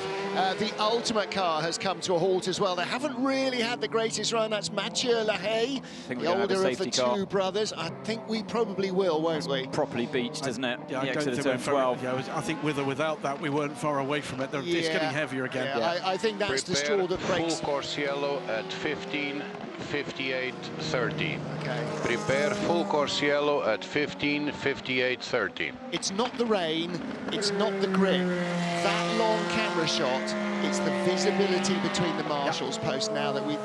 And if we go safety car, I think we go red, because it is raining harder still. And look on board the Toyota. Would you rather be down there or up here? It depends. if you got the grip and you got the car, down there, but I'm quite enjoying this, I must be honest. I know that was an unfair question, but yeah, just... It's a huge responsibility, you know, when you're behind the wheel and you're in these kind of mixed conditions. It's, a double thumbs up there. Down at Glickenhaus from Jim, but closing in on the Alpine is a good thing, but the Toyota Gazoo is, a little aquaplaning. Fighter. That's the problem. When it starts to become so treacherous, it's out of your control, then it's not fun anymore, and that's when you're sort of praying for a full course yellow or safety car. Well, all you want is to be in control. Yeah. And that's, the weather's taking that away. And now, unfortunately, full course yellow is going to make these cars even less drivable, because what happens when you slow right down? Well, two things happen. You lose your tyre temperature and the brake temperature, of course, on top of that. But more importantly, cars going slower allows more rainfall to... You're not dispersing it anymore. You're not brushing it out the way, and you're not seeing huge plumes of spray come off the cars anymore. So the track gets wetter, and you're losing tyre temperature on top of it. And it's raining heavier than it was before. And level 5 is, as I said, as high as we go on the odometer. I don't think there is a level 6. Level 1 is a little bit of spits and spots. Level 2 is very light rain. Level 3 to 4, you can hear it on the camera. There are a lot of very wet photographers in the media centre when I went in then to get a coffee. Oh. Yeah, I know. I said, get out there. There's lovely pictures to be taken. They're all going, shut up, I'm downloading. Race leader in the pits. Oh, yes. So this will be a change of leader. Third pit stop. We're into hour 4 of this race, and cars are making their third pit stop. Toyota 7 will go through to lead the race, because the third place car and the Glickenhaus are both following down the pit lane. But you might as well, when you're under a full course yellow, it's effectively a free pit stop. As other cars are trundling around slowly, the time loss of the pit stop is less, because it's mitigated by the cars circulating around the track slower. There's probably a very good reason why I'm doing this and not being a team manager. Why are Toyota not stopping? I mean, they're on a completely different fuel strategy to anyone else anyway, aren't they? Still a free stop. Yeah, it's still a free stop, but maybe they're so out of sync at this point that it would effectively just be a splash for them. But they haven't stopped since, I don't know, in half an hour, have they? I'll tell you what, trust them. I'm sure they know what they're doing. Mike Conway's done 18 laps on this tank of fuel, which will have included, of course, on the safety car, full course yellow, etc., etc. So it could take half a tank. Also, the other thing that's important in this situation is to have a clear track in front of you when you go green again. If you're stuck behind other cars and you've got that massive spray, is sometimes not a good thing. You just it takes way too long to fight your way through the cars. And actually, the GT cars are surprisingly quick in these conditions. They've got that mechanical grip, softer setup. You come across them when you're in an LMP2 car, for They're example. losing less, aren't they? Yeah, absolutely. It's hard to get by. And the LMP2 cars are losing almost nothing, comparatively. So 3 hours in, 3 to go, and we've had lots of interruptions with accidents and weather. Let's see how it's all worked out.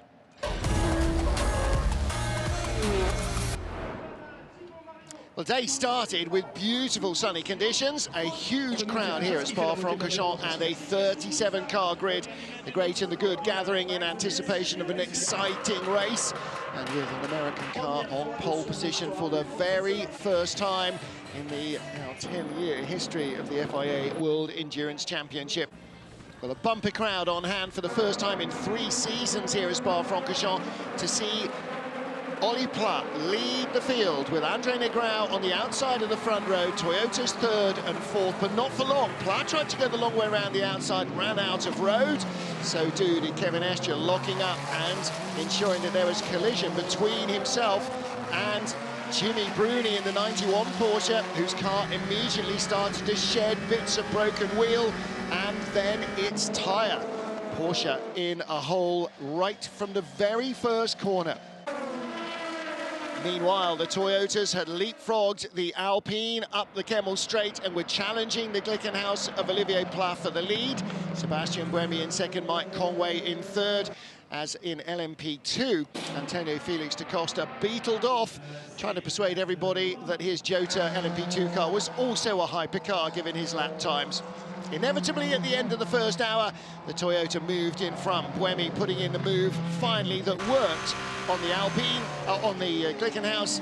And at the end of the lap, Mike Conway went outside, inside at the bus stop. I think he caught Olivier Pla completely unawares there. Pla thought he got it covered off. Great battle for 2nd place in LMP2. Lorenzo Colombo finally gaining the upper hand for Prema as Jota led. Toyota were looking at a 1-2 as Miro Konopka had a big lose in the ARC Bratislava LMP2 car, bringing out the red flags. Then rain arrived. Jump out of the car. Sebastian Buemi at the restart, finding the car dying with a hybrid failure in the damp conditions. He wasn't the only one in trouble. And after a slew of pit stops and tyre changes on the grid, more rain arrived. And with a track awash, the race director was left with no other option but to red flag it once more. Getting going again in very wet conditions, with LMP2 leading the way.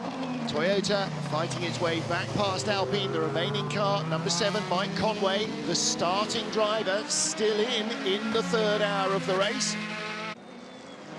And more cars finding trouble maintaining the grip. Francesco Castellacci spinning away the GTE AM lead towards the end of the 3rd hour, and we are under full course yellow as the ultimate car has gone on. So full course yellow, 3 hours into the TotalEnergies 6 hours of Spa-Francorchamps. Toyota lead from LMP2 leader United 23. Alex Lynn on an absolute burn ahead of WRT. Glickenhaus and Alpine 2nd and 3rd in the hypercar category. United Autosports 1st and 3rd in LMP2 with WRT between them. Prema back down to 4th place. Vector back up to 5th. They did lead, then a pit stop, dropped them back down to 14th place in LMP2. They're now back up to 7th place in LMP2. So it's a real yo-yo getting in and out of the pits. AF Corsa with a lap lead in GTE Pro, and Team Project One in charge at the moment in GTE AM. But driver change, the first such. Finally. Mike Conway must have been absolutely busting by that. Earned his money today, isn't he? For 3 hours and more. Yeah, well, there was a red flag, so he could have gone for a little leak. But yeah, he has plenty of seat time, even if not all of it was motion. Trying to go through to the lead. Motion. Yeah, Robin Freins cycles back to the lead with WRT. Are they going to win this outright? I wouldn't put money against it. Yeah, Alex Lynn is in from what was 3rd overall. Well, at the moment, they just have to be quick enough and fault-free. Ferrari were praying for rain before this because they said, we've got a demon wet weather setup. It hasn't really played out into their hands in GTE Pro, but definitely LMP2, this could be one of those races. It just could be. Yeah, absolutely. You know, you think of Daytonas where the GT2 cars won outright instead of GT1 because it was so cold and so wet and so slow. We might have that. Full course yellow remains out at Spa-Francorchamps. 3 hours and 6 minutes in the books, 2 hours and 54 to go. Down in the pit lane, well, in a garage somewhere, probably hunting a cup of tea, it was Louise Beckett. In the booth, Graham Goodwin, Martin Haven, and Anthony Davidson. Anthony, you're the man who's got experience of conditions like these, and it's not actually anything that really anybody wishes for, is it? No matter how good your wet setup is, it's such a lottery when the rain arrives. I mean, it depends on your circumstances, Martin. If you're in a car that didn't have the speed, say like the Ferrari in the GT Pro class, you know, you're praying for a bit of rain, anything basically to stop the inevitable happening. And it's come their way. You know, you just said it didn't go their way. They had the car to do it, but it hasn't got their way. They're a lap in front of everyone in that category. I know it's happened through chance in a way, and maybe not through pure merit on the speed of the car, but I think they have been there more so in the rain than they were in the dry. It just depends on your circumstances. Look, if you were Toyota and you had the speed in the dry, you don't really necessarily want the rain to come, and anything can happen. I mean, you see the streams of the plumes of rain coming off of the cars, even at these slow speeds. It turns more into a bit of a game of survival. The other thing to say, by the way, if we get back to green flag running with the conditions still as poor as they are, I think the chances are very high that we're going to get another LMP2 car in amongst the hypercars. Alex Lynn, under the full course yellow, is only 3.7 seconds behind the 36 car, and we saw the pace that Alex had. He was flying, wasn't he? He really was. Him and Robin Freins were basically the class of the field, really. Seconds quicker than anybody else. We're finding grip. 3 or 4 seconds quicker than any of the hypercars. Second pit stop of the race for the Corvette, so Nick Tandy gets out. But the first driver change, as we saw at Toyota, finally, Tandy gets out of that car. And Tommy Milner, never raced at Spa before. All practice sessions were in the dry. Welcome to Spa. He has done precisely 0 inches in wet weather on this track. Full course yellow will be leaving us in about 20 seconds. We're going to go back to green flag racing. 20 seconds to remove full course yellow. Told you. Yeah, so for Tommy Milner, this is going to be an eye-opening adventure. 7, 6, 5, 4, 3, 2, 1. Full course yellow removed. Full course yellow removed. Thank Matteo you. Cairoli, 46, the GTE AM leader, all over the back of the 91 Porsche. When they're twitching around, like we mentioned before, you know, the rain has fallen. This is the for tyres position. are cold. It is for position, not in class, but it is for aquaplaning. position overall. Jimmy Bruni is 22nd. Got him. He's got Matteo him. Cairoli tucks him up like a kipper. 22nd place. Changes hands. So Matteo Cairoli with all the grip. Jimmy Bruni, what on earth is going on with the 91 Porsche? Yeah, he's struggling a little bit. Cairoli has A been little bit. It's like epic I'm this driving year. it. Oh, Into Europol. That had already been in the wall. It had already been in the wall before that impact. And this is just after Redion, no? Is he coming up the hill? It's Esteban Gutierrez that has already damaged the left-hand side, the right-hand side of the car. Oh, no, just aquaplaned up. No, so it's the exit of turn 9, like There's I've seen so many the first, do. and this is when he goes in the second. This is where we saw it from. Yeah, well, that's just the aftermath, That's done. wasn't it? That's the end of He's got broken left rear suspension because the right rear wheel is not broken turning. right rear suspension or drive shaft because the right wheel's not turning at all. He's got one-wheel drive, and there's a long hill to climb to get back to the pits. That, I'm afraid, is the end of what is going to go down in the history books as a fairly messy weekend. This is very sketchy, though. Very sketchy condition. Like I said, it turns into a game of survival, and you're just basically, when you're behind the wheel, you're just waiting for the first person to do exactly what Esteban Gutierrez has just done in preparation for the inevitable return of the safety car. I don't think we can be that far away. I think Eduardo Freitas has got his hand hovering over the button. I never like to second guess him, but you know, you see a car in capable hands going off like that, and you go, completely agree. Okay. And there'll be a lot of chatter on Discord as well, going back to him, going, my guys say it's undrivable. But by the way, before that safety car came, both United Autosports cars have gone by the 36 Alpine. They now run 4th and 5th overall. Yeah. Ferdinand Habsburg there.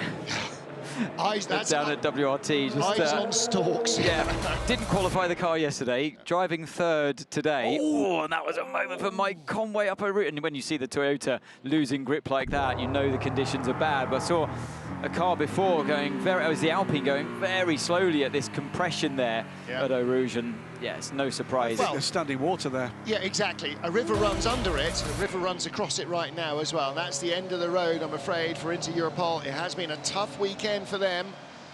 It's a little bit he can't get out of that car. No. He's right up against the barrier on the driver's side, isn't he? Yeah, and then of course there's the sort of impact barrier. Yeah, it does sort of open. It's not It's quite very thin, Esteban. I'm sure we'll give it a try, but you can get out the passenger side. Or You looked at me as if I didn't qualify in the same sentence there. How very rude. No, I didn't. Look at the side window, completely missed it up already, just in a few seconds. We talked about that, you know, visibility. Sorry, it wasn't Mike Conway, it was Kamui Kobayashi, of course, at the moment. Fresh into the car. We can hear from Mike now.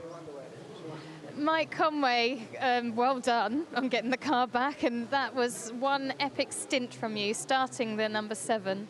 Yeah, long stint, lots of conditions, as always, here at Spa.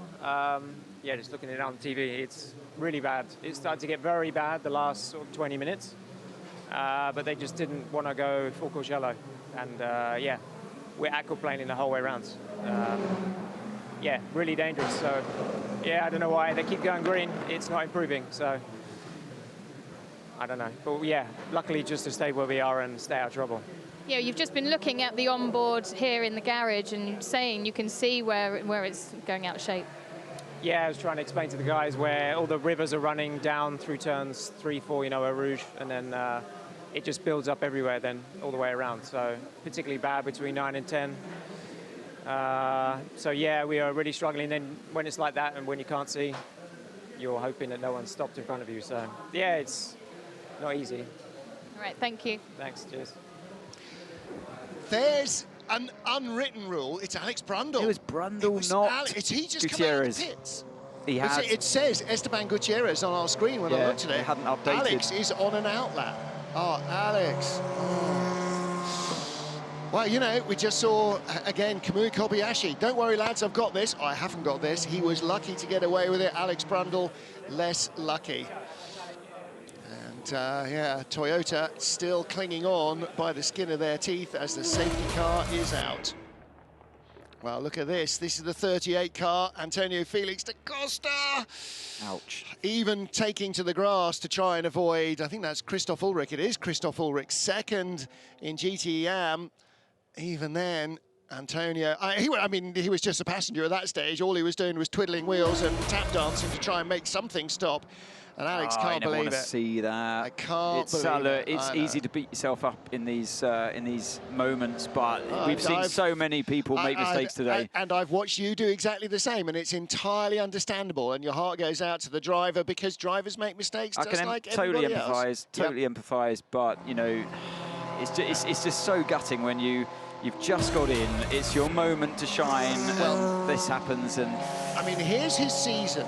So he gets the deal with Inter Europol, then he's got a new teammate in Esteban Gutierrez, who he's never met before. Yep. Then he can't drive in Sebring because he tests positive for COVID. Of course. And then he's done a lap in these conditions, and the car's just got away from him.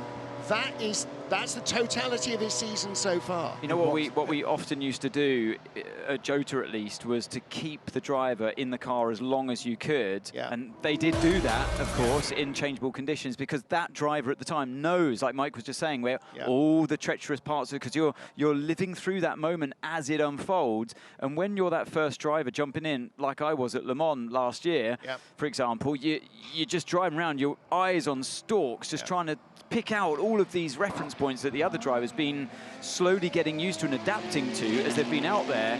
It's definitely the safest thing to keep the driver behind the wheel during changeable conditions. Otherwise, moments like that happen. And the safety car came just too late to save them. And you know, well, you just saw the running water in what was a curb area. Streams. There are going to be places where there is standing water, and sadly for Alex, he clearly hadn't had time to adapt to those conditions. Exactly. I agree with Mike Conway, actually. I thought it was quite a brave move to let the cars go racing there, knowing how cold the tyres would have been and how much standing water there was. And when we saw Jimmy Bruni taking it so gingerly around, and we were saying, what's going on? Well, going red. That's why.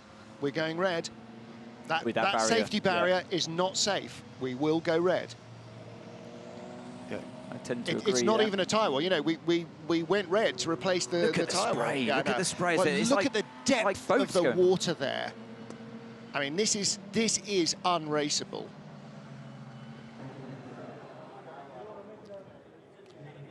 There is, I was about to say earlier, actually, before Alex had his moment, there is an unwritten rule in motorcycle racing.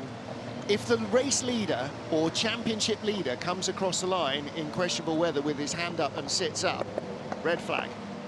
That's the message to race control.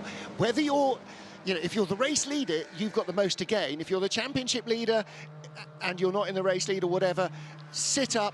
That's the sign. This is no longer raceable. And I've seen it happen a lot of times, and there's no sort of direct corollary in racing, but you know that a lot of these teams are going, mate, we can't drive in this, it's undrivable. Look at that. Yeah, there's another river before turn 14, and looking at the safety car, they're all across here. There's every few meters. They race director relies on the feedback from the safety car. It's a road car, a very good road car, but it's a road car, and they're designed to work in, fairly well in all kinds of conditions, be it snow, rain, sun. Hot day, cold day, the brakes have to work, the tyres have to work. A racing car like the one we're seeing craned away right now is so bespoke, so specific in its narrow window of operation, it can't cover all the bases of a road car like that Porsche safety car.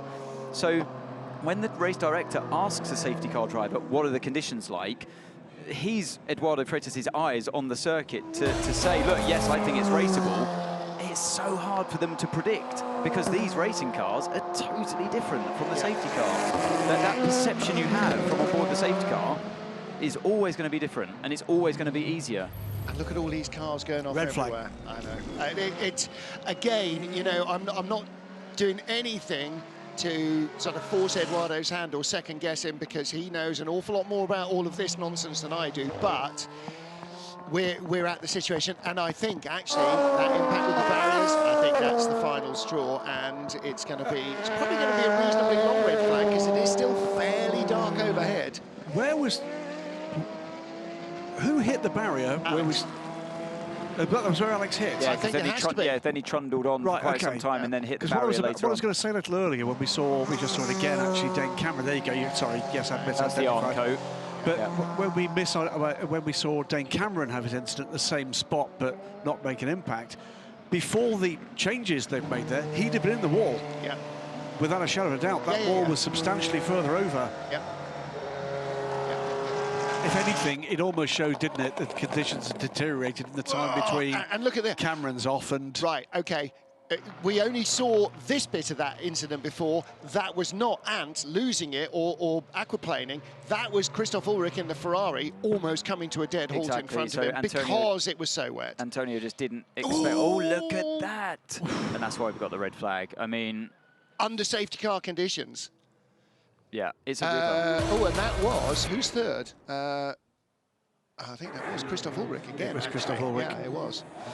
Marcus Sorensen. So again,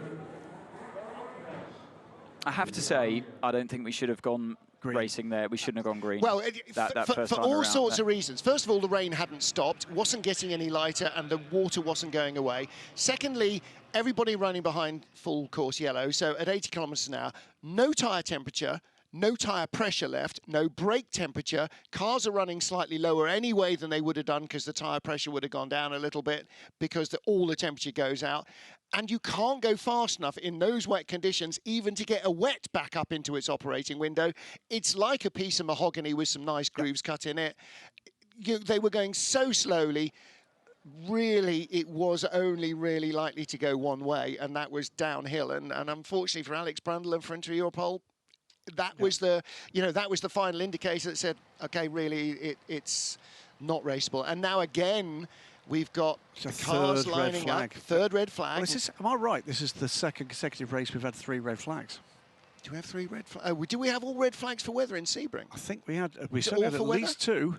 And I think we stopped with the third red flag. Except we did. The final red flag was. But again, look at this place. Look, there's bits of blue sky all over the place. It looks like the Simpsons over there. It looks like Hades behind us. It could clear. Okay, so there's 2 issues at the moment for clarity here. One is that we've got standing water at several parts of the circuit. It's unraceable and borderline undrivable, as we've seen. Yep. The second thing is it does look as if up at the exit of Jackie X corner there is barrier repair required after Alex Brundle's 34 into Europol. Orica clattered that one. Alex out of the race and joins, unfortunately, a growing list of cars that appear to be out of this race. We already lost the 44 car ARC Bratislava with Mirek and Opka. That car, after an impact with the barrier that left plenty of Orica parts spread over the circuit. And then the dramas that befell Seb Buemi in the number 8 Toyota. That car suffering some kind of electrical systems failure that required specialist recovery to a place of safety, and a good hard sit down and think about what he was going to say by Seb Buemi. Yeah, and plenty of time to get back and to calm Seb. And actually, how you say that, man, that suffered some kind of electrical failure. That's how that came out.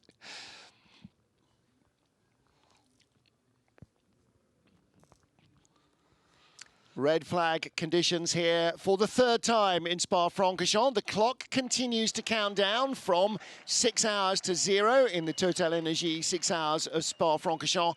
And the fans have now got their coats on as well, because the temperature is definitely dropping outside. It was a nice warm day this morning, a very warm day this morning. It was proper factor 50 weather, actually. It was bright and sunny. It was beautiful. Certainly for Ant, who's got, just a little bit of the old fair skin complex going. But it's definitely wrap up warm now, and yeah, we're expecting a few showers during the race. What we've actually got is a lot of rain, a lot of times. I didn't know it was a track run session as well. He's clearly keen, desperate to get to another room. And this is really, in my mind, probably the deciding factor, is that those barriers are being pushed back and the post has been moved a little bit maybe as well. And if the barriers can't move, they're no longer safety barriers. The only safety involved is if they move away as the car hits them and take some of the energy away, dissipate some of the energy. And we've had 4 cars off close to that point, one of which hit the barrier. So one of which was off when the inspection was going on as well. So, yeah, and again, you can't say to Christoph Ulrich that he was going too fast for the conditions, because he was going at a very sedate speed. But even in a paddle, a stand-up paddle board, you'd have been going too far there. I think you'd have been in a bit of trouble. In fact, that's probably the only thing that we get round this circuit right now. You're right, yeah, absolutely. I don't really blame any of the drivers for going off there. I don't blame any of the drivers for the near misses that they had. I just don't think, I think even under the safety car conditions, it was tough to stay on track. Yep. This is Spa, by the way, at its very best. Hey, fans, welcome back. Whoosh. It is, isn't it? It's supposed to just spice up the racing, not ruin it. Yeah, not stop it dead in its tracks. And here comes the intervention with the big hammers. Yeah. So basically the circuit as it stands right now with that barrier, it's not as it's homologated. Correct. So the FIA cannot allow a race to happen on a circuit that they haven't approved it for safety. And this is being a grade one FIA safety condition circuit, and therefore it can host races like Formula 1, for example, much faster cars. and the World Endurance Championship. And as the circuit stands right now, we're not racing on it. Race will resume at 16:40. And in a month, they will have WEC, hello, and EWC. The 24 Hours of Spa motorcycle race will be here within a month. And that's all part of the track changes have been made to allow motorcycle racing. And it is to be hoped Superbikes and MotoGP to return to Spa-Francorchamps. Well, still under red flag conditions here at Spa. Mike Conway leading in Hypercar, but not on the road. That is Robin Friens, the LMP2 leader, who has control of the race. AF Corsa with Antonio Fuoco, a day and a half ahead of the rest of the GTE Pro field by some witchcraft or magic. And Team Project One's Matteo Cairoli leading the GTE AM field. We're getting ready for an interview. Corvette has somehow found a way of getting Nick Tandy out of the car. And there he is, Bedford's fastest mini hot rod racer. Nick Tandy, you're half under my umbrella, half not. But I mean, you're good. You've been in the car from the start. Well done, but how is it? I mean, at the moment, it's terrible. I've been here enough to know when you get... Once the hills kind of soak in the water, then you know, the next little bit of rain just goes, it comes off the hills and goes straight across the track, and you get these big rivers which you see cause all the problems. And you know, you might think it's not so much rain, and it's not really, but we've got these great big wide tyres, and okay, they're grooves, but they can only dissipate so much water. So it's part of an endurance race at Spa that we have this sort of thing. But yeah, it'd be nice to get back going. It looks like we're clearing up a bit. So are you telling the team welcome to Spa? Yeah, basically. I mean, they had it easy last year. I think we didn't have the mixed conditions. So they asked kind of what we need to be prepared for. Obviously, I've been here a few more times than they have before we came, and I said, just make sure you got all the tyres ready in the ovens at all point. When the sun's shining, make sure you got the full wets ready in the ovens, because it can happen at any point. And yeah, it's gone against all the forecasts, so we got caught out by the red so badly. It's like we were coming into pit, the pits closed when we were at the last chicane, and we couldn't pit, and then we had to stop because we couldn't do another lap even on the safety car. So it was either stop under red for emergency service or stop out on track because they're out of fuel. But then we lose a whole lap plus all the track position.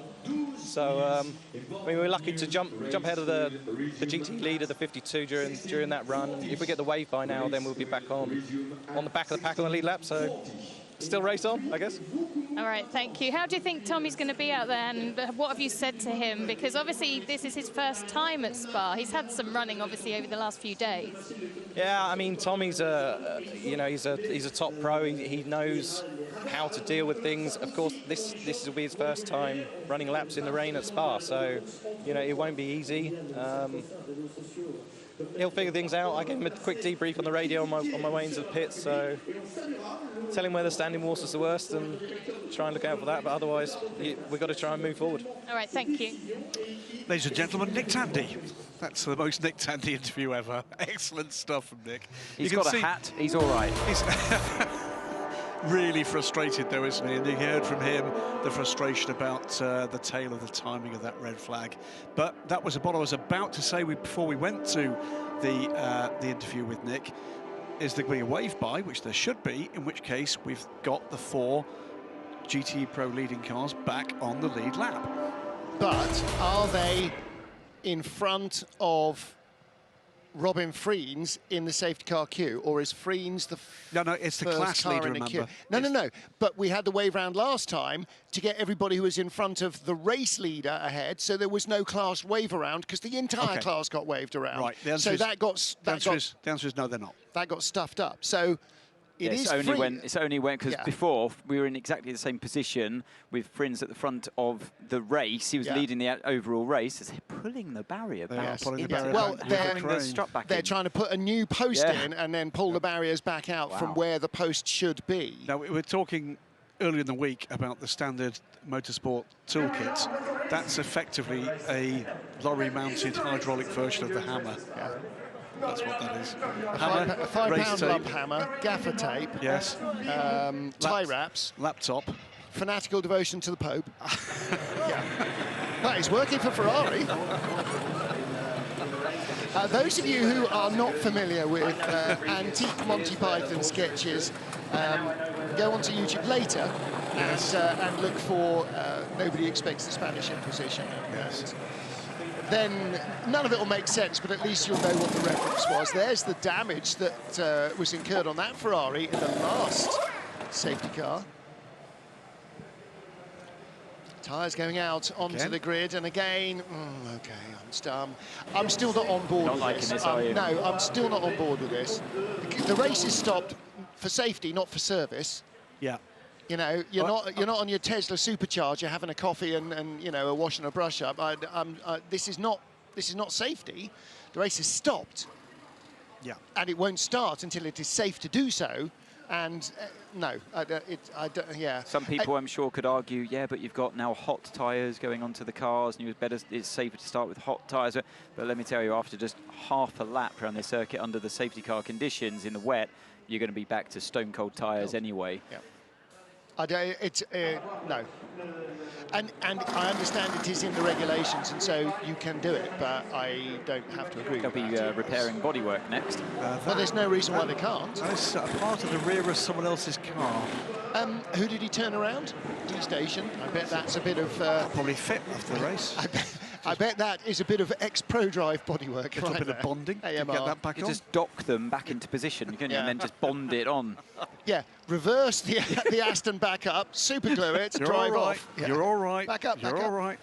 That, by the way, is why Eau Rouge is called Eau Rouge, because there it is a sort of natural iron ore deposit, bauxite deposit in the valleys, and the river runs red because when you put water and iron ore together, or water and iron together, as all classic car owners know, you get brown stuff. Yep. Or a dead badger. That makes it more red as well. Well, that's a different red. In fact, when you walk through the tunnel under Eau Rouge, the water seeping in is rust. Yeah, it is. It is rust. Rusty water. Let's get down to the Alpine team. They've had a bit of an up and down race as well. I wonder if Andre Negrão can shed a little light. Andre Negrão, obviously before at Sebring, the stopping and starting actually helped you guys, but I mean, it's all over the place now here in Spa, isn't it? Yeah, the start was quite difficult for me. I don't have any power in the beginning. Then, step by step, I get used to the car. Now it's undrivable. I did have to stay on the track as much as I can, but with the aquaplane and everything, it's going to be dangerous, you know. And I almost crashed 5 times in my 3 hours inside the car. Now should be getting better, and we can continue the race. But for us, the rain is helping us a little bit to catch the guys in front, but still 2 hours and a half, so it's a long race to do. Well, also, if we look at that timing page, it's just so mixed up, isn't it, between the Hypercars, the LMP2s? How do you even know where you're at right now? Yeah, actually, my team said, okay, we are P1 in the category, but we are P5. I say, P5, yeah, who's in front? And they say, there's an LMP2, okay, yeah. Well, for our car, it's really difficult because the traction control that we have is not so good in this condition, especially. So yeah, we have to be calm in this moment and just finish the race. Okay, thank you. You're welcome. You know, and we are now in survive and take points. They are the points leaders, so you know they won in Sebring. But here, it doesn't help them with their fuel tank size, but what it does mean is it reduces the overall performance of everybody, which just brings them perhaps a little closer to the game with Toyota. But as you can see, the number Toyota is second, 708 the Glickenhaus is third, beg your pardon, first and second in Hypercar, and third in Hypercar is the 36 Alpine. So they'll get points for a top 3 finish if they keep it on the road, and who knows what the others might happen. What we could be looking forward to here is a pretty historic result in a World Championship event. Best result overall in a WC events in the previous 73 races for LMP2 was second overall at Le Mans. And the last time in ACO rules racing an LMP2 car won overall. It has happened in the US. 5 minutes. We are under 5 minutes to resume the race behind the safety car. We have 5 minutes to resume the race behind the safety car. The voice of competition director, assistant race director, Lisa Iruar. So Eduardo has clearly, as most of the drivers probably have, popped out for a comfort break while things are red. Not tea, coffee. But, right, let's catch up with 91 Porsche driver Richard Lietz. They have had a fairly up and down race as well, and he's not actually been in the car yet. Jimmy Bruni, the starting driver, is still in. Richard Lietz, we've got 5 minutes before the race is restarted again, and you've not even been in the car yet. Yeah, you know, Jimmy, he started from P1 and he wanted to give him back the car on P1, so he still needs to drive a bit. Yeah, I mean, that was an awful start for you guys. We spoke about it right at the beginning of the race, but, I mean, so much has happened since then as well. Yeah, I mean, it's a typical Spa race, I would say. From the weather, we are really in mixed conditions, and obviously there is different categories, and some of them struggle really in the wet condition, and you saw quite some heavy rain in the middle of the race with a lot of aquaplaning, so at that time it was correct with a red flag, and I think now they had to repair the barrier, so a bit of a crazy 6-hour race here in Spa, but we are still racing, and I hope that I'm allowed to drive soon. Yeah, I hope you are too. You are making some leeway up the field. Jimmy is. Yeah, as I said, he wanted to give him back the car for sure in P1. All right, thank you. Thank you. I love his sense of humour. A dry sense of humour from the, let's not forget, 2015 WC champion, Richard Lietz. He's been very lazy, isn't he? He's just making Jimmy do all the heavy lifting. He's perfectly I'll happy. just get in for the final 20 minutes and take the He'd glory. listen to us. They've had a great view from up there. Blue sky. Well, they've been above the clouds. They've been in sunshine all day long. They have no idea that it's raining on ground level. What do you mean it's raining? Fabulous thing, it must be interesting, actually, to be up in amongst the rain. Normally when you do, you're on a commercial aircraft. What they're seeing now. Yeah. There you go. That's an idea of the elevation. And to give you an idea of the elevation here, that's taken from the highest part of this circuit. That's where that's from. To give you an idea of the elevation, it broke Ant Davidson.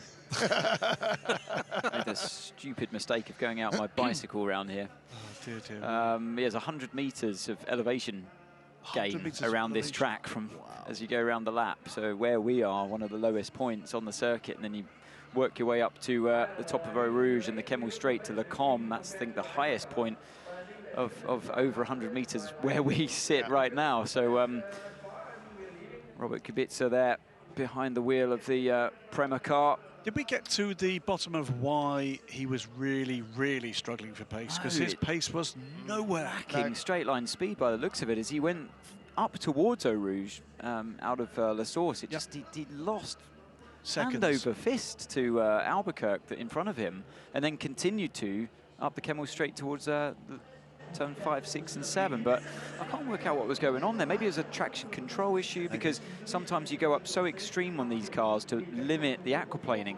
It actually is quite detrimental to just the straight line performance. But I don't know. There's definitely 1 minute under not 1 driver minute related, I think, and how to resume the race behind the safety car. Engines may be started. Engines may be started. Please clear the grid immediately. Please clear the grid immediately.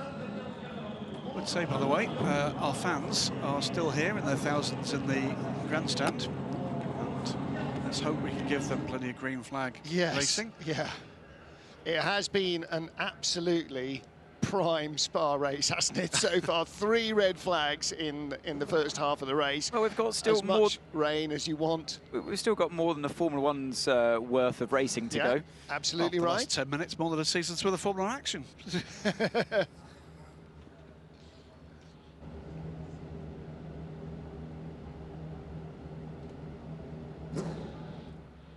Cars ready to roll off behind the safety car as we get ready to go back to, well, not quite yet green flag, but we'll start moving, and then we will begin the wave arounds behind the safety car. So our 3rd red flag again after an incident in very wet conditions. Robin Freins leading. Last time a non-factory team won here in an endurance race at Spa-Francorchamps was in not a 6-hour race, but in the 1,000 kilometres of the Le Mans series. Back in 2006, Manu Collard and Jules Bouillon won for Pescarolo in their C60 Judd. Pescarolo was a small manufacturer, it wasn't a Audi, Toyota, Porsche or all the others. Will WRT be able to produce that? WRT, who almost literally live within a stone's throw, the workshop's within a stone's throw of this track. I mean, they are as Belgian as Freaks mayonnaise and 176 different types of beer. So, you know, that would be if they get an overall victory, as Graham alluded to earlier, it nearly happened at Le Mans, and the only remaining LMP1 car, the Porsche, just managed to claw it back on Sunday lunchtime. But I don't think there's going to be that kind of window of opportunity. But who knows, in 2 hours, this might be bone drying as quick as it was in qualifying. Well, the key here is going to be, can the Toyota exploit the pace advantage it's got, certainly in dry conditions here. There's 2 hours for this race to dry out, but at the moment, the pace difference in the changeable conditions, or the worst conditions, between Freins and Kamui Kobayashi was 3, 4, 5 seconds. Yeah. In the wet conditions, what this year is the threshold at which you can deploy in the wet? Oh, I'd have to double check. In the dry, it's 190 kilometres an hour. Got a wave around here, look. Yeah, here comes the wave around. Is it 130 in the rain? We will ask that question. We've asked it on air, but they'll be answered instantly by our helpers on our WhatsApp group, I'm sure. I won't have to ask twice again at all for anything. Yeah. So in these kind of conditions now, I think seeing these cars here at the back in the Parc Fermé there, I mean, wrecked racing cars. You've got to start listening to the drivers behind the wheel a little bit more. If you're in race control now, just assess the conditions. They're the ones that are going to get the best feel for the track. And obviously speak to the safety car driver by all means, but I think you've got to speak to multiple classes, multiple drivers to assess the conditions properly before we go green again. I think it's the safest way to do it. Well, let's have a little listen to Iron Dame's Christina Nielsen, who is with Louise Beckett. Christina Nielsen is another one of our starter drivers that's finally out of the 85 Iron Lynx. You've had it all, haven't you, today? Yeah, absolutely. I mean, we started with dry. We had semi-wet conditions and then went into full wet. It's been a bit of a roller coaster here the first couple of hours. Not how we intended to start. I mean, we had a good qualifying yesterday, best Ferrari, P4 on the grid. Not a perfect qualifying, but definitely hope for, maximizing and perhaps turning into a podium. But yeah, with the hit to begin with and, all the chaos afterwards, it just put us on the back end. And yeah, we were just struggling to try and salvage some decent positions and points in the end here. And I should say, welcome to WEC, welcome to Spa, because, I mean, you were a last-minute call-in, really. Yeah, absolutely. I got the call on Thursday. I haven't been around since 2018. Where I've done Le Mans the last time. So yeah, it's been a minute. It's been such a pleasure. I mean, Iron Dames and Iron Lynx have done a fantastic job. It's been amazing to be a part of. The crew is really well put together. They welcome me with open arms, and both Dora and Ryle has been great teammates. And you did have those incidents at the beginning. You were in the gravel. I mean, that is the issue with so much gravel now at Spa. I mean, I think it's good. I mean, we just talked about it in the scene before it started, like maybe people are going to be a bit more cautious. But I mean, when you're rear-ended and you get taken out by a car who hits you from behind, then what can you really do? Like, I just got spun around, and unfortunately, I was trying to like kind of back out to get away from the other cars that were coming towards me. And yeah, I mean, bad luck on bad luck. Okay, thank you. Good to see you. Thank you so much. Yeah, finally out of the car, possibly one of her longest driving stints. And yeah, that wasn't a double-double either. That was just, I don't know, a stint and a bit. So we are heading round behind the safety car, wave round of lapped cars from each of our, well, there were no lapped cars in the prototype classes, but in our GT classes have happened. Let's have a little word from, we're trying to get the height of the commentary team back up to something approaching sensible, to a man who raced here last year in very different conditions for Corvette racing. Ole Gav, fairly pleased to be watching from the outside today. Nice to be here, yes. I was just talking to Ans actually about being up here in the booth and looking out and not being out there in the rain. Yeah, it was last year, it was a lot drier, a little bit nicer to drive around here. Today it's been tricky, treacherous. And well, there's rain really and then there's rain and then there's Spa-Francorchamps rain. Yeah, I mean, you just looked. I mean, I looked out after about an hour before the race, and it was lovely, beautiful, and then almost on cue, the clouds just rolling in. Let's hear from the number 22 United Autosports car, Felipe Albuquerque, currently third in LMP2. All the cars in front are 4 position apart from the number 45, which is behind the race leader, to 31 WRT. He's not, but the others are, including the Hypercars. Yeah, copy that. I assume that as well. Voice of Gary Robertshaw, who heads up the engineering at United Autosports. 45 is René Binder in the Algarve Pro car. He is a lap back, so I'm not quite sure why he didn't get waved around. But there you go.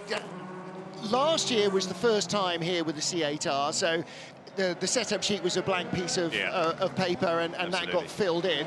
And then in the dry conditions, okay, great, somewhere to go. Tommy Milner, first lap in the car, having driven exactly 0 inches of Spa in the rain, was Spa in the rain. Yeah, absolute It's pro, though. quite a Absolute baptism. pro. You know, of all the people that could be throwing in there at these conditions, Tommy's your man. You mean he was the fall guy? Nick Tandy thought, it's Nick dry, pulled the plug, yeah. I'm starting. In seriousness, you know, we saw that actually with Alex Brundle just getting into the car and going off. We saw it Kamui Kobayashi just getting into the car and almost binning it on the outlap. Being in the car, staying in the car, doesn't make the weather any better, but it does give you a better handle of where it was really iffy last lap, which you know, Nick can have told Tommy a dozen times. Yeah, and that information there, but you still haven't got it in your head. No, and so much of driving around any racetrack is about the rhythm and the feel, and you understand lap after lap after lap, and when you're being thrown into it, and you're trying to sort of get your own feelings for exactly what's on track and where the rivers are and where how things feel. You know, can you touch that curve? Can I touch this curve? Can I do this? Where can I get on the throttle? How do you work with your own rhythm? And that's the really tricky thing. And this corner in particular we're looking at right now just seems to be treacherous, absolutely treacherous. Well, plus, you know, if this was mid-Ohio, you might have raced it in, you know, Star Mazda or whatever up the ladder. You might have raced it in mixed conditions. For Europeans, you might have come here in Formula Renault, or you might have come here in F3 or whatever, and have some idea of how it changes. But coming in and having never driven it in any conditions, then to try and figure out, you know, the guys come on the radio as it starts to dry out, potentially, as it looks like it might do, Fingers and say, crossed, yeah.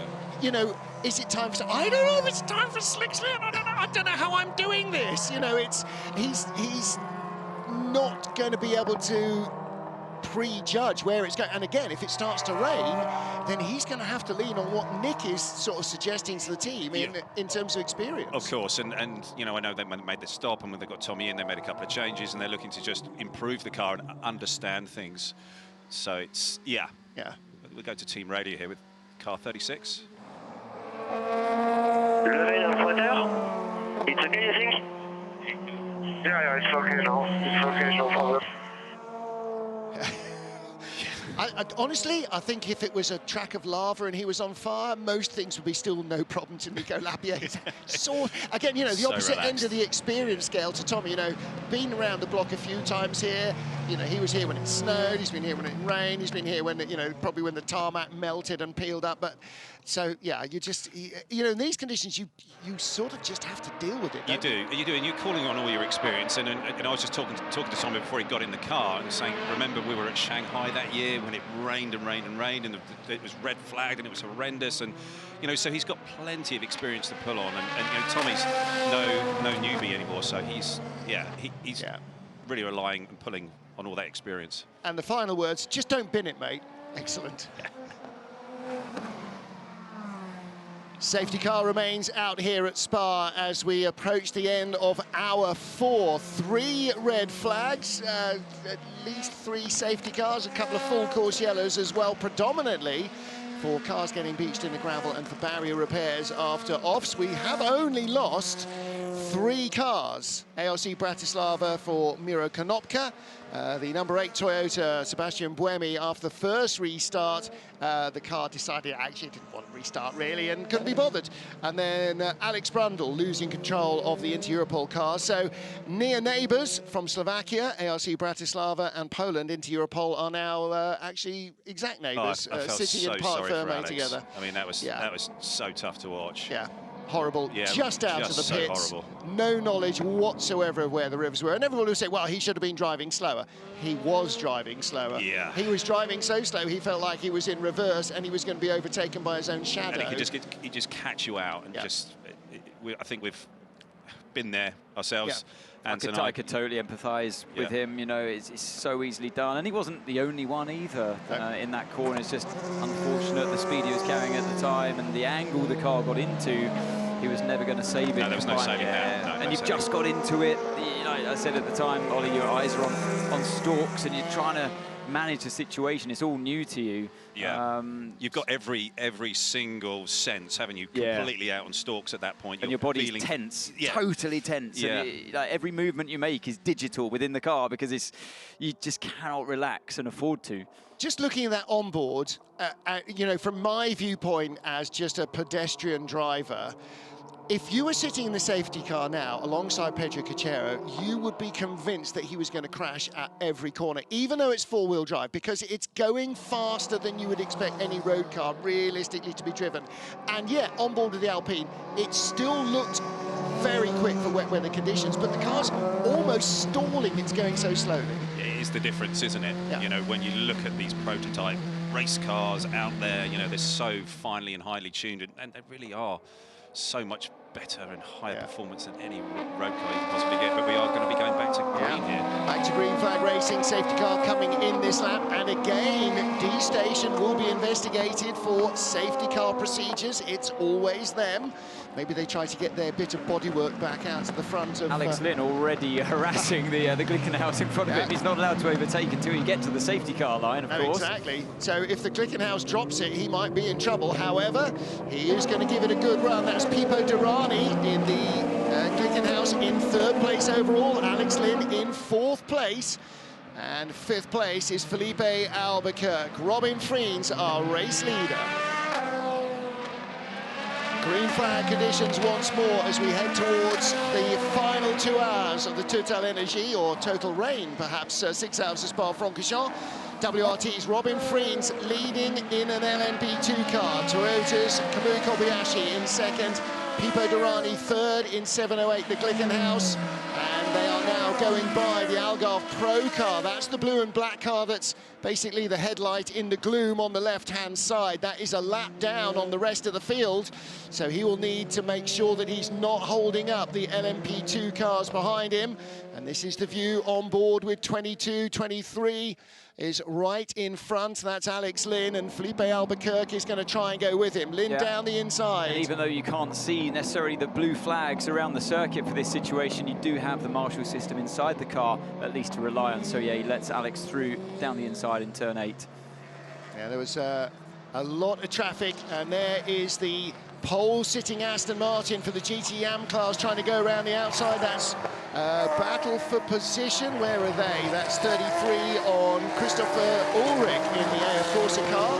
That is a battle for 5th place. He goes by Christoph Ulrich, who's in the TF Sport car. Enrique Chavez making his And I think there's a whole group of pro GTE cars here together. Run out of road. Yep.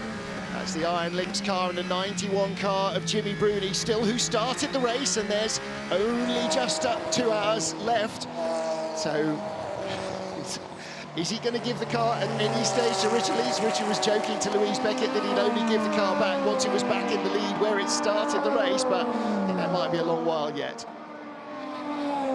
Alex Lynn still trying to keep the pressure on Pipo Derani in the Glickenhaus, but oh, and there was contact there, so he didn't see it. So he should be trying to allow that the car lapping him past Albuquerque, but instead making contact. I'd still give him benefit of the doubt. The visibility is so poor out there, he might not have seen him coming around the outside. Yeah, that was into Piff Paff, so he was having to turn in at some stage, and he thought, if you're not coming, I'm going. GR Racing. This is Ricardo Pera under pressure from the pro class Ferraris. This is the battle for second place. Yeah. Michael Christensen piling the pressure on. Yeah. Alessandro Pierguidi again. He's been in since the start. James Collado has done a lot of thumb twiddling. Pierguidi got by the GR Racing Porsche of Ricardo Pera. Look, it's pretty grim, boys. I mean, you know, I know you're professional racing drivers and everything, but off, who's in? Sebastian Ogier. Yes, it's still Ogier, yeah. Ogier has not done any dry running in this race. I saw the gravelly track is down to Rouge. He's damaged the front left as well of that Oreca. He's going to go off again, isn't he? Because he won't know that he's lost front end grip. Here are the two Jota cars going by him. So he's locked up and ran wide. Where's he got? Oh, it's already got the damage, but that must have been from the hit he took earlier on when he went off at turn 14. Right, so they've been able to change tyres on the grid, but clearly they haven't been able to change the nose. Oh, this is grim. Until it cool. Yeah, it's up there somewhere. You know it's coming. Yes, you do. But there's, you know, drivers talk about this mystical thing, you know, being in the groove, having that rhythm and the rhythm, but you do know at a certain stage, even if you can't see it, I'm really close to the breaking point now. You're picking up all those references, you know, so it might be the trees or it might be a bit of the barrier. Yeah. You are absolutely existing with really on peripheral vision at that point, using your side windows and also the feel of the road. Yeah. There might be certain bumps, and you might also just be somehow listening and trying to pick out the points just out in front. And there's also a degree to which, particularly on points like that, you're just getting right to the limiter. You know that you're running out of gear, that's where you're going to be on the brakes. So, yeah, I remember Jonathan Palmer telling me once in a Formula 3 race at Silverstone in the pouring rain, he went off at Club Corner because he didn't see the car in front of him go off, and he was second, and suddenly there was no one in front. He didn't see any brake lights, didn't see the corner, straight off. Oh, right. Came back on as leader. Had no idea where he was, ended up winning race, had no clue. Anyway. Car 1, by the way, has been told to come into the pits to repair. Yeah. I don't know if you'd already mentioned that. No, but Ogier will be on his way in anytime soon. There's been some big battles, haven't there? Look, real team have been up and down the top half dozen. Norman Nato pulling them back up again by their bootstraps. Right behind him, Nick Nielsen in the AF Corsa 83 car. So they have now cycled through to their third driver. They're the first team to do that. Certainly Francois Perrodo was in quite early, wasn't he? Alessio Rivera only did a stint. I know it might have been an hour and a half, but it was only a stint. Under red flag conditions, it's because of force majeure, you don't necessarily have to run all three drivers. And there we had that story, didn't we, from Ben Keating, was that he got out of the car in the second red flag, and then they realised he hadn't done quite enough drive time, so they pitted again to put him in, but then they were issued with the new minimum drive time, so he had done enough, so he didn't have to do a change, so it was unfortunately a bit of an unforced stop. Driver change in the number 1, but it's the nose change. There you are, I can see it's actually come loose, the fastening clip has broken. It's not so much that there was a bit of floor missing, it's that he was about to lose the entire thing and have a bit of a Pachito Lopez moment, and change through goes the AF Corsa car, and so that is Nick Nielsen moving ahead of Norman Nato for 6th in LMP2.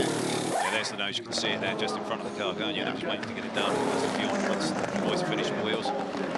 That's had a degree of running along the barriers, didn't it, on the far side of the gravel track? Was that up at Les Combes? I think it was previously. He sort of missed the marina and went straight on, didn't he? He first went off in at turn 14, went off and hit the barrier. That's right. Do you remember it kind of like checked the car, and we wondered at the time how he managed to keep going, and clearly that's what damaged the front left. But he's a rally driver, even if he's got no wheels, he still selects first gear, doesn't he? I'm upside down, I don't care, I'm going. Yeah. Calling for another gear. Yeah, exactly. Lilo Radu is behind the wheel now. They did the driver change, of course. They took that opportunity. Conditions continue to improve. I agree, Martin. I think it's going to start drying quick. Yeah. Yeah, shush. Yeah, if it doesn't keep raining, it should, in theory, start to dry up fairly rapidly, as this track often does. Northwest AMR have got their hot shoe in, David Pittard, lap record holder on the Nordschleife, is he now? I seem to think I read that the other day, was that? I didn't hear Graham's. Until the last race he was, yeah. Yeah, but still, he's always going to That's outstat a you. decent bit of pedalling, isn't it? Yeah, so obviously my resources were not quite as up to date. Ferrari 1-2. Here we They, go. you know, did say earlier on that they were praying for some rain, and it certainly seems to be helping them. 92 Porsche though back in the fray. Bit late on the brakes there. The Inception Porsche might be the fly in the ointment. Quite got the drive off the corner. And look how far the Inception car has jumped ahead of them just because it's not fighting anybody. What happens when you're battling and fighting and spending a lot of time looking in the mirrors? The Inception car is right there, and Christensen's really taking advantage. It's not quite on, is it? Alessandro Pierguidi giving nothing away in second place. Antonio Fuoco still leading for Ferrari. And what are the boys saying about the resurfaced parts? It's anybody? Slippery. Track limits? Slippery. More slippery. Yes, okay. in the rain, it's definitely more slippery than new surface. Because one place we've seen a lot of cars losing control is turn 9, Jackie Hicks corner, which has been substantially resurfaced. Yep. So, yeah, that makes it. And of course, Rivers run across it as well, so there's that too. So looking at that Pro GT class fight, it looks like, yeah, because of that wave round, as Nick Tandy was saying before, hoping for, that they would get that lap back on the 52 Ferrari. So it looks like all the ones that got the wave around have actually managed to reclaim that lap. They're obviously far behind, but at least if there's now another safety car. Actually, the Corvette's a minute behind the lead. Yeah, big, but he's on the same lap at least now. Yeah. Which is what Tandy was hoping for. He's not even no, that far behind. He's not that far behind. No, he's 20 seconds, 21 seconds behind. So it's actually, reset the race nicely for him. It really has, yes, because the whole race seemed to be turned on its head in GT Pro. We didn't see how on earth anybody would get that back. And in the last restart from Red, because they waved the whole field round, they couldn't then do another wave round for the rest of the field, so that the unlapping didn't happen, but this time it has, and there well, that move's never going to work there. No, it wasn't, that was late. TF Sport Aston going pretty much as quickly as the Pro cars right behind. So Antonio Fuoco out front. Move for the race lead. Yes, it is. The Toyota slips past the WRT of Robin Frins into Lecombe. Kamui Kobayashi behind the wheel now in car 7. He still looks like he's really tippy-toeing, doesn't he? Absolutely. It does look like it's really underneath him, and he's... Yeah, it's and the Glickenhaus has made some good headway as well, as he continues to catch the WRT of Robin Frins. And I think, just check the lap times there, 2:19. 2:19 last and Toyota did a 2:18.7. But yeah, the WRT was 2:20, so they're clearly, the drier the circuit starts to become now, the Hypercar's coming into its own again. Van Van Vos beat de Gregs. Is that allowed for a Belgian? Surely that can't. He's got all the connections here. Vincent Vos has all the connections. Look at it misting up inside the Toyota though. That's not good. Or is that outside the Toyota? That's probably on the screen, isn't it? Bit of grime. You use the wiper as little as humanly possible because all it does is make things It can worse. also be the tear-offs off the windshield. They all start to bunch up, and that can, all the water and the grime can get underneath it. Yeah. So Kamui Kobayashi back in the lead for the first time. I wonder how few laps a Hypercar class car has led of this race. Let's get the old stat man on that. Yeah, LMP2, WRT's Robin Frins has been, again, seems to have been in the car since the start of the race, but has been in the lead a lot. And now he's got the Glickenhaus Pipo, powered by Pipo Moteur. We knew that was going to come at some stage, and so we're using it now. Pipo Derani in third place for Glickenhaus, the pole position sitting car. Well, it was Sean Belair, wasn't it, behind the wheel of the 31 WRT that did the majority of the work. In those changing conditions. You'll see him back there fighting. I saw one of the Uniteds, I think it's fighting with the Alpine. Well, first of them will be Alex Lynn with Nico Lapierre behind him. I think that's who it was. I don't know if it's probably the Alpine starting to... switch. Yeah, there we go. Yeah. It's that's P2. the change for second overall, and I think the Alpine, it won't be long before he is third overall either. The deployment threshold, by the way, for hybrid drive is the same in the wet as in the dry, so 190 kilometres an hour. Here we go, here is the Alpine. So they don't get to fire it out of the hairpin with a hybrid drive. Look at this is grim as you like. As they came over Rédillon, he could see another set of lights in front, which is why he didn't go left, trying to sweep around the outside. He was waiting to see whose lights they were and when they came to him, I think, Nico Lapierre, because you may not get more than one chance if you take it in the wrong place. If you make a lunge and it goes wrong, that's probably going to be the end of your race in this weather. Yeah. Oh, look at that. The grip level there in the dry, all the drivers have been saying, is unbelievable compared to what it used to be. You can see there he was riding the curb and still gaining ground. Yeah, it's certainly looks a little bit nicer than last year.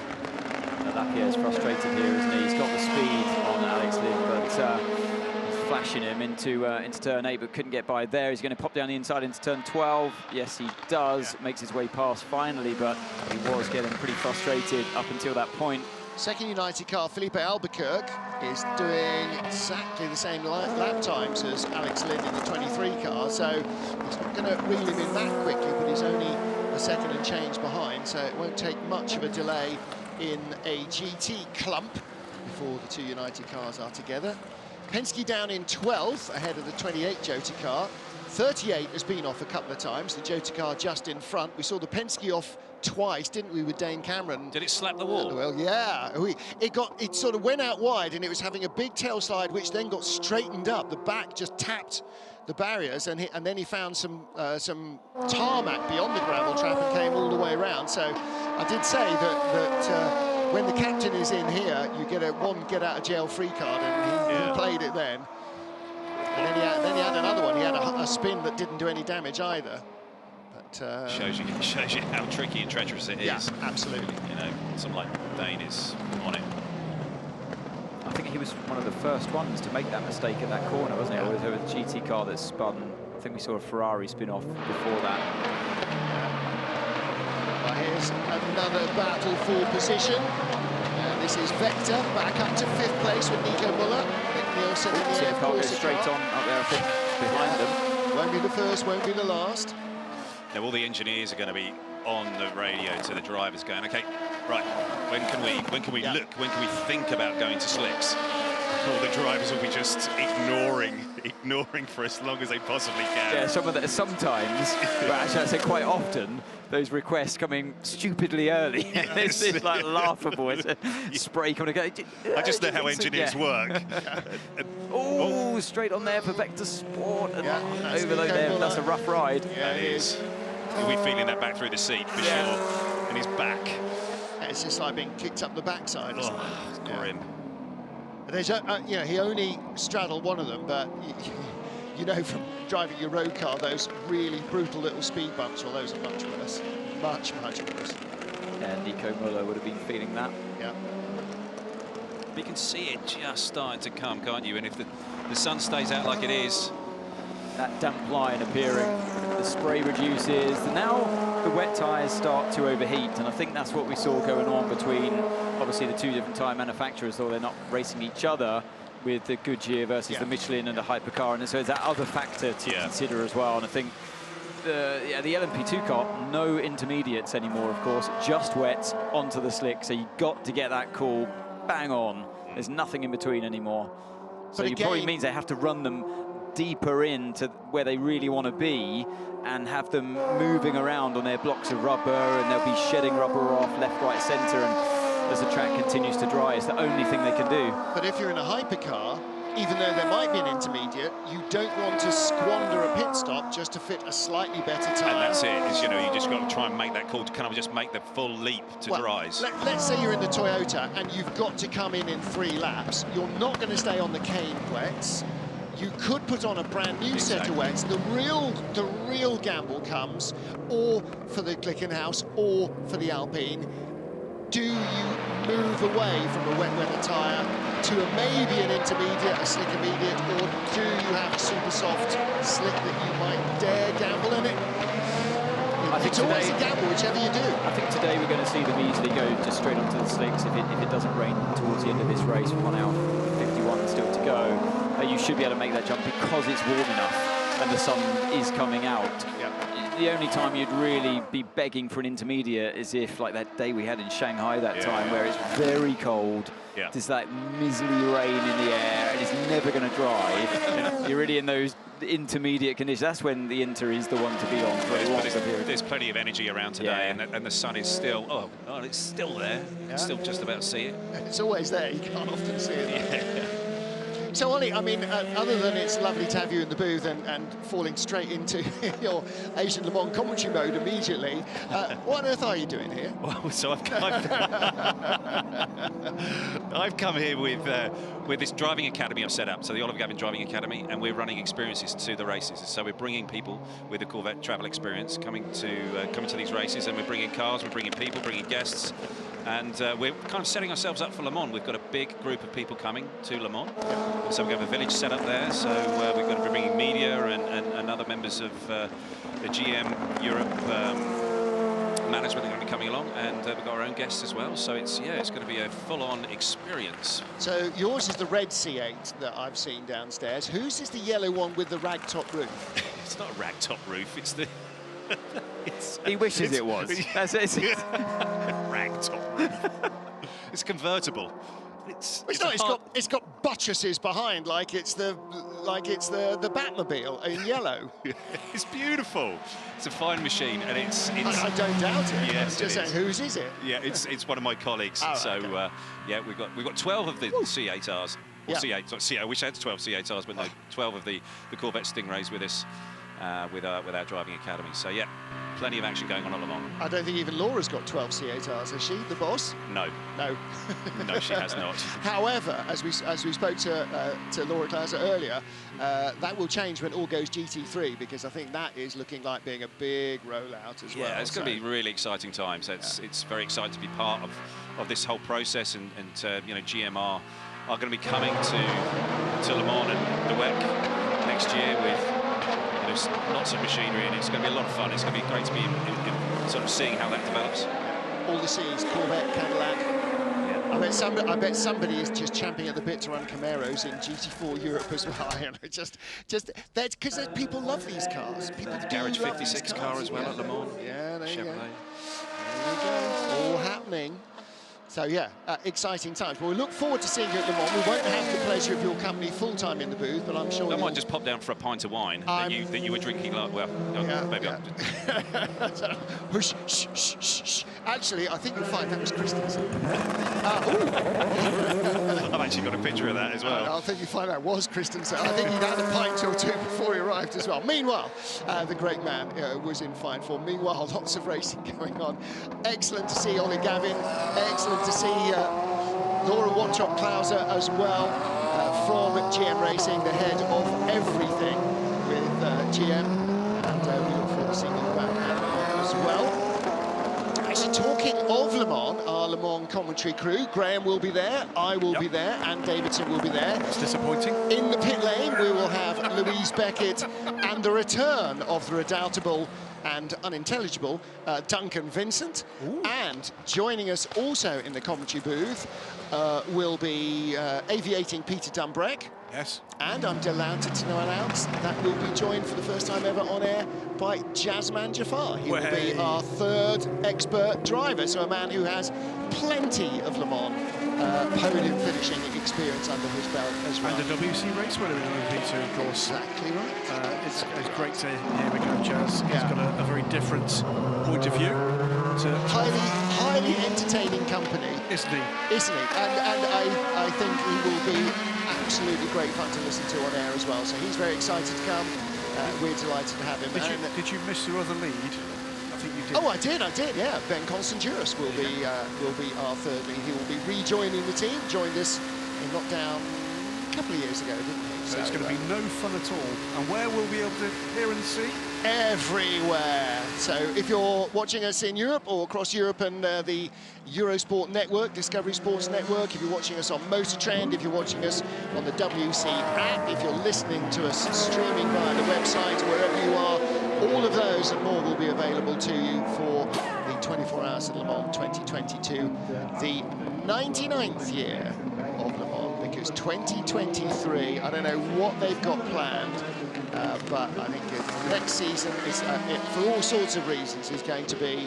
I know at least one thing they've got planned, and it's extraordinary. It's extraordinary. Many things. Right, there's a race going on. Here's the Alpine taking third place away from WRT. So our LMP2 leader, Robin Freins, still our LMP2 leader, but no longer on the overall podium, no longer the overall race leader or second, as the hypercars start to reassert themselves. And Anthony Davidson, it is drying up. Is this the stage now where you might, as a driver, it's not really yet, is it? That's Antonio. That's as close as you ever want to get. So yeah, so Antonio we saw before coming into the pits for just a regular pit stop, scheduled pit stop, but that was not part of the schedule. Going off at turn 14, I did see that come up on our screens actually. A yellow momentarily appeared and then it disappeared. So that explains that one. And just because we see 31 dropping back and the hypercars making headway, he's still the fastest car out there in LMP2. Is Robin Freins. So the remaining question on pace in Hypercar is, can Glickenhaus catch Toyota? Well, and I'm not sure how much the weather affects that. Just did receive double... Oh! Lots of sparks off the wheel gun. I thought that wheel nut might not be coming off, but it did. Yeah, they're usually such a slick operation down there at Corvette. It's rare. That's a rare sight to see that, but he's on his way.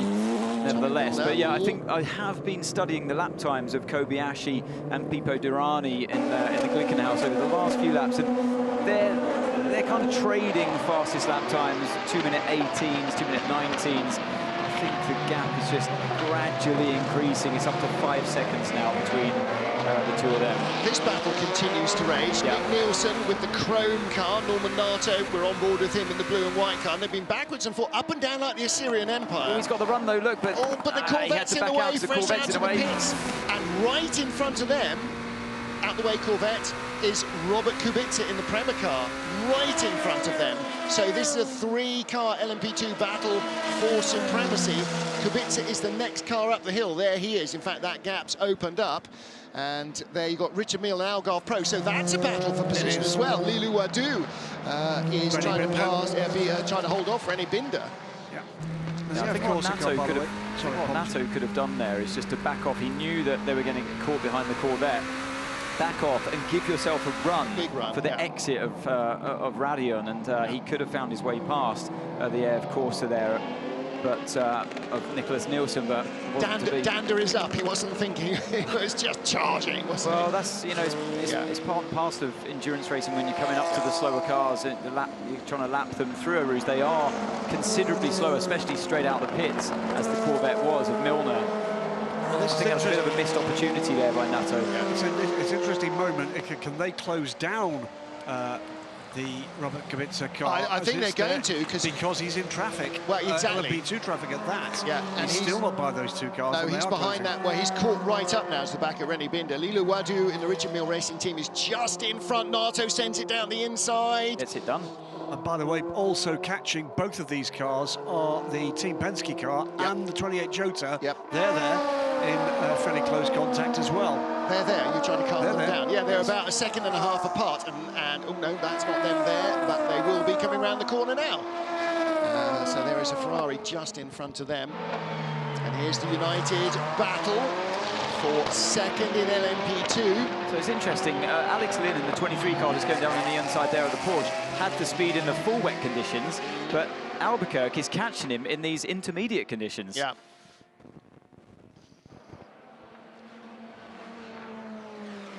United battle for second place. Felipe Albuquerque coming past the Porsche exactly as Ann Davidson suggested. Half a lap ago, Norman Nato should have done with a head of steam up behind Alex Lynn. In full wet conditions on fresh wets, Alex Lynn left Felipe Albuquerque. On tired tyres in less wet conditions. Alex hasn't driven this car like this before. Albuquerque's got endless miles in these cars. Yes, he was in America last week. Yes, he's back. But he's driven these cars in all sorts of conditions so many times. Is that part of the advantage? It's just the way, it's the driver style, how they can switch a tyre on in full wet, where you need the tyre temperature, and have just have a bit more confidence in the car moving all around over the rivers like we saw earlier on. But in these kind of conditions, you could have a car that's just working slightly better. It's working the tyres less and keeping the tyre temperature down, and maybe that's what Albuquerque's problem was before. The way the setup is on that car, you don't know. It's just, it's very, you know, it comes down to the smaller details, which can actually escalate in those kind of conditions and make quite a big chunk of lap time. Yeah, I mean, aided in no small part, of course, by the red flag conditions we've seen. There are no fewer than 16 cars on the overall lead lap still. Now that means a small issue for any of the cars in those 16 is going to have dramatic effect on a finishing position. Still here, very close to hand, right with Robert Kubica now, looking for the move up the inside, not available there, but... Well, one thing that stayed consistent throughout these kind of damp or wet conditions is that Robert Kubica is just going backwards. I don't know what the problem is with that car, but it just doesn't seem to have the pace, particularly in the straight line, it seems. Yeah. Which is coming up now on the run up towards Blanchimont. Well, let's see how Norman Nato gobbles him up the hill, because this is just, you know, foot to the balls. There's no driver input there. Stopped a bit early here, look. Good Robin Prince. WRT are in. And that's pretty hard for the fuel nozzle to get on sometimes if you stop way too early. Look out at the distance. They'll be talking about that. And look, that's how it should be done. The United of Alex Lynn, right on that yellow mark, absolutely, up to the board. On the numbers. It means nobody has to sort of shimmy around and readjust the position. You can be much faster, and as we well know, you know, these tenths of a second is what they're fighting for out on track. In comes WRT. Nine car stays out, by the way. Yeah, Kubica off the hook, I was just going to say, because this is the real team car coming in at WRT, and presumably, since both WRT cars stop at the same time, this was a scheduled stop. In two comes the AF Corsa car of Nick Nielsen, in two comes Team Penske's Dane Cameron, and out goes the Prema car, I beg your pardon, the WRT car of Robin Friens. So here's the first out. Well, that wasn't too wet. That was a Goodyear slick. Who has gone slicks? All, by the way, of that group, with the exception, did Alex Lynn stop there, I think? No, yes, he did. Yes, Albuquerque didn't. He now leads from Kubica. Yeah, so Albuquerque and Kubica now on the 20th lap in this stint. Everybody else stopped after 19, with the exception of Lynn, who stopped after 18. OK. But who changed tyres? Louise Beckett, what do you know? Don't know about those tyres. I know where I'm going to find out next, but what I will say are the dollies are out for the number 9 Prema. Oh, the dollies are out. Off. Total off in... Has he got damage? No, he was so desperate to get past the two GT cars. Look, here we are riding on board. Lunge, he sees a chance on the inside, but those two are fighting, and one, and the wheels on the grass. Car comes over. The wheels on the grass go round and round. Oof. They don't slow you down, do they? He felt like he had to carry the mission on down the inside, but twice. It's a close one. Oh, what have we got here? Jota around the outside of the Ferrari, and there's contact. Once again, not giving the space, and the other Jota was off as well. Both off. And here is Dane Cameron out of the pits, and here is the AF Corsa car of Nick Nielsen out of the pits. It's Oliver Rasmussen in the 28, it's Antonio Felix da Costa in the 38 for Penske. And they are right in a sleeves rolled up battle now, aren't they? Team Penske is Felipe Nasser, so his first lap. Oh, drift again. He's not driven this place in the rain this weekend. All of this in position. This is position 6th down to 9th in LMP2. So Will Stevens still hasn't driven the 38 Jota today. Nope. This weather, so memorably described, weather like this in Le Mans by Mario Andretti as slicker and snat. When the Andretti car crashed in the Porsche curves, and unfortunately their hopes of a family podium went west. 95. Felipe Albuquerque in, Robert Kubica in, so that will cycle Robin Friens again back to the lead in WRT's car, number 31. Just watching Rasmussen there in the car 28, fighting the Penske. This was the run up the hill towards Le Combe. with Da Costa slipping past the Penske. And you sense this kind of vulnerability when you see someone fresh out, like Felipe Nasser is in the Penske. You sense that vulnerability. You think, right, it's time to attack. I've been out on track. I know that you're new out on track, so you don't know where all the limits are, or you know, and where not to push. And you're kind of... You're the hunted at that point. And you know this team well, you know Jota well, and they will be on the radio going, the car in front is positioned, he's just on an outlet. You've got to give your driver that spice, that incentive. There's Nick Nielsen having a little look at Oliver Rasmussen, and we cut away to the Goodyear blimp. Yeah, the hunter had become the hunted there, and good run on him on the exit of La Source, but I don't think he can get the job done towards Eau Rouge. And there's probably as much grip on the inside, tight, as there is on the outside on the normal racing line as well. So does he get a run up the hill he's here? got a great run on the Penske there, and gets the job done round the outside. You could just see that level of confidence, the difference in confidence that he had, Rasmussen, against Nasser, who's obviously usually brilliant in these conditions, but he's just learning his way step by step as he continues to lap. I wouldn't know when the last time he drove this place in the rain was, but it hasn't been for the last few years, for sure.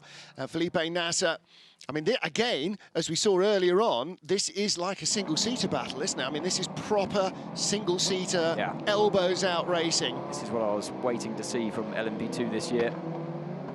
The most hotly contested category out there, in my opinion. There's no balance of performance. Everyone's pretty much got the same equipment. Yep, pretty much got the same talent as well. They're all Oricas now, aren't they? They are all Oricas, yeah.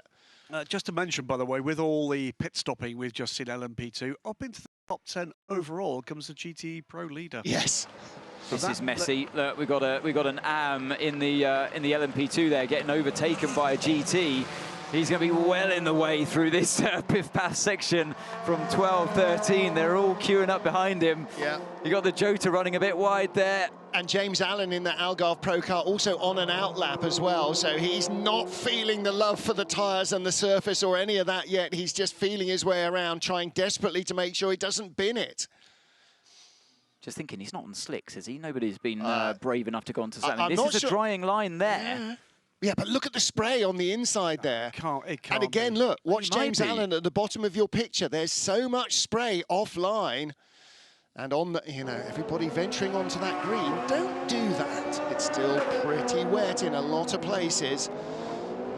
Well, you know, what are we doing? Look, straight on there, James Allen. Another 15 or 20 laps to the next fuel stop. Then I think, unless it starts to sprinkle again, it'll absolutely, you won't have any choice. They're hunting out the wet. Exactly. Yeah, the wet tyres are overheating, as I said earlier on the drier line. You're just going to have to wait it out until the wet kind of almost becomes slicks as the blocks of rubber wears down, and they've got to try to match the conditions there. Once again, you see the Jota just pull offline, just try and hunt to get a bit of wet, to cool the treads of the tyre down, but it's a losing battle, I feel, at this stage.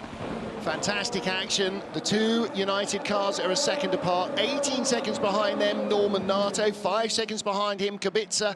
Then half a second behind him is Antonio Felix da Costa in the other Jota car that we're not looking at.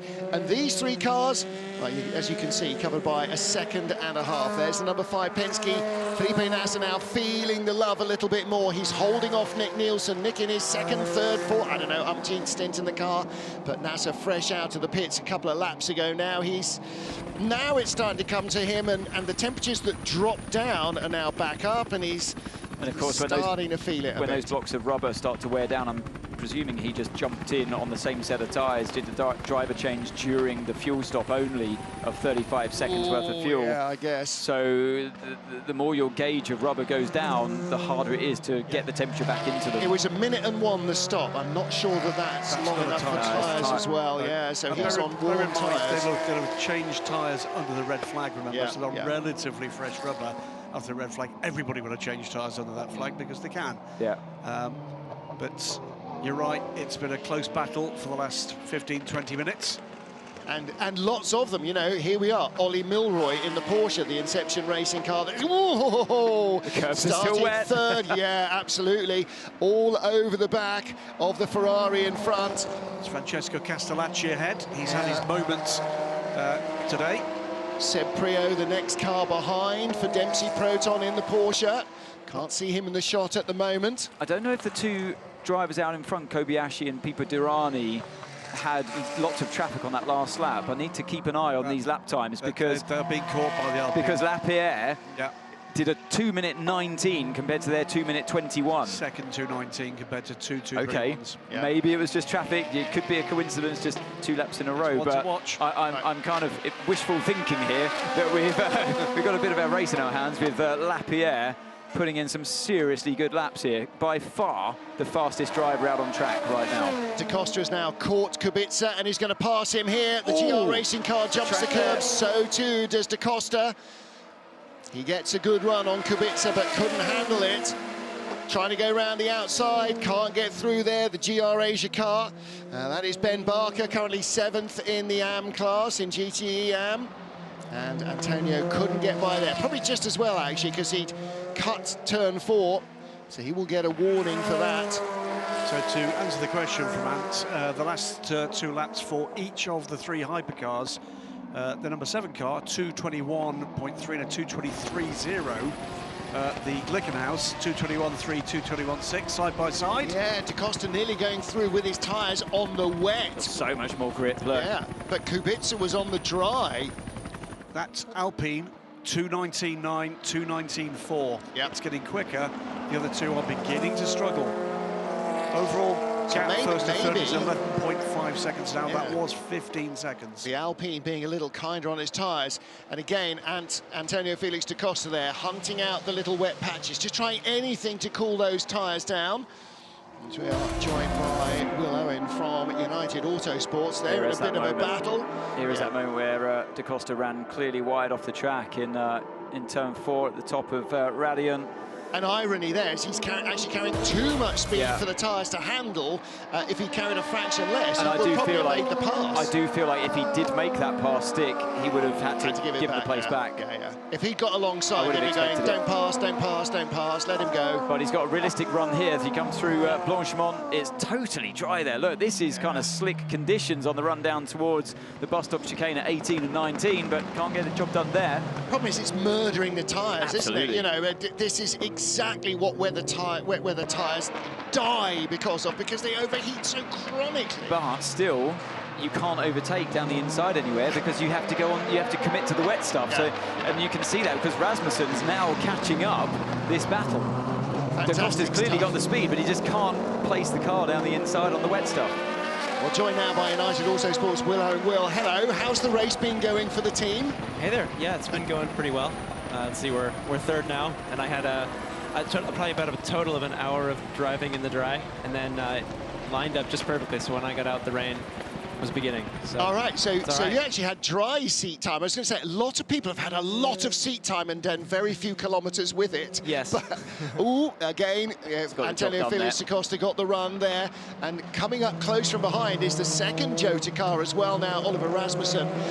So the team, we were just watching, and actually you the team may not know, but we watched Alex Lynn.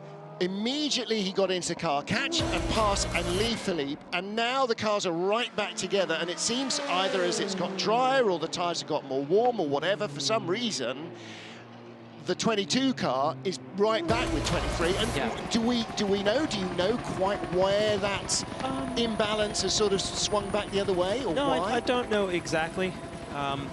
But well, the 23. Oh, Sebastian Bourdais in the barrier of turn 8.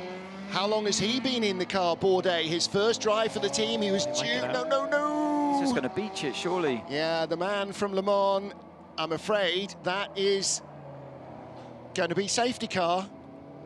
He's not getting that out of there. He didn't have enough angle on the steering to stay on the hard standing. Yellow flag now, safety car follows. That's the downside of gravel traps. And you know, from your point of view, I'm old enough to remember when drivers complained about gravel traps instead of grass because you got stuck in them. Obviously, they stop you hitting hard stuff, which is important as the speeds ride up. Has it changed Spa, do you think, for a driver? Right, hang on a minute. We'll catch up with Dane Cameron in a moment. We'll speak to Will Owen in a second. So the Penske team with Dane Cameron in the garage, and Louise Beckett joins him. So much action going on in LMP2, especially for you. I mean, I've got to talk to you about that move you made where you managed to get around the gravel. That was awesome. I'm not sure if that's a move, but as I said, better to be lucky than good some days. Just had it locked up and couldn't get it unlocked, and you start running out of space pretty quickly. And yeah, we got all the new gravel traps around here, and luckily for me, there's a bit of pavement around the outside, and then I was a bit lost trying to figure out how to rejoin, and it wasn't pretty. A few too many mistakes on my end in that bit, but yeah, it's all quite new to us. It's basically the first time running the car in the wet, so we were kind of here, there, everywhere on pressures, trying to figure out what worked, some didn't, and yeah, it's a bit of a shame because we had a pretty good lead up to the race. We were pretty happy. I think we made some good strides from Sebring as a group. So we were looking forward to a bit more, but you know, still a lot to go here with an hour and a half remaining, and you know, a lot of good prep on the run up to Le Mans here. Well, there's also been a lot of activity going on, hasn't there? Yeah. All the boys and girls here have been pretty busy in the background as well, and the race has been pretty frantic, pretty typical Spa here for the weather. So a bit of everything. So thanks to everybody for sticking with us and watching, and a lot of great fans here. It's been cool to see everybody. Well, you know, a lot of pictures from my whole racing career. So a lot of passionate fans here in Belgium. Thank you. Thanks. Well, there was Dane Cameron. Better to be lucky than good some days. What do you reckon? In conditions like this, I think sometimes you just need that luck, right? That's definitely right. Yeah, I mean, luck. Obviously, luck's a big part of every race, and you take it when it comes. Sometimes you're like, oh man, we won this race on luck, but again, you have to take it when you can. All right. Yeah, and actually, that incident has now thrown everybody a Hail Mary, because every single engineer is now going, can we do slicks? Can we go to slicks? Can we go to slicks? Because you know that's what they're thinking. And is there a driver here who's going, no, it's not dry enough yet? You've got to go, haven't you? I think so. And Philippe was just saying on the radio earlier, he was saying it's so close to slicks when they pitted, so I'm pretty sure this can be the right time. Yeah. So two things have happened in the last 30, 40 seconds. First is we have gone to Francorchamps for recovery of Vector Sport Car. The second is, in this little batch of traffic here, as we get the Manitou ready to lift the number 10 car to a position where it can be recovered to the track, is the battle for second and third when we go back to green will be nose to tail. Because the Glickenhaus has fallen back from Kamui Kobayashi into the clutches of Nico Lapierre, and is still losing time, by the way, under full course yellow. Nico Lapierre and Alpine are going, safety car, please give us a safety car, and that'll cut the 15-second deficit. What are we seeing in GTE Pro? Yes. Brand new sticker tyres, slicks are the go, and that was Alessandro Pierguidi getting out of the car and giving James Collado an hour and 20 minutes. His level of generosity from Ali is just unbelievable to give him that long in the car. He lets you have as many chips as well. Zero of his chips are being shared. I wanted to ask, Will, it's been, I wanted to say an unusual FIWC event, but this year it's not, is it really? But how difficult is it to keep the focus that you must try to bring to a race like this when you've got the level of interruption that we've had? You know, clearly the guys on pit wall having to rework strategy all the time. How tricky is it for you to kind of zone in and zone out when we've got changes in the weather, incidents all over the place, red flags? Tough? Yeah. Well, I think the especially hard part is the changing conditions, for sure, because I was out there not sure if I was going to keep going or not.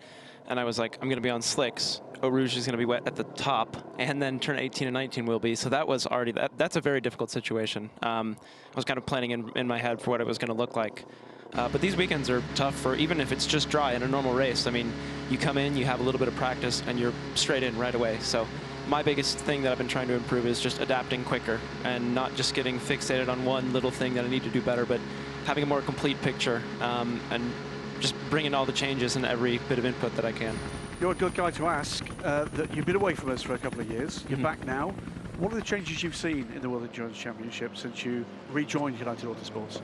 I would say about the LMP2 field is by far the most competitive it's been. I mean, it's always been very competitive. The series has been amazing, but right now I look at the list of drivers and I'm like, you know, there's every race has a bunch of cars that could win, and they're all very close. You could see that in qualifying yesterday. So it's super exciting because if you do well here, then you're going, you know, we're beating the best.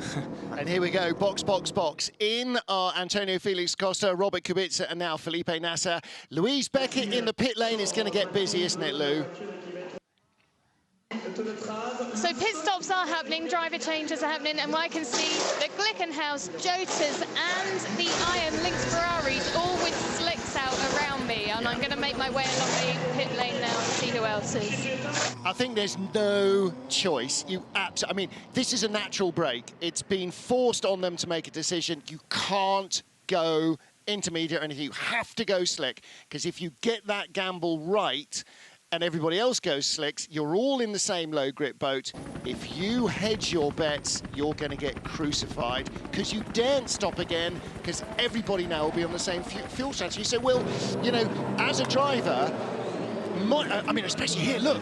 1, 2, 3 on pit lane, by the way. First making the choice for the guy that's getting in. You're not even staying in. You've got to make the tyre call for him. That's a lot of pressure, isn't it? Yeah, it totally is. When you're jumping in at the end and you kind of have a change in condition. Yeah, it's...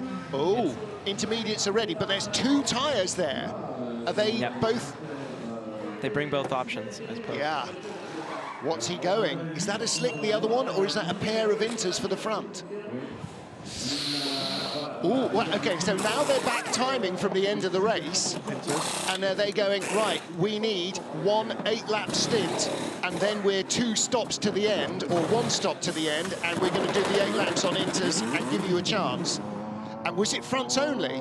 It was fronts only. No, it was for the Alpine, it was all 4. All 4, and the Alpine has leapfrogged the Glickenhaus in that pit stop and run second place after this pit stop.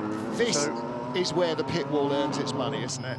Wow, so that was 1 minute 12 seconds on pit lane for Toto Gazoo Racing, who remain in the lead in number 7 car. Jose Maria Lopez aboard the car, going up through Rouge and Radion now, very slowly.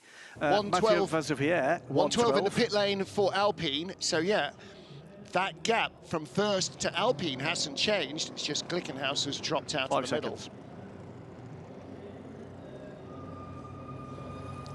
Well, pit stops a go-go. Enrique Chavez in the leading TF Sport Car in GTE AM. So too is Seb Prio for Dempsey Proton. I think he will get out as well. Ollie Milroy in 3rd in the Inception Project 1 Porsche. So again, qualified 3rd. They're running 3rd with 1 hour and 20 minutes to go. This will be the final stop for GTE-AM. Should be. It's going to be tight. It's going to be tight. If it stays on the full course yellow for a little bit while we get another caution easily, but it's going to be tight. One final question for Will, by the way, which is, we are in an era in LMP2 of effectively of super teams. We've got United Autosports, won everything a couple of years ago. WRT did the same. Joe Crippen there and thereabouts. We know about the rivalry within the teams between the 2 squads. What about that rivalry between United, WRT, Jota, and for that matter, the rest of them? Penske are here, Braver here. What's that dynamic like? No, once again, it's just like up the level of everybody, you know, that everybody's bringing, you know, most people are bringing 2 really good cars with, you know, WRT, Jota, and United. So like having 2 cars, having more good teams with good cars, each team pushes each other, and then like internally, and then also against each other. So I mean, no, it's awesome. Like we're against, like I said, the best of the best, and obviously with big changes coming to sports car racing, where everybody's here learning for that as well. So you fans be part of that new era? I hope so. I sure hope so. But I'm not looking too far ahead or anything. Right now, I'm very happy with United right now, and the team's doing a great job.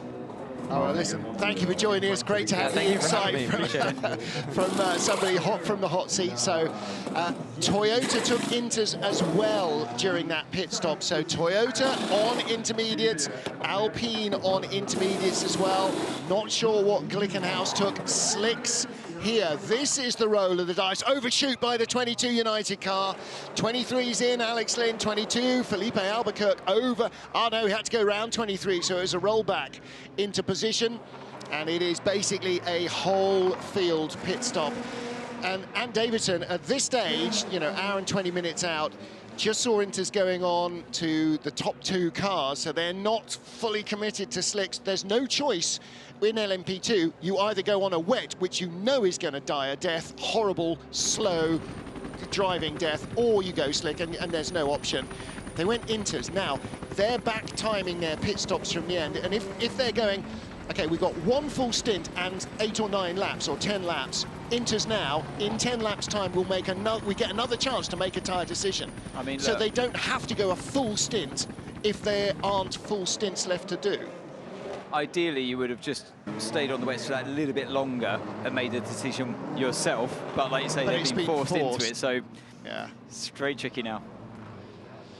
Well, out come the United Autosports and WRT Real Team cars. Thanks to Will Owen for coming up and chatting to us. It's always good to have a little bit of right out of the garage insight. And he said United weren't really quite sure why there was this disparity of pace early in the stint and then late in the stint between 22 and 23. Door wouldn't close. They couldn't get the door open. It's cost them 20 seconds in that pit stop of the 23. The 2 United cars have changed positions in the pits. It wouldn't close because the driver change had been affected. So the Alex Lynn was out.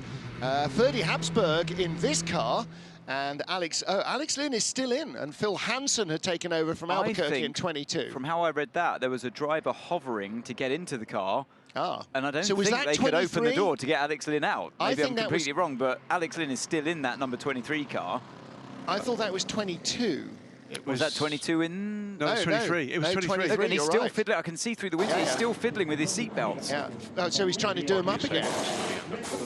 So Ollie Jarvis was waiting to go in. Which makes sense. He undid his seatbelts to get out. He's there at the top of Eau Rouge, tightening his shoulder straps up again. And luckily, it's full course yellow, at least for 30 seconds more. Get out of the car. In. Out of the barrage. No, couldn't get out of the car. Can't open the door. Which, incidentally, full course yellow. Is exclusion. Yes. Can't open the door.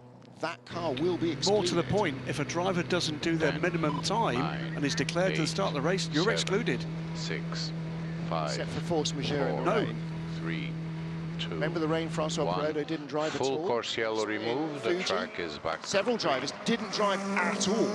But there is a table produced of what they must do. It will be they're going to have to get him in that car. Well, they're going to have to get the door open, otherwise they'll get to the end of the race and be excluded on multiple grounds. So they could change the tyres, but they couldn't change the driver. Yeah.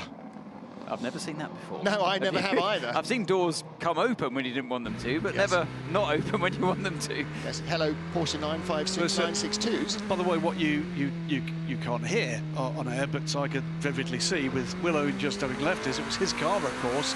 That initially was in slight trouble, having to be pushed back. Disaster. All of a sudden, that changes round in about the space of about 55 seconds, and from disaster to opportunity, and the 22 car that features Will Owen, now with Phil Hansen aboard, is through and clear into second place in P2.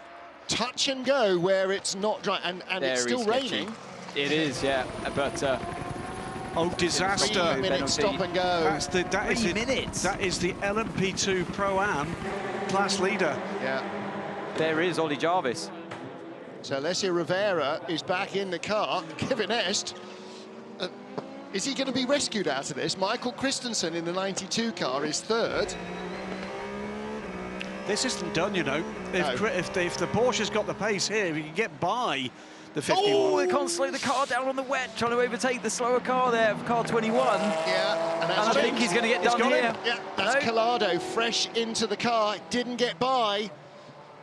But again, Collado is the litmus test for Michael Christensen. Collado has a big lockup. Christensen has a 1/10 of a second to react to it, a 1/10 of a second more, and sometimes that could be enough to stay on the island. He needs to be right up behind James Collado to force an error from the Ferrari driver. This is for second place. Ferrari 1-2. Ferrari really not on the pace in qualifying. And they were praying for rain. Boy, did they get some. Thanks, by the way. Look at this. Watch the Porsche on the exit here. Look how sideways it gets. There we go. And he thought he had a run on him, but then they both caught the number 21 Ferrari of Simon Mann. Yeah. He was really chasing the throttle there, wasn't he, in the Porsche? Really giving it everything. Going by the Vector Sport car, which is fresh out of the pit lane, with Sebastian Bourdais still at the helm, having been rescued out of the gravel. It's Bourdais trying to make his way through the GTs and having to tiptoe his way past, because you're restricted to this very narrow band of dry line, but he gets it done before the source. Yes, made his intention very evident to the Ferrari driver. I'm having this racing line, whether you're there or not. Make sure you're not. Jose Maria Lopez leading with 1 hour and 11 minutes of the TotalEnergies 6 hours of Spa-Francorchamps remaining.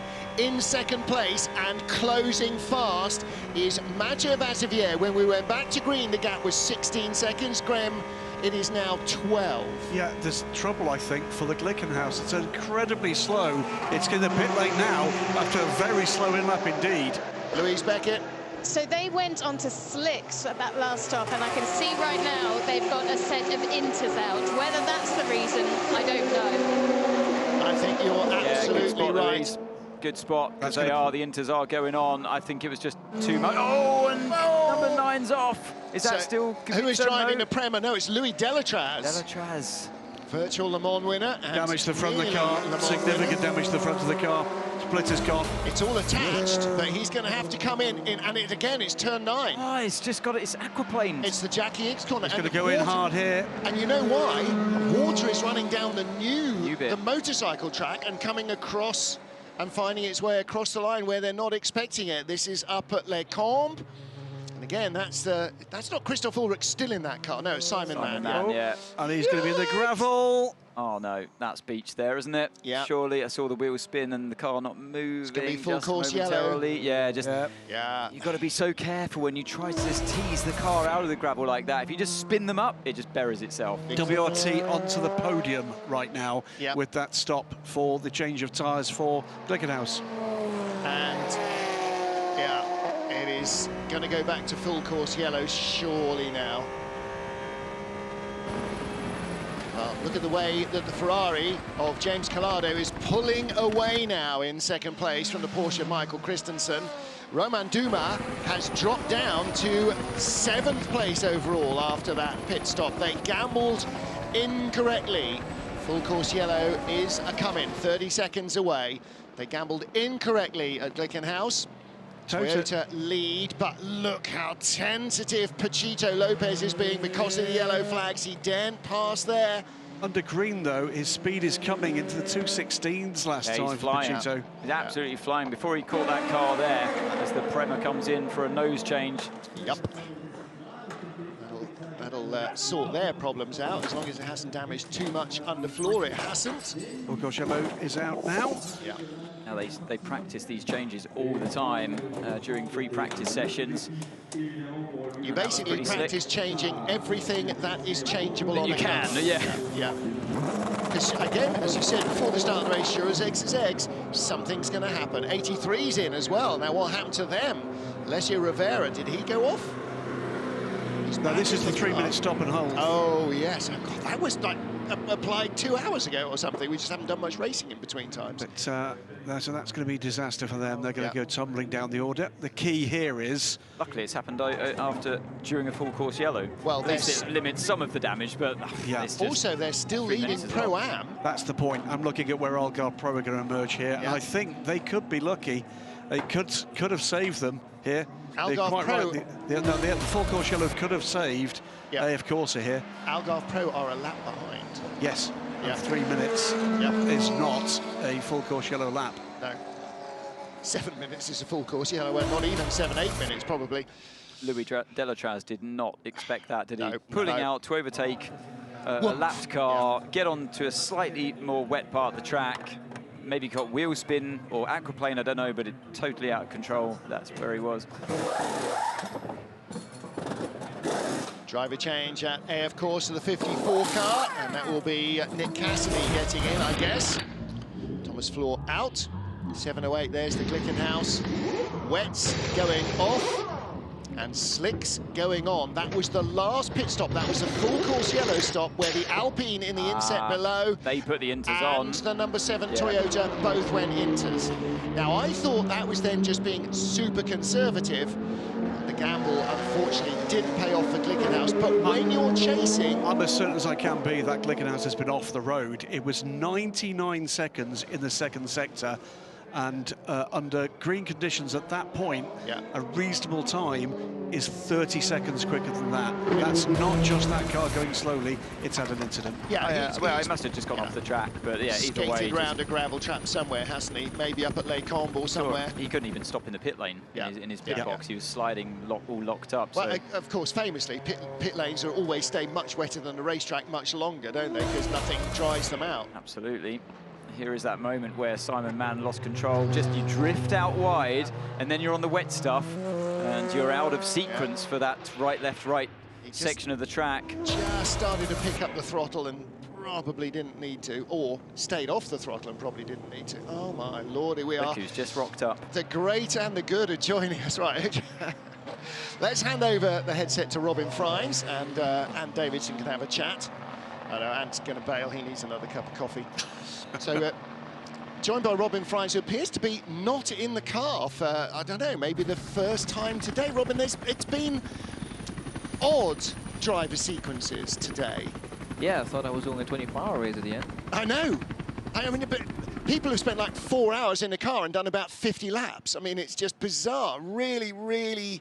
And we know that Spa has odd weather sometimes, and you know that's what happens when you come racing in Benelux. You know, you people don't have good weather, but it has been an odd Spa race. True, very. But I have to say that the FIA did definitely the right call to stop the race twice, because I almost crashed while I was doing 90, 100 kph on the straight line, and just because of aqua planning. So. Yeah, that was definitely the right calls, but yeah, it's been a crazy race. You know, yesterday they said chance of rain in Spa on Saturday, and then you know that it could be a big one. Do you think it's about time we had points for most laps led, like they do in NASCAR? I think you'd be earning points for that, wouldn't you, by now? I think so. I think I was like proper in the lead, and also after the first red flag, I felt quite confident in the car. I think who was behind me, the Alpine or the Toyota was behind me, and I was pulling slightly away. So yeah, it was a pretty happy days actually. You guys were lapping 2 or 3 seconds a lap faster than the Hypercars in those conditions, and you know the rain takes away their kind of advantage, and then suddenly you've got a car that you know well. Well, here is the position with an hour to go, and WRT still in the hunt. WRT with René Rast at the wheel, currently lying in 3rd place overall, a genuine podium position. Now, the last full course yellow forced everybody to make a decision that I'm sure all the engineers were going, is it time, is it time, is it time for slicks? Let's hear from the Glickenhaus team. Pipo Derani just back in the pit lane. He's handed the car over to Romain Dumas, and Louise Beckett is with him.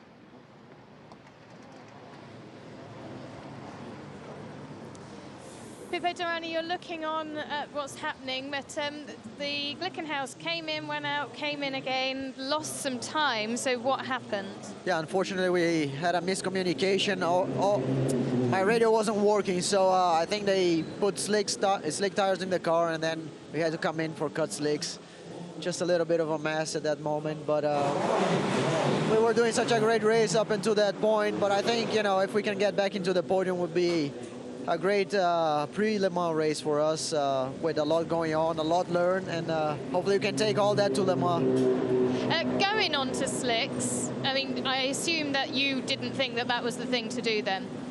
Well, to be very honest with you, it was my mistake. I didn't know we had to cut slicks, and the radio was so bad. I understood. I think he was asking me cut slicks or wets, and I only heard slicks, and so I said, now it's not wet for sure, let's go to slicks. And I think this miscommunication because of the radio, I couldn't understand in the car cut slicks, and I think he understood slicks on his end. So unfortunately for us, but yeah, if we can recover to P3, that would be good, and move on from that. Right, thank you. Thank you. Well, Robin Frimes is with us. I think there'll be a few cars in between P3 and the Glickenhaus that will be trying hard to make that not happen in the last hour. But the previous full course yellow to this one, that forced the hand of LMP2. You've got two choices. Full wet, they were dead, and everybody was hunting for water, or slicks. I mean, there's no easy intermediate. Everybody had to go slicks, didn't they? Yeah, definitely. But also, as you're in the lead, you're basically the first one who needs to decide every time you come in. So you kind of want to wait for the others. We did one extra lap on the full course yellow to see what the others are doing. But I was like, it is ready, but you know, the biggest mistake you do is go out and do a mistake while leading with 30 seconds or 17 seconds back in the day. So. And the other problem with the full course yellow, of course, is that you lose all the temperature, and if you're on a new slick and suddenly it goes full course yellow and it's just on the edge of slicks, then you can be in real trouble. Now, the driver of the 23 United car is having to get out of the other door because the driver's door would not open. They tried to make a driver change in the last full course yellow half a dozen laps ago. Ollie Jarvis couldn't get in because the door wouldn't open. Happened at the LMS last race as well. Happened to me in Le Mans, but the door didn't close. Yeah, it went open all the time. Not closing is one thing. For safety, a door that can't be opened from the outside. I mean, I haven't got the rule book, but in my head, that's got to be an exclusion. If you can't open the door to get to a driver who can't get out, that can't be safe. It could be very dangerous. It could be very. I mean, you know, you think of a Grosjean-style situation or a driver like with the ARC Bratislava car who's just hit the barrier and is unconscious. You know, you then need to be able to get to him. However, that's for the stewards, that's for post-race. They have at least managed to solve the problem. I don't know how somebody as tall as Ollie Jarvis gets across the car into the driver's seat, but he's managed to. So Alex Lynn has got out, Ollie Jarvis has got in. He's now trying to do his own belts up because, of course, the mechanic's having to reach across the whole car as well. It's just a disaster. Losing a lot of time.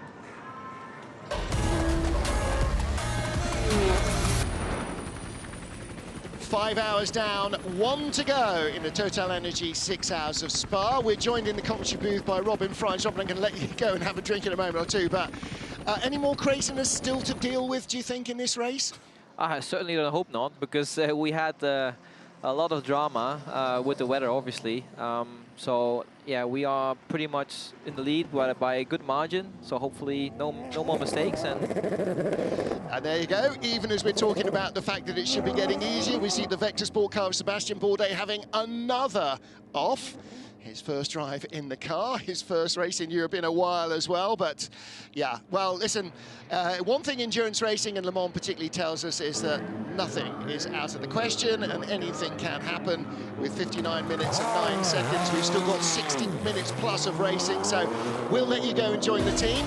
Thank you. And right now, in an overall podium position as well as leading LMP2. Good luck. Thank you, Robin, and thanks very much for coming up to join us. I look forward to seeing you again next time in Le Mans. So, final hour of the race. I don't think we're done. No, we're not. Fête vos jours, but, you know, realistically, there's still an hour of craziness to come. Loads going on in the last few minutes as we've been wrapping up that interview with Robin, including those 2 pit stops for United Autosports. 6, We'll come to that in a moment. 4, 3, 2, 1. Full course yellow removed. Full course yellow removed. And what I was about to say is that the 2 pit stops, we saw the pit stop for the 23 with the somewhat controversial remove the driver to the other side. Remember, both of those cars came in together last time, which means both of them just did 4 laps. Yep. And I need to find out what the minimum driver time issues were. Phil Hansen, just 4 laps before that pit stop for the 22 car. And he handed over to Will Stevens. No, he stayed in. No, he stayed in. Yeah, no, yeah, okay.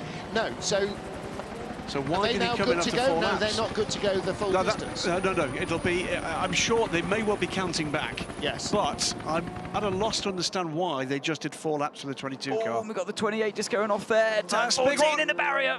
Full course yellow. Cold tyres, you see. Jonathan Aberdeen. Just carried too much speed and just locked straight away. I knew that was going to end up in the barrier as soon as I saw the wheel lock up. Again. What do cautions breed? More cautions. Yep. They don't say that in America just because it rhymes or because it sounds like a true, you know, as you said, full course yellow, just saying exactly the same thing to Robin. Look at this, so he brakes, locks up the inside front way too fast, gets on the wet stuff, and you're traveling way too quick for the wet. I think he may have even damaged the left front wheel as well, the suspension. It's the overhead shot of it. You're going to kick yourself for that one.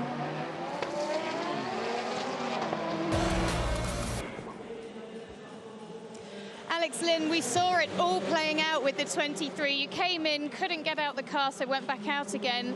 Neither you nor Ollie are small guys. I mean, what's happened with that door? Yeah, I mean, the door won't open. That's I'm not sure. So we had to get out and do the driver change on the passenger side, and yeah, it's a shame because I think we were going well.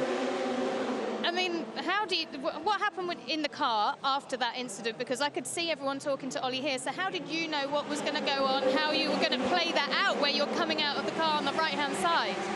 Well, luckily we have to do a jump out test anyway in the car, so I knew how to get out on the passenger side. Yeah, I guess it was. We went back out on slick, and I had good pace because I'd obviously been in the car for like ages. So, but yeah, it's a shame we lost a lot of spaces, and Ollie's rapid. So let's see what we can do for the last hour. Yeah, actually, just looking back, you put in such a good run, and that was awesome. Your drive. Yeah, no, it was nice. So yeah, it's a shame now. Yeah, I know. Thank you. Thanks. That is the downside of the coin, isn't it? And yeah, feel very disappointed, I'm afraid, for the number 22 United Auto Sport car. They were 23. They were having a good run, and Alex Lynn had had a real good time behind the wheel. But sometimes things come to trip you up. Jonathan Aberdeen here in the gravel, recently out of the pits on cold slicks on a damp track. We talked about it, said exactly the same thing with Robin Freins. Full course yellow, you're on slicks, it's touching, it's touch and go on hot slicks. But behind the full course yellow, you don't have hot slicks. As soon as you go green, the most dangerous time of all. Yeah, absolutely. You're right there because, and also on top of that, the way that the LMP2 car brakes work is that you always get one brake coming in temperature-wise before the other, and it might be the left front coming in before the right rear, or vice versa, or the front's coming in before the rears, and you sometimes hit the brake pedal in these cars after a full course yellow period or a safety car, and you just get this dead wooden pedal, and nice. You have no stopping power, and then suddenly you get a lockout, and maybe that's what happened there for poor old John Aberdeen there into turn 14, but. Yeah. No brake temp, no tyre temp, and no room for error as well. You know, you can see there, actually, the road is a lot wetter than in many other places. There's barely, a tyre's width of dry. So looking at that bodywork there, significant damage. Yeah, I think it might have damaged the front left suspension as well. That was quite a biff there. The pit stop cars 54 and 23 are under investigation. That will be the driver change for 23. So we're inside the final hour here at Spa, once more under full course yellow.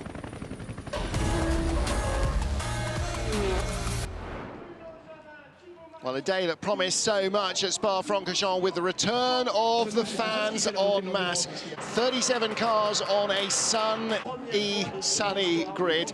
And as we got ready to go, everybody looking for plenty of entertainment from this bumper WEC field. Round 2 of the championship got underway with an American team on pole for the very first time. Glickenhaus and Olivier Pla, the man who set that pole lap, taking the lead. Around the outside, Andre Negrão, but ran out of room. So too did Kevin S, locking up and making contact with Jimmy Bruni, who lost a tyre and had to pit at the end of lap 1. That was not the only lap 1 incident, and we were soon to head under a safety car. The Glickenhaus led at the top of the hill. The Toyotas are already up into second and third. The safety car was scrambled. Back under racing conditions and still in the warm, and Toyota by the end of the first hour had reeled in the Glickenhaus. First Sebastian Buemi got by for the lead, and then inside outside, or outside inside at the bus stop, through went Mike Conway for second. The first major stoppage, Miro Konopka for ARC Bratislava. The car snapping sideways and hard into the barriers, stunning the driver, who was okay, but it brought out the red flags. It brought out a safety car first, then heavy rain brought the reds. On the restart, Sebastian Buemi's car decided that it had enough of racing. And you know what? With the weather that followed, it may not have been a bad judge. Torrential rain brought a second safety car red flag period. And as we went off once more, WRT led in LMP2. The remaining Toyota, the number 7 car, moving ahead of the Alpine, take the lead in the Hypercar class. And then more dramas and more rain. Full course yellow, leading to another safety car. Alex Brundle, fresh out of the pit lane, having a big off at turn 9. Red flag once more. Back to green flag racing, and as the track started to shed a little bit of its water, the Toyota found the pace to come back and take the lead from WRT. The Glickenhaus moved through into second place as it chased down the race-leading Toyota, and it wasn't long before the Alpine followed suit to make it a Hypercar 1, 2, 3. At this stage, the Alpine the fastest car on the track. Sebastian Bourdais returned to the WEC. Saw him in the gravel. He wasn't the only one making mistakes. The Prema car going off and clattering the barriers, requiring a new nose, and another trip to the pit lane. And as the track continued to dry, another set of full course yellows as Simon Mann's car went off the road, allowed everybody, or rather forced everybody, into the pit lane to change for slicks. As the track continued to dry, heading into the final hour. We're under full course yellow now for the rescue of the 28 Jota car of Jonathan Aberdeen. And Aberdeen being lifted out of the gravel and onto terra firma. And in theory, if he can start the car, he should be able to drive it back to the pits. The question is, what is drivable? Toyota lead from Alpine. WRT leading LMP2 third overall, ahead of their sister car from Real Team. United Autosports 22 ahead of the delayed Glickenhaus with a mistaken pit stop. GT Pro leader in 10th place overall. It's a Ferrari 1-2, and for the first time, 51 ahead of 52, which did at one stage have a lap on the whole field. In GTE AM, TF Sport and Northwest AMR 1-2, Marco Sorensen and Nicky Thiem in the cars. They are both in the pit lane having their final stop. The Aston Martins dominant in qualifying. Can they win the race in GTE AM?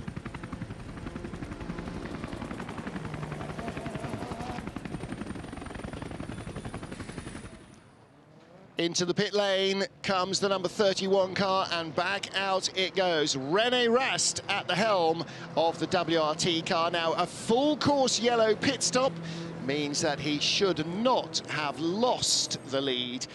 Well, Robin Freins has just come in from the booth, and Louise Beckett has caught up with him downstairs. Going into the last hour, Robin Freins, the WRT's leading in LMP2, and in fact, you were leading overall. You were doing great out there in the wet. Yeah, it was a bit of a surprise, really, because you started up front. Obviously, the hypercars were behind me in the full wet, and I was slightly pulling away from them. So that was obviously a great feeling. I was the only one without spray, so maybe it was a bit of an advantage for me. But so far, we didn't do any mistakes. Everything is going pretty smoothly. It's difficult to stay out of trouble, to be honest. We had 2 red flags, which was definitely the right call because it was too wet. Yeah, 50 minutes to go. Hopefully everything stays in one piece. We'll just let that one go. We're seeing really good drivers going out here. Yeah, exactly. I mean, it was very, very easy to do a mistake. Even I had a huge moment because of aquaplaning, and it's not about skill, it's more about luck. Because suddenly you can like literally swim and you can go left or right, and luckily I kept it all together on the straight, and the car kind of reacted what I wanted to do. But it was definitely very dangerous at one point of the race. Okay, so what, we got 45 minutes left, 47, so I'll speak to you in a while. Hope so. Robin Freins looking as relaxed as you can do as relaxed as a man who had Le Mans in the palm of his hands only on the final lap of the race. Well, there is Alessio Rivera looping the AF Corsa LMP2 car around. I was going to say, the Penske looking to go into the pit lane and suddenly went, no, there's a car in the way. I think he hit him. I think there was contact. Who? With the Penske, brief contact with the Penske. I think there was. What, going into the pit lane or before they got into the braking area? As he went by him, I think he brushed the back of the Penske. Well, Felipe Nasser's been in and out of the pit lane, so too has Ollie Jarvis. So that's another short stop for United. Are they still trying to get that door open? I don't know about that. I think what they're trying to do is get themselves in the best possible position and gamble on more full course yellows, keep the car as full of fuel as they can. The point to make here, though, is there could be trouble for the 31 car. It's one of a number of cars that was just flagged up as being under investigation for full course yellow procedures. Okay, well, it may be a standard procedure, but we'll wait and see.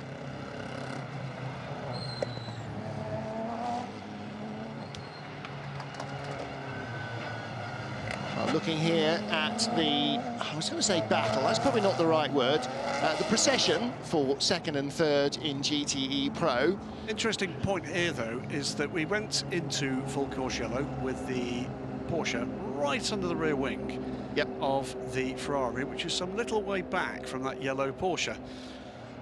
Well, pit stop limiters, full course yellow limiters are not quite equal. Oh, they're never the same. But you've driven along a motorway and watched one truck doing 90 Ks take 45 minutes to pass another truck doing 90 Ks, because one of them's doing half a kilometre an hour faster than the other one, and he's on his limiter. And you're right, pit lane speed limiters.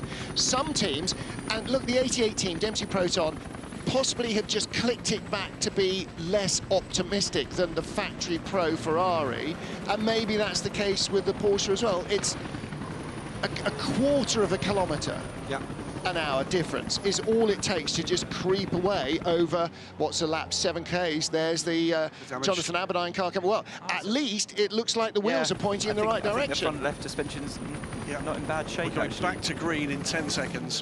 Well, this GTE Pro category is hotting up, I think, because the Porsche has the speed in the dry conditions over the Ferrari. As it continues to dry, we should see, look, that's the lead Ferrari. Then you got, that's top three there. But forget the yellow 88 car in the middle of them. So the Porsche has the speed in the dry as we get running again under green flag conditions with 45 minutes remaining. I think it's game on here. Is it dry enough? Can the Ferraris hang out? I mean, you know, Ferrari said they were hoping for wet weather. I'm just setting up the potential jeopardy. Well, full course yellow under investigation. They will look at everybody's traces to make sure they stopped enough. The problem is not maybe having the pace. The problem might be getting by in some of the places. You see, some of the places might want to pass, like Pouon, waved yellows. Look at this. He's got a good run on the exit of this one. This Ferrari gets sideways. Got a great run here, but I don't think he's going to be able to do it. I think he's got it covered. Look how wet it is. Pouon. In the Ferrari in second place, Antonio Fuoco. Now, he's been in there since like Monday, so he is fully versed with the car. He's just going to make sure that Christensen has to go round him on the wet, at least if he can. Ooh, and again, was that a United car going by the lead Toyota? Toyota's going by now. It was. He went by him under braking at Eau Rouge. And look how close the Glickenhaus is now. That's not 16 seconds. It's a lap down. Oh, yes, of course it is, because it's the Alpine that's second, isn't it? And but that has come down from 16 to 6 seconds. Keep an eye as we get through onto a full flying lap for these cars, getting back up to speed. Jose Maria Lopez through the last timing being 6.8 seconds ahead of the Alpine. Nearly 2 minutes up on the first of the LMP2s. Now up to 6th place, by the way, with the delay for that Jota car is the Glickenhaus.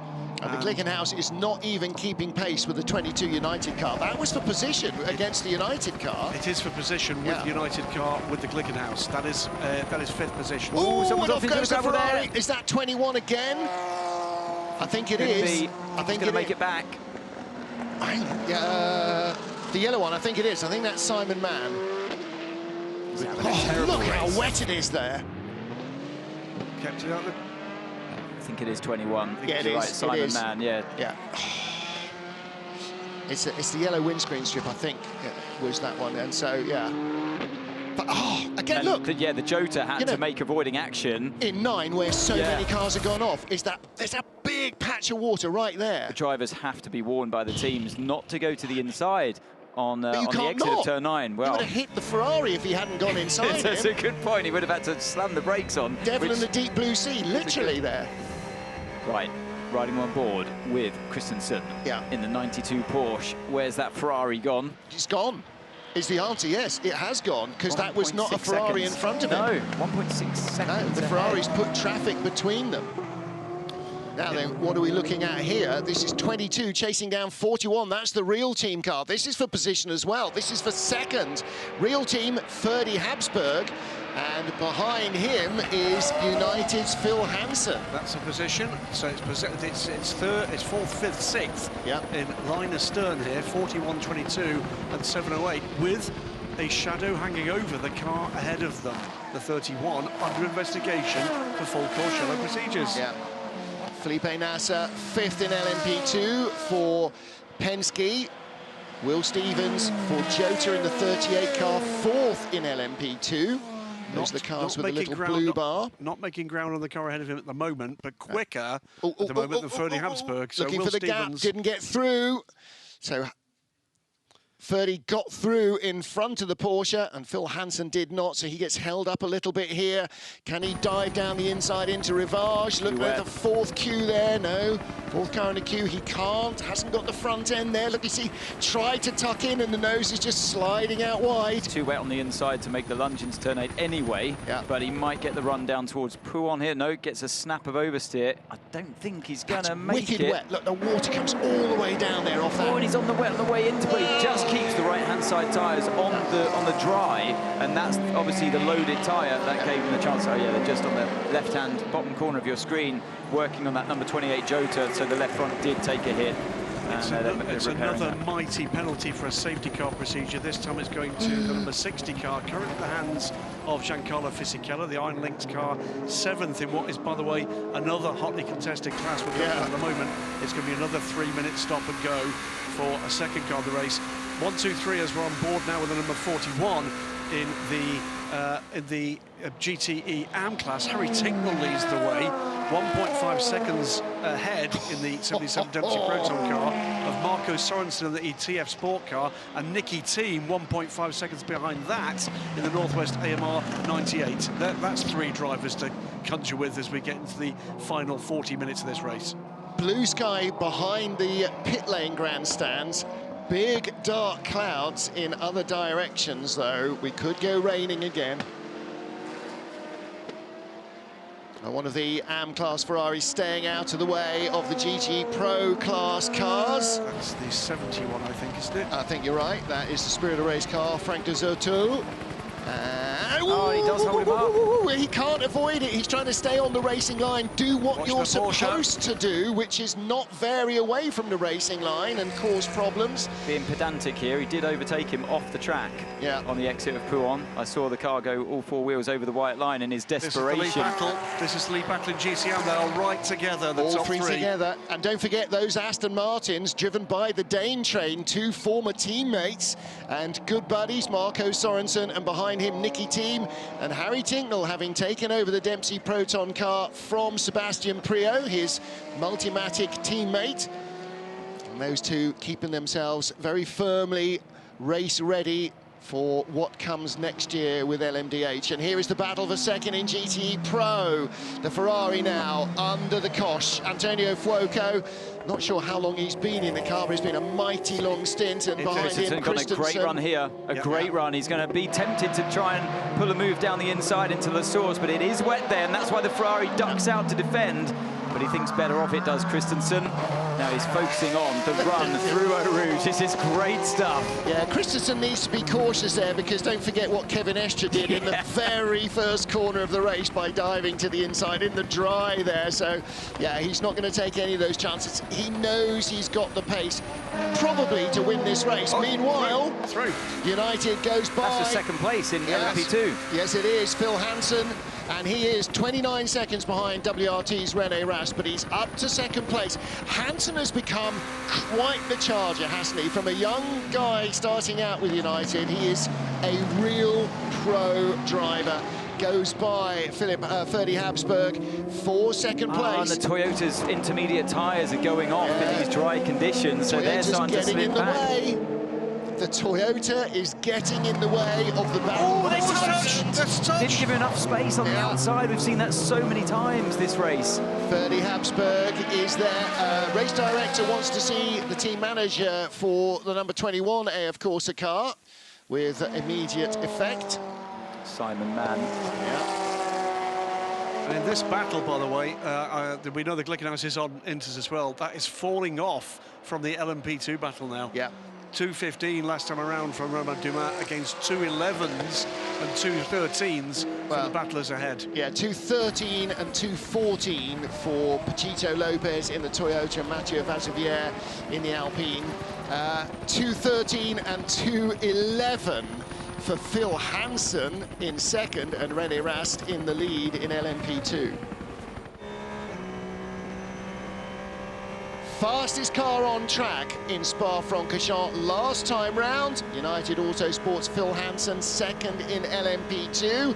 And he was slower than he might have been because he's being held up by the race-leading Toyota, which is going slower than him as he was trying to unlap himself. Meanwhile, the battle for second in GTE Pro. Well, whatever craziness has gone in the 5 hours before now, we're going to have a real grandstand finish. And here is Hansen, yes. Hansen now back behind Ferdy Habsburg, and that's what happens when these wretched Toyotas get in your way. But the trouble is, the Toyotas are in the way of the Aston Martins that are battling for the lead in GTE as well, by the way. Remember, all the way through free practice, it was the second sector that was troublesome for the Toyotas in ideal conditions. If they've got tyres that are going off, that's where the trouble's going to come.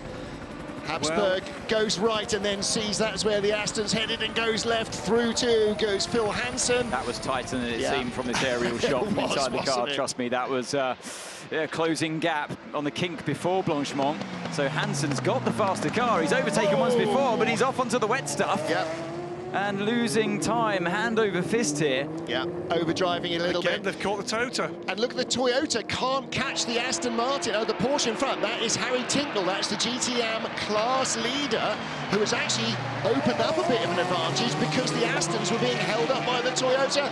And Ferdy Habsburg goes, come on, get out of the way. But you won't because the Toyota's making up his time in a straight line. And now they're both going to be stuck. No, he goes onto the wet stuff, does Jose Maria Lopez. That was brave. After what happened in Sebring to him as well, you have to think that he would have taken it a bit more cautiously, but no. Pachito has got cojones the size of cantaloupes. I mean, he properly doesn't operate in the same way as a lot of drivers. Look, Hansen's back through. Hansen goes back through, and that again was just going down into Eau Rouge as the Toyota fought its way by. That was Ferdy Habsburg getting held up and delayed a little. Lose momentum before you go on uphill climb. You're going to see it all here unfold. So the Toyota's got the speed in that hypercar category to get past the Porsche. Habsburg has to wait, and the momentum is with the car behind of Hansen. Watch the wobble. Watch the wobble. At the top of Eau Rouge. It's here, up the hill, that he loses momentum. You're a bike rider, you know how much that will kill you, losing momentum as you try to climb a hill. The answer to the question on Fuoka, by the way, is that team, the 52 team, split the race in half. So he's been in since the midway point, so he's been in now almost 2.5 hours in the car. Since one of several, many full course yellow safety car periods. And back with the battle for second place, Antonio Fuoka and Michael Christensen in the Porsche. Oh, such a good fight. Oh, look, he's got a brilliant run there on the exit of the first corner. And the Ferrari comes out. They make contact as the Ferrari goes over to the right-hand side. It's going to be neck and neck towards Eau Rouge. He's trying to force him over onto the wet stuff. And he makes it through. Not the first car the 92 Porsche has made contact with in turn one. The last time it was the 91 Porsche. This time it's the wet. There you go. This is it again. You've got an amazing run through there. First contact. Like Star Trek. And he tries to push him over onto the wet here, look, but he's having none of it. He's going to have some of that, but no, they keep cutting away too early. I want to see the action. Well, that's because they wanted to show us what was happening at the top of the hill. It all unrolls too quickly. Hansen's off again at the bus stop. And this time he comes back round the tyre. It's absolutely no holds barred. Well, it's been a crazy, crazy race. It's going to be a crazy, crazy finish. Will Owen frustrated there. What happened behind the Toyota again? And he got tagged. Did he get tagged there by... Jota car's gone through here. The Jota car takes the position. Oh, it does. Will Stevens has gone through. Well, you know what it was? Commendable by Will Stevens. He didn't go off there watching what was happening. Albuquerque gutted as well. You know what happened there? The Toyota's having go so slowly on those intermediate tyres. We see the Alpine changing to the slicks, that it caught out the car behind of Hansen. The Toyota's basically going way too slow for what he thought it should be doing. Louise. I'm at Toyota now, and they're weighing up the odds. They can still come in, change tyres, and they'll still be okay, because the Alpine obviously have to refuel as well. Yeah. Well, the Alpine on pit lane with new tyres now. They can go to the end on fuel from here. Jota under pressure from Glickenhaus. So the Glickenhaus of Romain Dumas has also gone by Phil Hansen, courtesy of that spin. Whoa, and the Porsche off. Porsche recovering there from an off-track excursion all the way around the outside of Blanchimont. Was that the LMP2 car coming through? Is that the Prema car or the WRT car? That's René Rast, isn't it? WRT, yeah. It's René Rast, isn't it? Yeah, and it's still 1, 2, 3, and GTE Pro are still in the same camera shot. Say that battle is not dropping them away from the leader in class. The 51 car is not getting away. There is the 51, then the WRT car, then the 52 of Antonio Fuoco. Let's not forget, by the way, a first-year factory driver in the Pro class against Michael Christensen, a previous world champion. Yeah. He's playing a great rear gunner out. Oh, it's a fantastic action. So just to recap, Toyota lead on intermediates that leave them slower by 5 seconds than the LMP2 leader. Look at the Penske car to the outside, then the inside. The inside there, he's got the place again. Hansen's lost another place. Yeah. I wonder if Hansen's tyres weren't at the right pressure. And here come second and third, nose to tail in GTM. The Porsche's just gone through, and Hansen cuts again back on the inside as he got room on the exit. Here comes the cutback for the Penske. He's clearly frustrated, by the way. Tota is on pit lane. Felipe Nasser elbowing his way alongside. And Nasser side by side. Again, huge kudos to Phil Hansen for handling that, and to Felipe Nasser. They were a hand's width apart.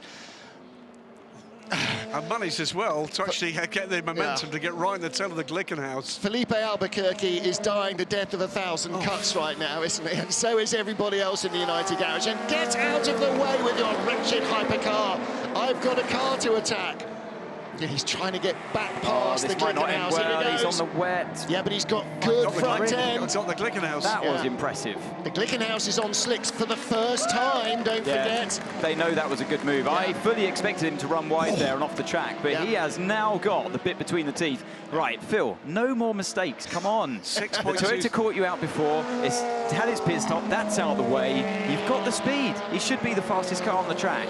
Use it. Look at the Glickenhaus. Look how ugly it looks. Yeah, that's really not happy, is it? I don't know what they've done with tyre pressures, but it's not got the grip that you'd want on a slick. Look, Felipe Nasser's all over him like a rash. And it's so frustrating when you catch a car that's faster in the straight line, considerably faster, but you can see they're on the inferior tyre. Well, you get to a situation like here, and you can't out-drag that car. It's going to come back at you, look, as you come towards Blanchimont, and it's so frustrating. Yeah, and you have to leave him with the bit of wet track. The Glickenhaus is back on slicks. Oh, no, it was the Alpine that changed, so the Glickenhaus... Is the Glickenhaus still on intermediates? No, it is. The Glickenhaus went to slicks before anybody else.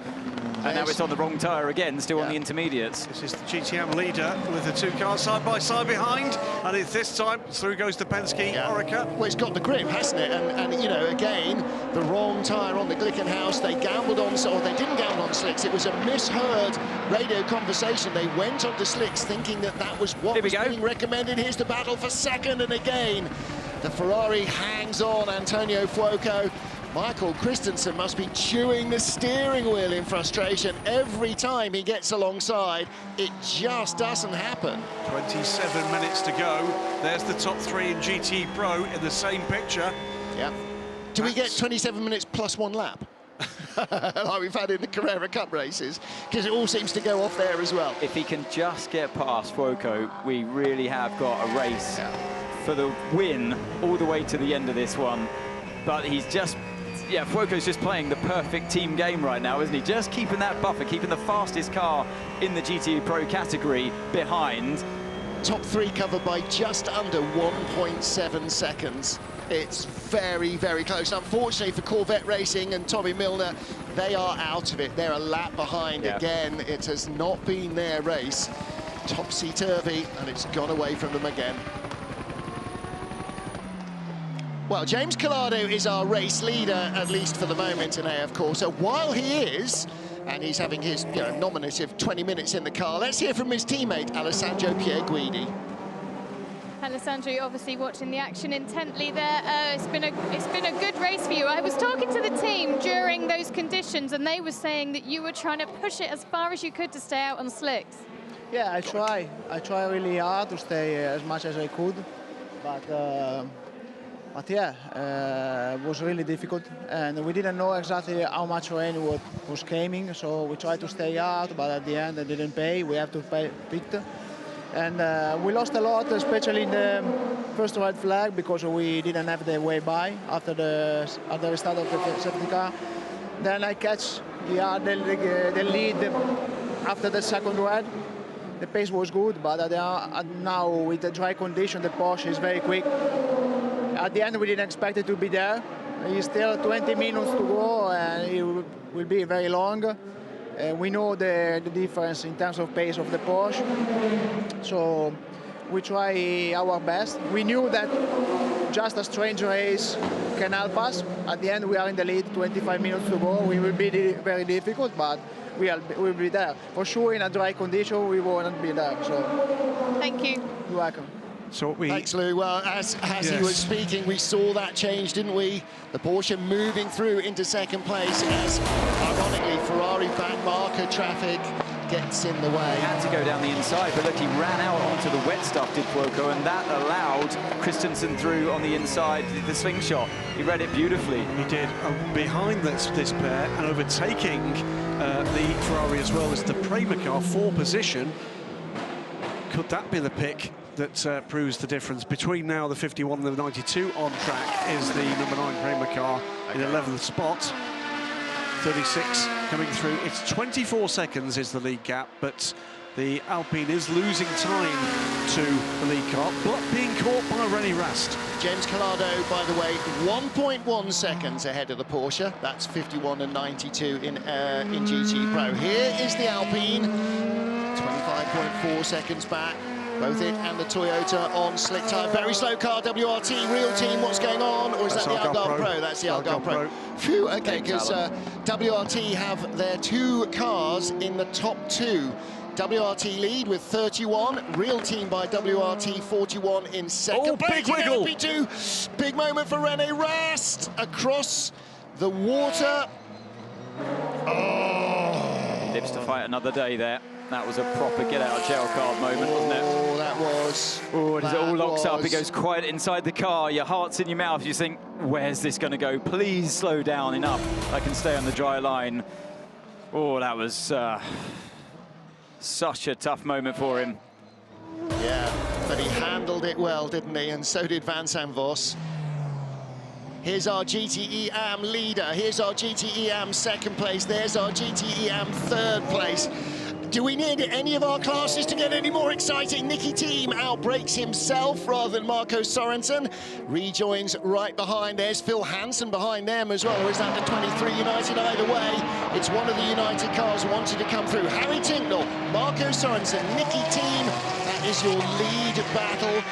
And those 2 Astons qualified 1-2. Where was the 77 car on the grid? It was about 4th or 5th, I think. So it was at least 5th. Yeah, so these cars all well up in qualifying, and what a great race they are producing all the way to the checkered flag. 23 minutes to go. Lead battle in GTE Pro separated by 0.5 of a second. The yellow flag's at turn 9 at the moment. Lead battle in GTM between first and third place is 2 seconds. 0.3 seconds, though, that gap for the lead. This is the gap for GTE Pro. Someone's in trouble at turn 9. Oh, please don't be another safety car or full course yellow.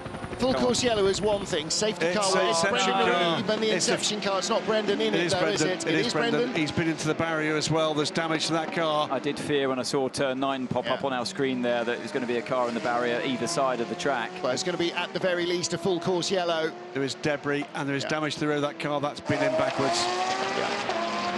So here comes the gap. It is now down to a passing manoeuvre. And he's got to get it done now before the full course yellow comes out, surely. They're nowhere near turn 9 there, and he gets a good run on the exit of La Source.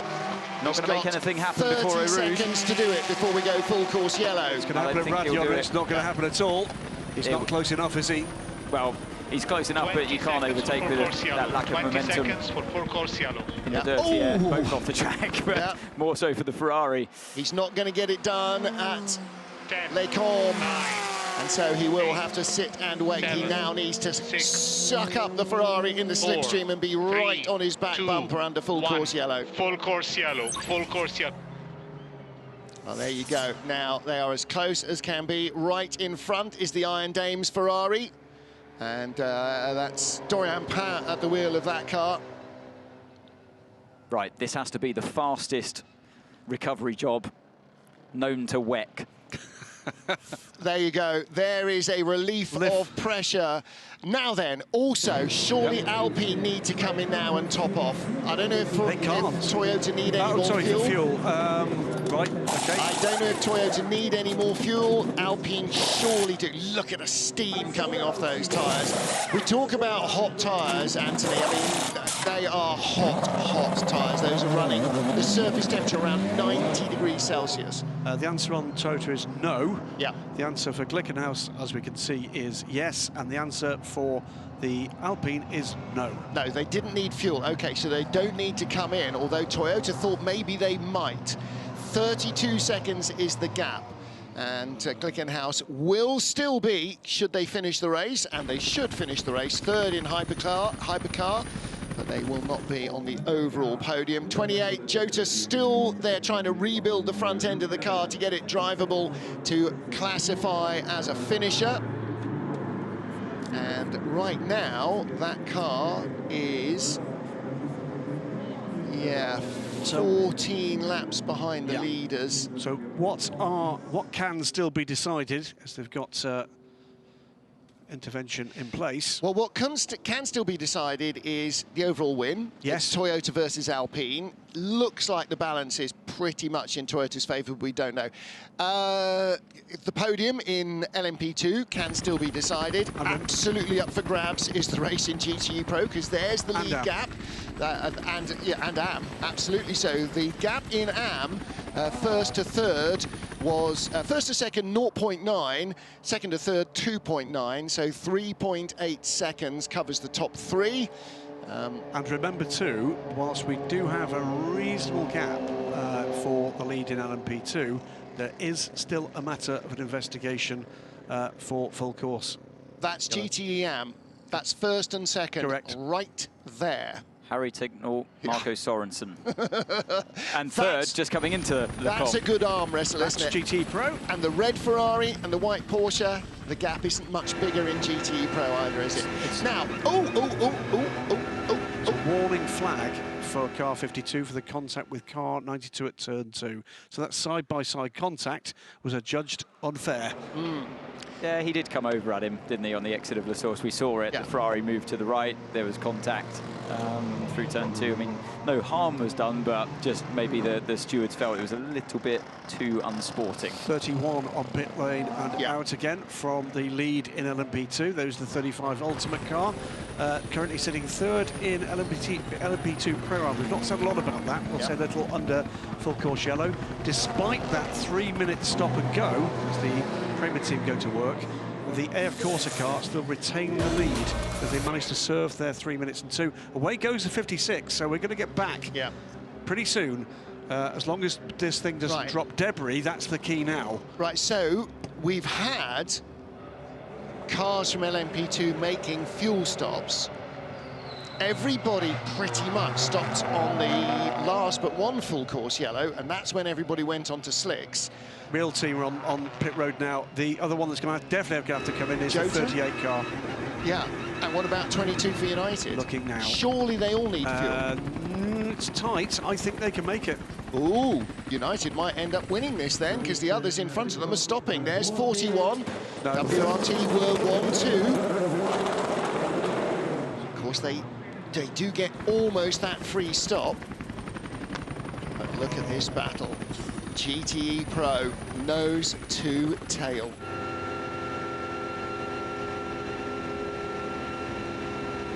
Waiting as we are under full course yellow, and now a lot of our LMP2 front runners. In from third place comes the 38 Jota car.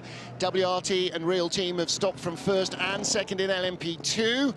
And Davidson, this is going to be a 10-minute dash for the cash, isn't it? Yeah, absolutely. I'm just seeing that's Will Stevens in the pits there for the fuel stop. Obviously keeping the same tyres on, but is he going to get jumped in by Phil Hansen? He is going to get jumped by Phil Hansen.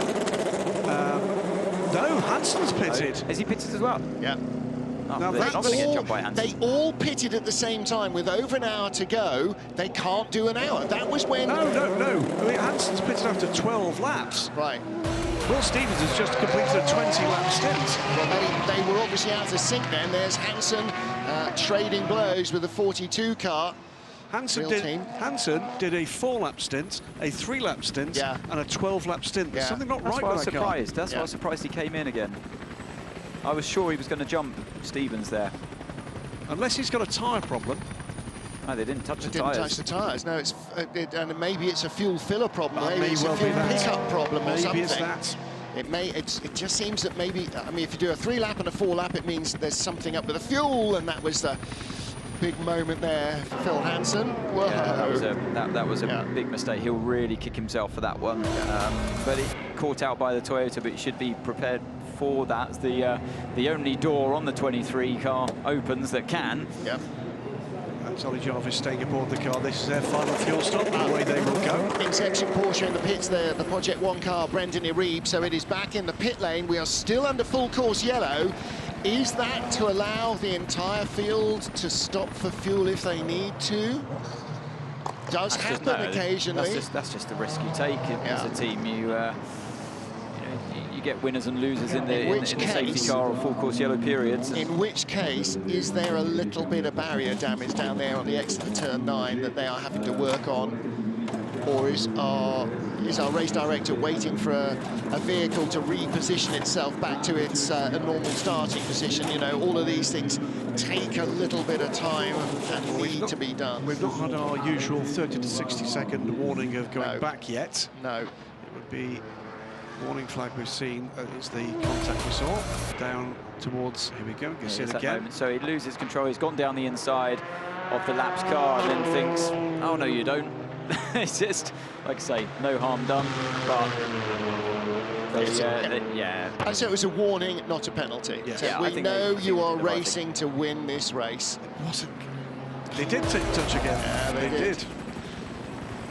It's such hard racing. Great fun. It's brilliant to watch. If we don't see damaged bodywork, drivers being forced off track, it's good fun to watch, you've got to say. See the pink car? Quite a way away, isn't it? Well, I was thinking about this. The other red car? Yeah, where's it gone? Well, it was right up behind the pit, and it did catch the Iron Dames car. I think it's a strategical move. You don't say. But yeah, from James Collada. He doesn't want to get jumped by the Porsche when it goes green. But, you know, that... Are you going to catch the Iron Dames car somewhere unfortunate anyway? Well, if you give a gap. Sod's Law said if you've tried to engineer the spot, Sod's Law says yes. Yes, you will. They will go green just as you're going down into Eau Rouge, and you will then get the key point stuffed. here is, whilst there is a maximum speed under full course yellow, there's not a minimum one. No, and we noticed actually when we were on board with the Porsche, suddenly the Ferrari came back towards us. Okay. Yeah. Right, yeah, it's good. It's clever, though, what the game that Collado is playing there. He just wants to give himself a gap, like they do at the start of the race. Yes. Every time we see the GTs just dropping back a little bit, they give themselves, they're in their own race, they give themselves a bit of a breathing space, and that's what he's doing now. Interesting, isn't it, that he couldn't do that behind a safety car? No. Because you're not allowed to let the gap grow behind the safety car. You've got to keep up with the minimum speed and not open up gaps. But talk about gaps closing. Well, that closed right on the window, didn't it? So Marco Sorensen there in the 33 Four Horsemen Aston Martin in second place, and Harry Tincknell. It's last time Tinkerbell won in WEC. Oh, that's a good question. Yeah. Can I use the phrase I like to use in these circumstances? It's HT leads. Yeah. It's going to be interesting. It is going to be a 10-minute dash for the pace at best, I think. Was it last year or the year before Harry became one of a very exclusive club to start Le Mans in all 4 major classes when he made his first GTM start for Proton? Well, in that case, he is obviously missing a trick and hasn't got himself into Garage 56 entry yet. There you go. Well, he's not raced a hypercar yet. That will not be long coming, I'm absolutely certain of that. Oh, dear. That's pit out. Really? How was that? Under full course yellow? That's not pit out, by the way. That's on track. That's happened. That car was not in pit lane. Who's in the one car? That's Lilo Wadu. She just lost it on. That is pit out. She's losing, leaving the pit lane. No, she wasn't. No, it wasn't. Oh, no, she wasn't. Pit lane. No, she's looped it around. The pit lane entry is further down than that. No. There it is. Yeah. Oh, she ended up in the pit lane exit. She did, but yeah, lost it on the racing line. I did like how the marshals were mansplaining to her what she needed to do there. You don't want to stop there. Now, not only is the Iron Dames car a little further up the road from James Collado than he was, but of course, as he slows back down. Yes. Did you notice how much closer? How much closer his teammate is, Antonio Fuoco? So what you mean? There's another Ferrari that's right behind the Porsche now. It's getting closer, apparently. There's definitely an anomaly with James Collado's speed limiter. It's really no love lost after Bahrain. No. I thought they were such close pals. Push to pass. We're going back. Well, look, there's your lead battles in both GT classes. Pro on the left, Am on the right. Go, go, go. Go, he's got him. He's got him. Collado's got no drive. He was saved by the bell there, wasn't he? Just because there was nowhere to go at turn 9. But the Porsche certainly had the grip. Antonio Fuoco right behind. Can he put pressure on to save victory for Ferrari?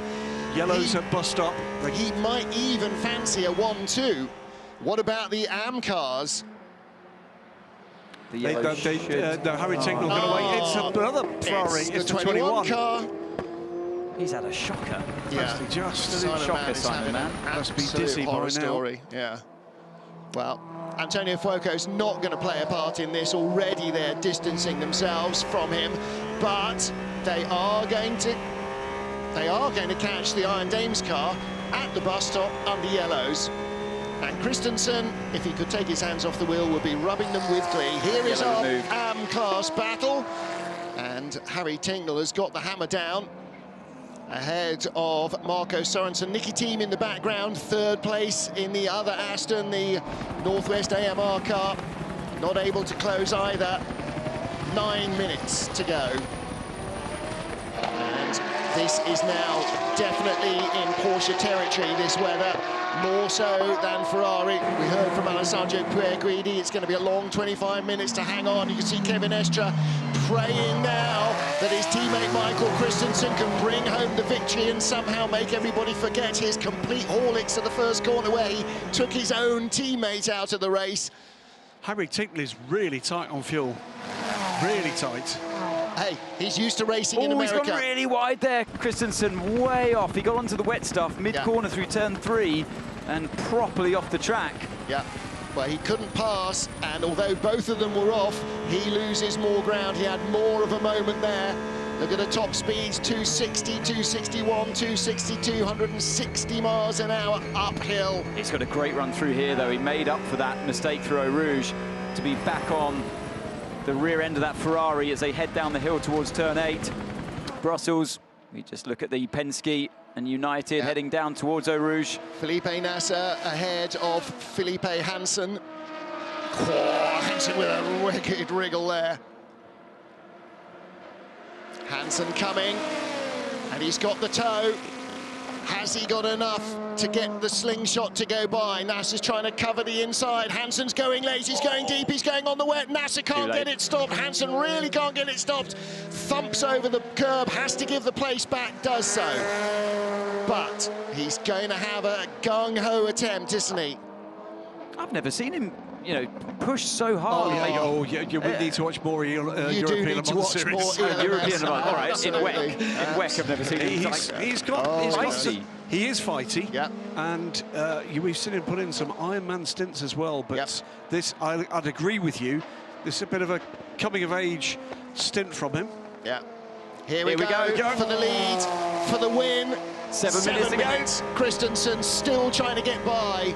I tell you what, this is going to be an epic last 10 minutes if James Collado can somehow hang on. So he's got the traction on the exit of turn 19. If he can just set himself up properly here, get a good run, but Collado gets a good run too.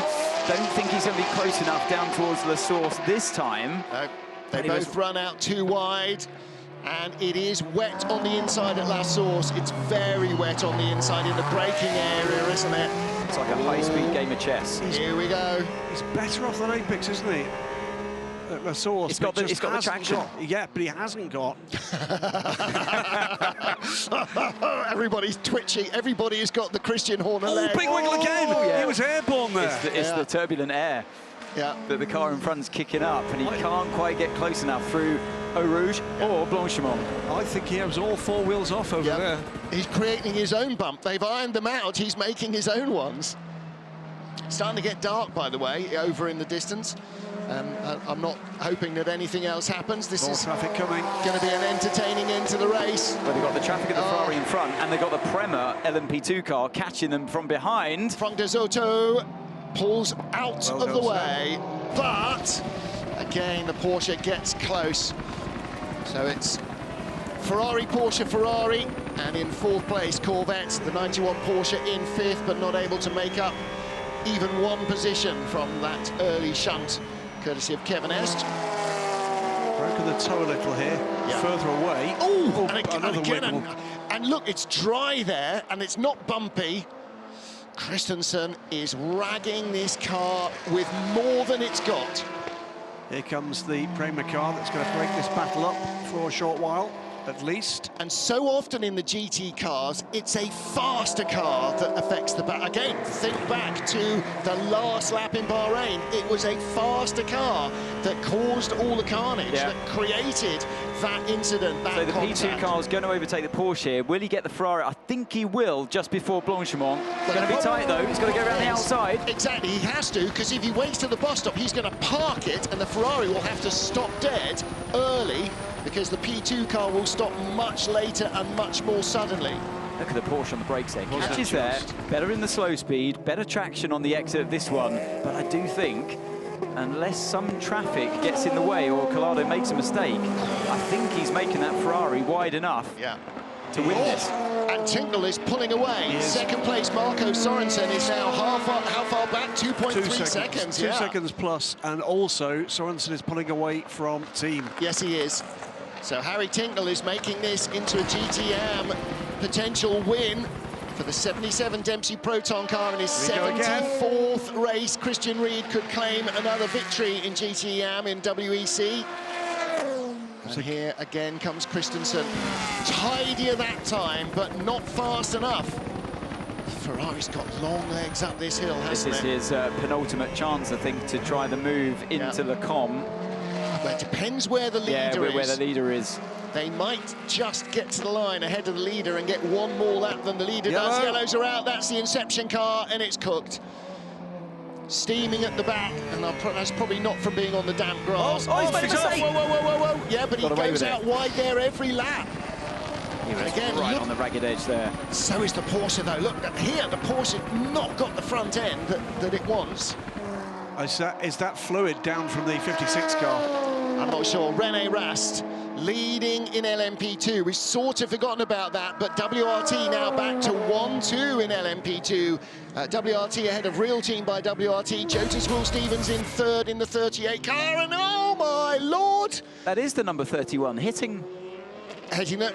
That's the ultimate car, Jean-Baptiste Lahey, yeah. 35. It's the only other red and white car left because the Prema car has been shunted into oblivion, hasn't it? And that's the 41 car, I think, behind this. The Prema car is still going. No, it is Dilachaz. They fixed the nose, remember? Yeah, they did, under full course yellow, right, of course. Where's this? Here's the WRT car coming through. This is Real Team. Oh, now this might be an overtaking move into turn 18, which could scupper the plans of James Collado, because the P2 cars are a bit... Get on with it, get on with it, get on with it. He's going, come on, get off the brakes, hurry up. Doesn't hold up Collado. The Porsche closes as it usually does.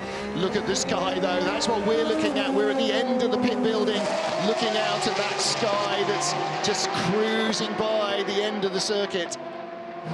Overall leader is in the final sector with 2 minutes on the clock. It will be this lap and one more. Yeah. But he can't make the overtake into Le Combe at turn 5 because there's a yellow there anyway, all the way through to the exit of that section. Yeah. Oh, here he comes again, all over the curbs. He's going to end up with a track limits penalty if he's not careful. That's 3 consecutive laps. So Collado can take a bit of a breather here and just focus on the exit of turn 7. Yep. He'll know that, so yellows are there. He knows that he can't catch him as well from Les Combes up, from Eau Rouge up to Les Combes. He knows that the Porsche can't get close enough to make it there, but it's down here, it's out of Rivage, out of Bruxelles, that he could be in trouble. Again, it's still so damp there on fresh tarmac. Neither car is exactly what you call comfortable. Final lap for the leader. Yeah. So penultimate time down the hill here into Pouhon. Nice and dry if you're on the line. Horrendous if you're not. And look at the way the back of the Ferrari slides under James Collado. He doesn't care. Just has to last one more lap. He is doing a masterful job here of defensive driving. I mean, Christensen he's just sucking up the nerves. Yeah. It's impressive stuff. Christensen at it hammer and tongs. And of course, James was the one who was on the pit wall watching the final lap in Bahrain as it all transpired with Alessandro Pierguidi in the car. Now he's in that position, not chasing, but soaking up the pressure. Jotas is going to get both of them here. He's... Oh, no, because he's... That's the 38 car, and he's going to jump in front. And he wants to try and close on 30 Habsburg. It's only 7 seconds. It might be the last lap. He can't go round. He's compromised the line of the Ferrari because he can't use all the space. No, he compromises the Porsche. Porsche has to run out wide. Okay, so even Stevens. Oh, it is even Will Stevens. Even Will Stevens. Yeah, there we go. Now, is he going to shoot down the inside here? Is it dry enough for him to outbrake the Ferrari? Yes, it is. He just about gets the dry line, but the Ferrari can't keep the door shut. Luckily for James Collado, the Porsche Michael Christensen was not quite close enough. Toyota are going to take their 6th consecutive win in the 6 hours of Spa-Francorchamps. The checkered flag is out, and against all the odds, it is the number 7 Toyota that wins it. Kamui Kobayashi, Mike Conway and Jose Maria Lopez take victory, the first Toyota win of the season. And Alpine's Mathieu Vazivière, the Sebring winners, will come home in 2nd place. Here's our GTE AM leader, Harry Tincknell.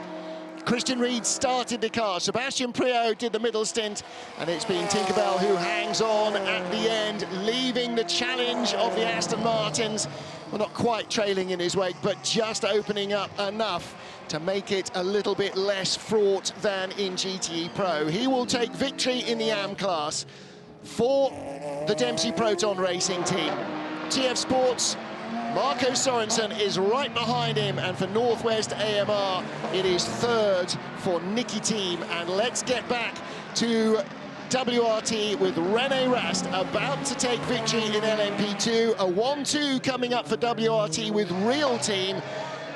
And still, we're waiting for the action in the GTE Pro class. Top three are together on the final lap in GTE Pro. Fuoco is right with him. They've got held up by somebody. So Sean Gallagher, Robin Friens and René Rast are winners. It will be a 1-2 for WRT with Real Team coming to line. Ferdy Habsburg in second, Will Stevens in third. And here is the GTE Pro battle. All of the pressure soaked up by James Collado. This is world champion versus world champion. Reigning world champion versus former world champion. Michael Christensen now back in the GTE Pro lineup for Porsche. He's going to have a go. It's a last lap lunge, it's not. Collado shuts the door, he can't go outside, inside, he runs onto the wet. Does he get second? Yes, Antonio Fuoco can't get close enough. The 1-2-3 at the line, covered by the proverbial pocket handkerchief.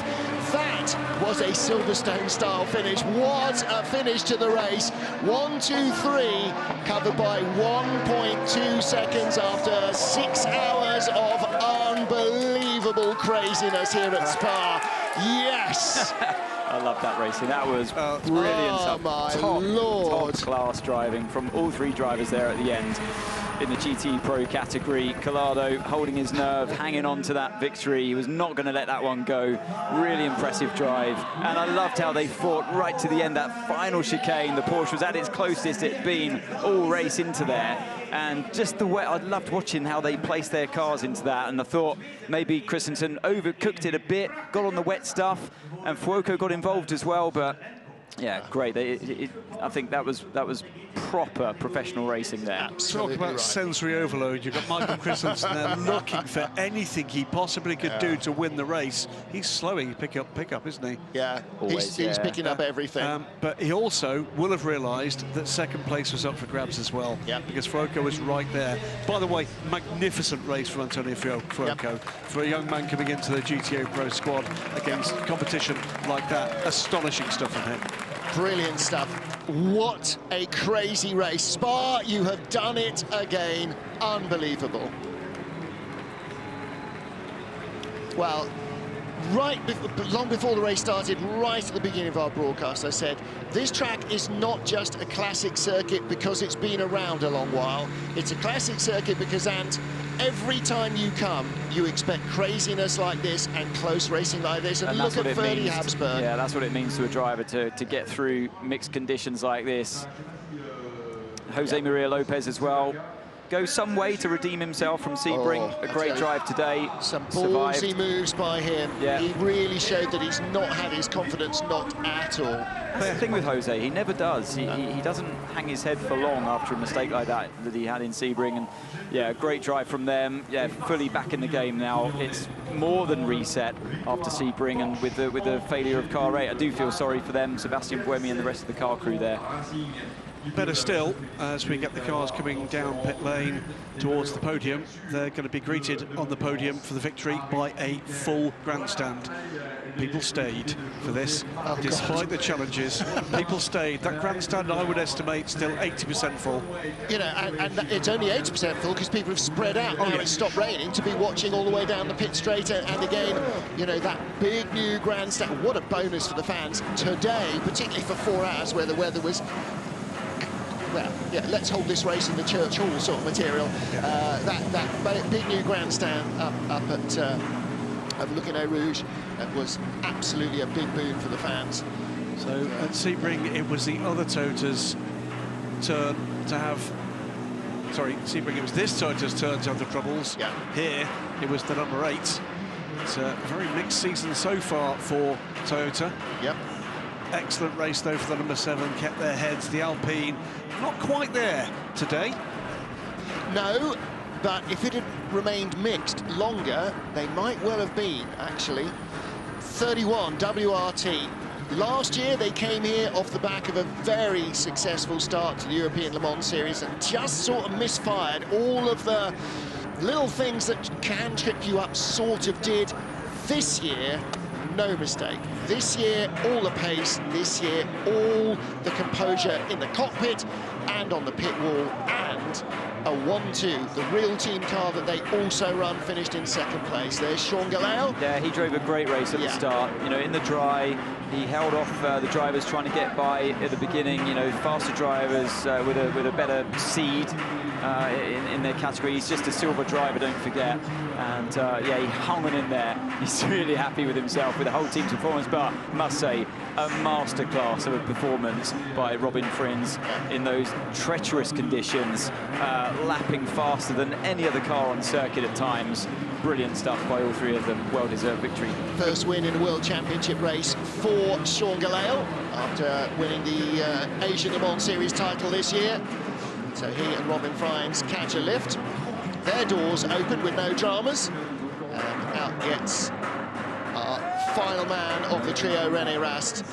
And Harry Tingle bringing in the GTE AM winning Dempsey Proton Porsche, sharing with Sebastian Priaulx, and for Priaulx, his first win as well in a World Endurance Championship race. Of course, Priaulx and Tingle have raced together on a number of occasions before in the WEC, but that time it was Andy Priaulx and Harry Tingle in the Ford GT that were the team, and now it is, well, father is watching back home in Guernsey, son is the man who'll stand on the top step of this famous podium, and boy... Really taught him everything he knew. Alessandro Pierre Guidi did all the easy bit and handed over the high-pressure job to James Collado at the end, didn't he? Pierre Guidi doing nearly 4 hours in the car in those unbelievable mixed conditions. And if Collado thought that was the hard part, he was absolutely wrong, because his part was just as hard. I never thought we were going to see number 51 Ferrari rock up there with the race winners today in each category. Unbelievable stuff. We'd have lost our shirt, I think, on that. Oh, yeah. Oh, yeah. And did you notice that both of them have got their regular helmet designs, but with gold as the world champions? They didn't do that a couple of years ago when they won before, but I noticed when they swapped over, Ale has got a big swathe of gold on his helmet. You can see there that James does as well. Talking about Sean Galal, you're completely correct. It is indeed his first WEC class win, although he's had a run of 8 races in the WEC, 7 of which, including this one, he's been on the podium. That's impressive, isn't it? I mean, that is impressive. Second place at Le Mans, of course, last year. Yeah, yeah. He drove really well there. Yeah. Wow. Never expected those two. I'm not sure they did either. No, their heads were down before the start of this weekend. They said their only chance was rain. If you give you a sniff, you got to take it. Number 7 Toyota, congratulations. That's the way to turn it around, isn't it? I'll start with you, Kamui. Yeah, I'm very happy. I mean, team did a great job. It was a very difficult race, but of course, Guy did a great job with no mistake. I think we did a really great race. It's really a shame for Guy. I think we needed to investigate for what happened, but for sure for the team, deserve it. And thanks for the big support. And I'm very happy here with big fans here around, and I'm looking forward for Le Mans now. That's my next question. I mean, look at those fans. They're still here. You had troubles in the car, but I mean, look, they've stayed it through. Yeah, great to have all the fans here today. It's been, you know, look, it's been like a full house. We haven't seen that for a little while, so it's glad it's like that. We can't wait for Le Mans as well. It's a good momentum for us. Sorry for Car 8 that they had their issues, but yeah, keep pushing. Try and get another one at Le Mans. Jose Maria, just quickly, that's what you wanted to do, isn't it? Yeah, definitely. Sometimes you need a bit of luck, but yeah, these guys did an amazing job. The team also, they work very hard. I'm very sorry for Car 8 or sister car, but yeah, we keep pushing. We are back in business. And it was good to jump in the car and feel, again, you know, with a good confidence. So thank you very much, everyone. And it was fantastic to have the people back in here at Spa. Thank you, well done.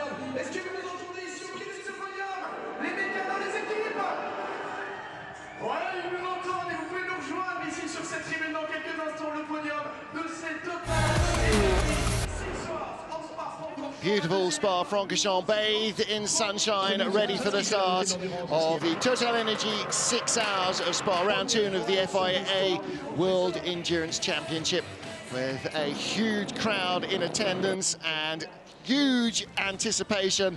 This track always produces something special. And first of all, it produced an American team on the outright pole position. Glickenhaus topping qualifying and leading the field away. Olivier Pla holding the lead under challenge from the Alpine of Andre Negrão. But trouble for the 91 Porsche that had qualified on pole, got hit by the 92 car, lost a tyre on the very first corner. They were out of contention from there on in. Well, a safety car came out on lap 1. Glickenhaus led, but by the end of the first hour, Toyota were all over them. First, Sebastian Buemi going through, and then before the end of the same lap, Mike Conway going inside, outside, and around the houses to take second place away from Olivier Pla. Trouble was in store, though, for Miro Konopka. The ARC Bratislava car spat off the curbs and hard into the barriers. Driver okay, car wrecked. Safety car led to red flag because of rain and the need to rescue the Bratislava car. At the first restart, the number 8 Toyota decided it had not had enough of the day and parked itself. Another red flag, more wet weather, then back to green flag conditions. The race leader was WRT. Trouble again, bringing out full course yellow, and where that ends up for Alex Brundle, it meant the barriers for the Inter-Europol car, and again, another red flag for weather. Back to racing once more. The track starting to dry a little. Toyota coming through to take the lead from WRT. The LMP2 leader then passed by the Glickenhaus that moved up to second place, and finally by the Alpine to make itself up to third. And Sebastian Bourdais, one of those to find the gravel in tricky conditions. Not the only one, though. Prema car going off the road and into the barriers, and that would need a trip to the pit lane. And as the conditions started to improve, Simon Mann's Ferrari dropping into the gravel, forcing another full course yellow for rescue. Not the only one to have problems, Jonathan Aberdeen putting the 28 Jota car into the barriers. He got it back to the pits, but it would never leave again. And then the final caution just before the final 20 minutes, Brendan Iribe for Inception. Our class winners under real pressure from 2 Aston Martins. Harry Tincknell for Dempsey Proton under massive pressure for half an hour from the Porsche. It was the Ferrari of James Calado who took the flag. WRT going 1-2. René Rast claiming victory in LMP2. And the number 7 Toyota, Jose Maria Lopez, took it to the flag at the head of the field. Toyota's 7th win at Spa, their 6th in succession.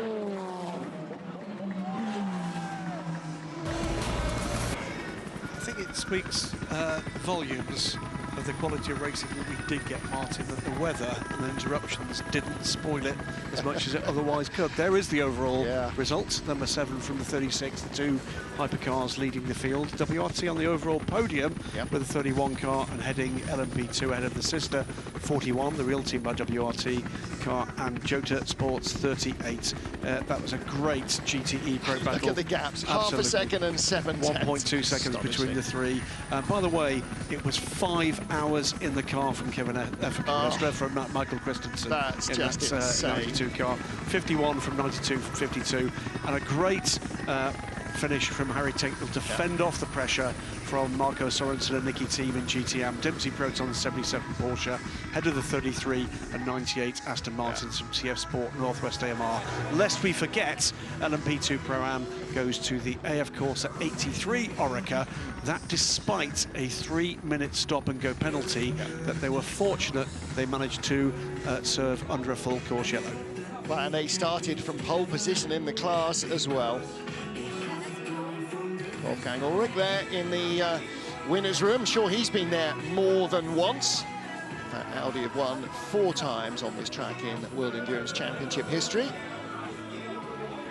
Antonio Felix da Costa coming in, having a chat with Dr. Ulrich. So too Roberto Gonzalez, the Jota Sport car finishing 3rd in LMP2, with real team by WRT in 2nd and WRT in 1st place. But what an end to the race for Ferrari. They said their only chance was if it rained. Boy, they took that chance with both hands. And GTE Am, again, a fantastic battle to the end. WRT always looked like they might have what it took to win here in LMP2, and so it proved. And Toyota, the number 7 car, well, claims Toyota's 6th consecutive win here in 10 starts, their 7th in total, but only their first win of this year. So Sebring, victory for Alpine, the first non-Toyota win in the Hypercar era.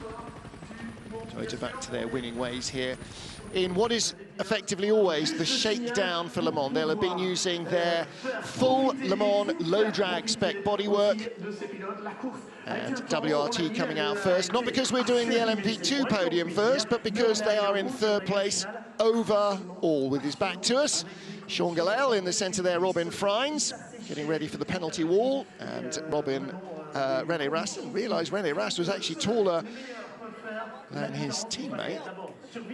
I thought Sean Gallel would be the tallest of the 3, but René Rast, it would appear, is taller than Sean Gallel. René Rast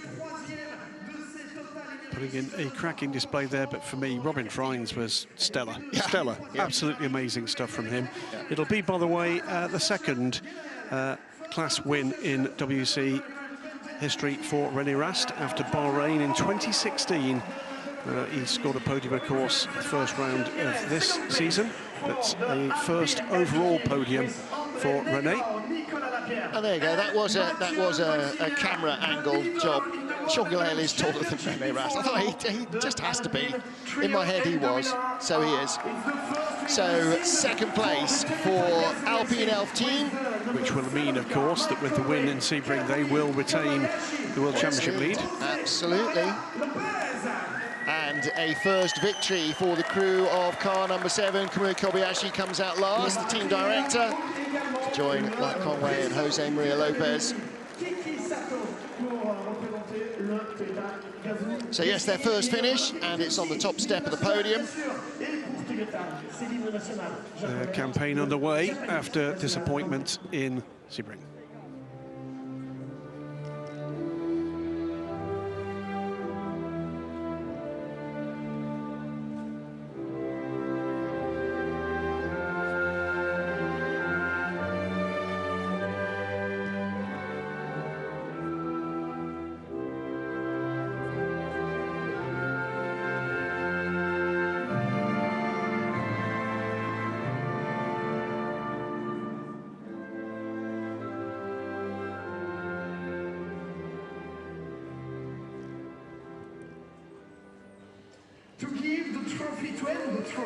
Winners of the 11th FIA World Endurance Championship race at Spa-Francorchamps, Toyota, their 6th consecutive win. They won here first with Nico Lapierre, Sébastien Buemi and Anthony Davidson back in 2014. Audi then fought back in 15 and 16, but since 2017 when Buemi, Nakajima and again Anthony Davidson claimed victory, they have been undefeated here in Spa-Francorchamps. And that's an enviable record because not only is it a tough racetrack to win in, with everything that we've seen today being a microcosm of everything that we always see here, but also because it is so important to run your Le Mans spec car, because this is a proper test. It's not a testing test, it's a real test. And so you're always a bit compromised when you come here because you're not running necessarily the ideal car for this track. So against all comers, against Audi, against Porsche, they have produced the goods here at Spa, and that always bodes well for Le Mans. They have, the latter part of that race, something of a race to the flag, something of a race to survival for the Tota. Nowhere close to the kind of pace the car was capable of in those changing conditions.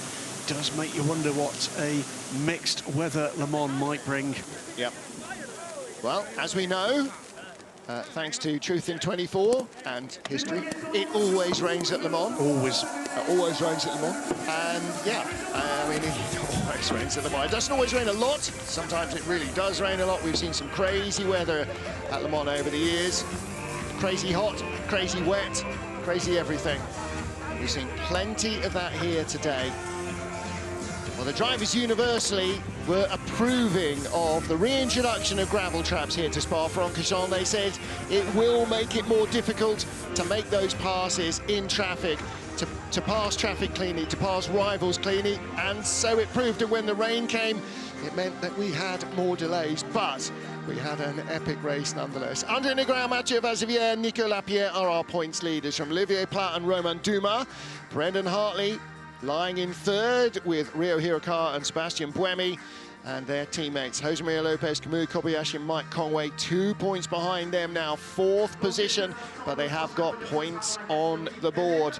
Alpine lead Toyota by 5 points in the FIA World Endurance Championship manufacturers standings, with Glickenhaus in third, and we are still awaiting the arrival of the next of the new generation of prototypes.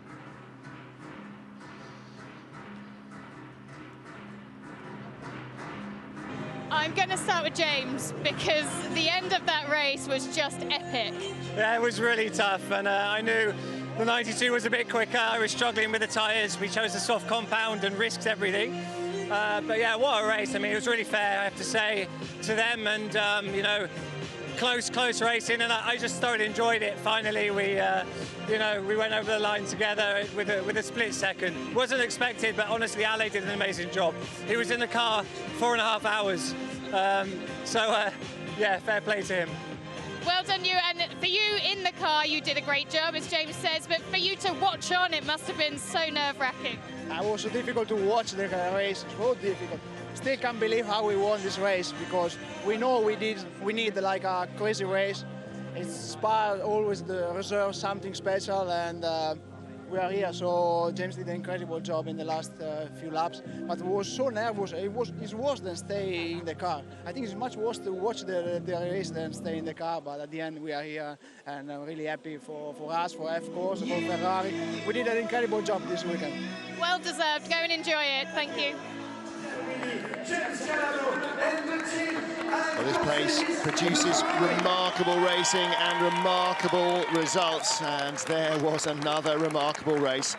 In the end, despite the mistake of Kevin Est, the 92 Porsche managed to make it onto the podium. They very nearly ended up winning it, but Ferrari get first and third. There's still Needle. There's still Needle, without a doubt. Is Estre and Christensen having a grump? Yeah.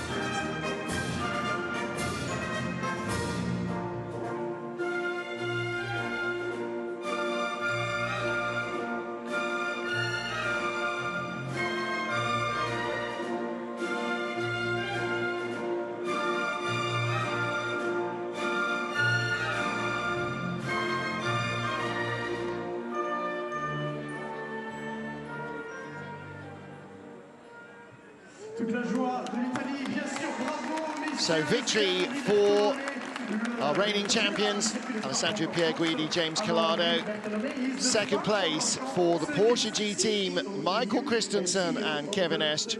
And in third place, Miguel Molina and Antonio Fuoco. That is fast coming together as a good combination as well. Yeah, this one's going to run all year as one hell of a storyline. Yeah, Michael Christensen finished the last 5 hours of that race. I think, at least in part, that is going to be Kevin Estre beating himself up over what happened at turn 1. Yeah. Well, everybody is human, everybody makes mistakes, and, you know, racing drivers are human in the end. Sometimes you think they're a bit of a machine, but everybody makes mistakes, and of course he feels upset about it. You know, he's denied the sister car a chance to compete for an overall podium, a chance to compete for the win, and in the end, at least Porsche got one car on the podium. Both finished. 91 car did finish 5th place rather than maybe 2nd, maybe 3rd, maybe 1st, who knows.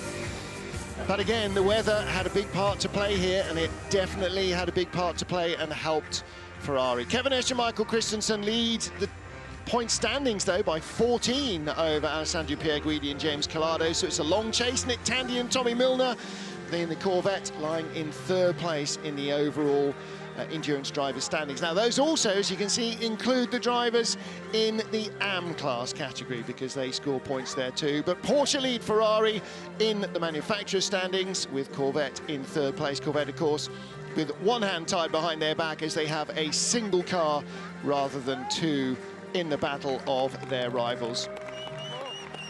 So we have heard from our GTE winners, we've heard from our overall winners. Let's hear now from our LMP2 winners.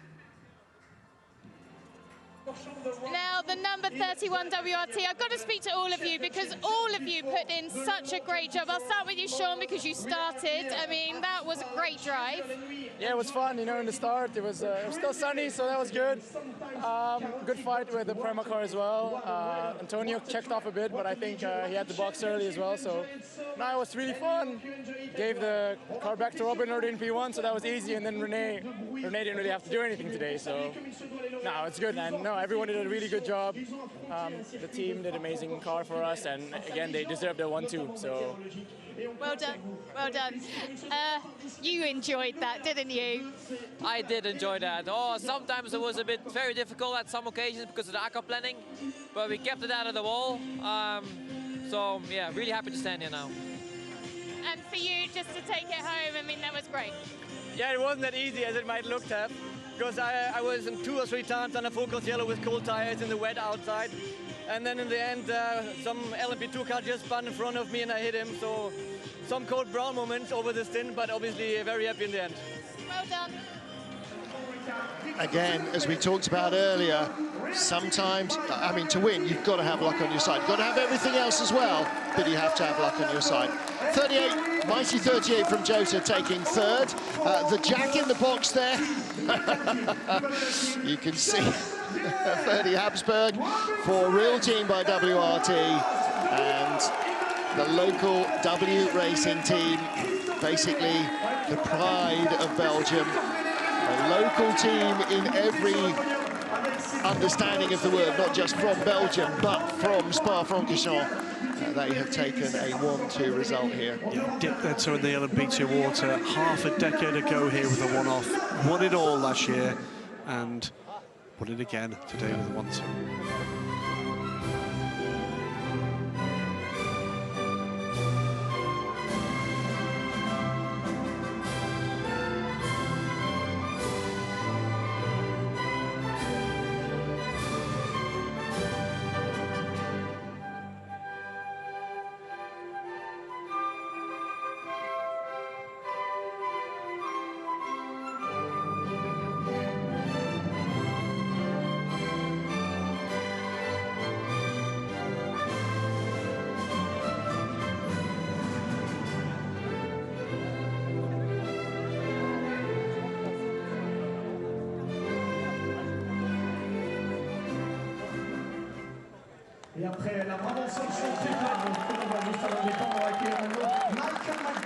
So, for the Belgian fans, a big result. Such a well-known name in this country, such a well-known name among these racing fans, WRT. They win with their banner over the car, and Real Team by WRT claim 2nd spot. Jota always in the hunt. 38 car is the one that comes home in 3rd. Penske 4th, ahead of the 2 United cars, and Prema, who again challenged so much to win this race, and in the end a couple of offs.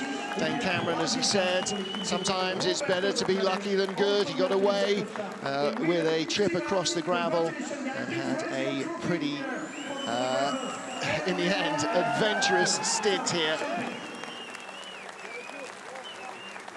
But WRT, the dominant force, and yeah, for at least a 3rd, maybe getting on for half the race, it was Robin Freins in that LMP2 car that was the overall race leader. And if it had stayed wet, it might have been our first ever overall LMP2 win. We came close at Le Mans a few years ago, and in the wet weather, it definitely looked as though we could have come close once more. And again, we saw so many of those teams that could have finished much higher up the order. I am sure United Autosports will go away from here absolutely gutted. Something was going wrong with that 22 car in the pit stops, splitting far too often. It's going to be the 31 crew that top the table coming through here from the 23 United Autosports pairing, because of course we had a switch in the drivers there, 6 points of difference between the two of them, but that 23 car unable to open the driver's door and delaying them in the pits, dropping them out of the fight, and further questions to be asked about just why we saw the 22 car back on pit road so often.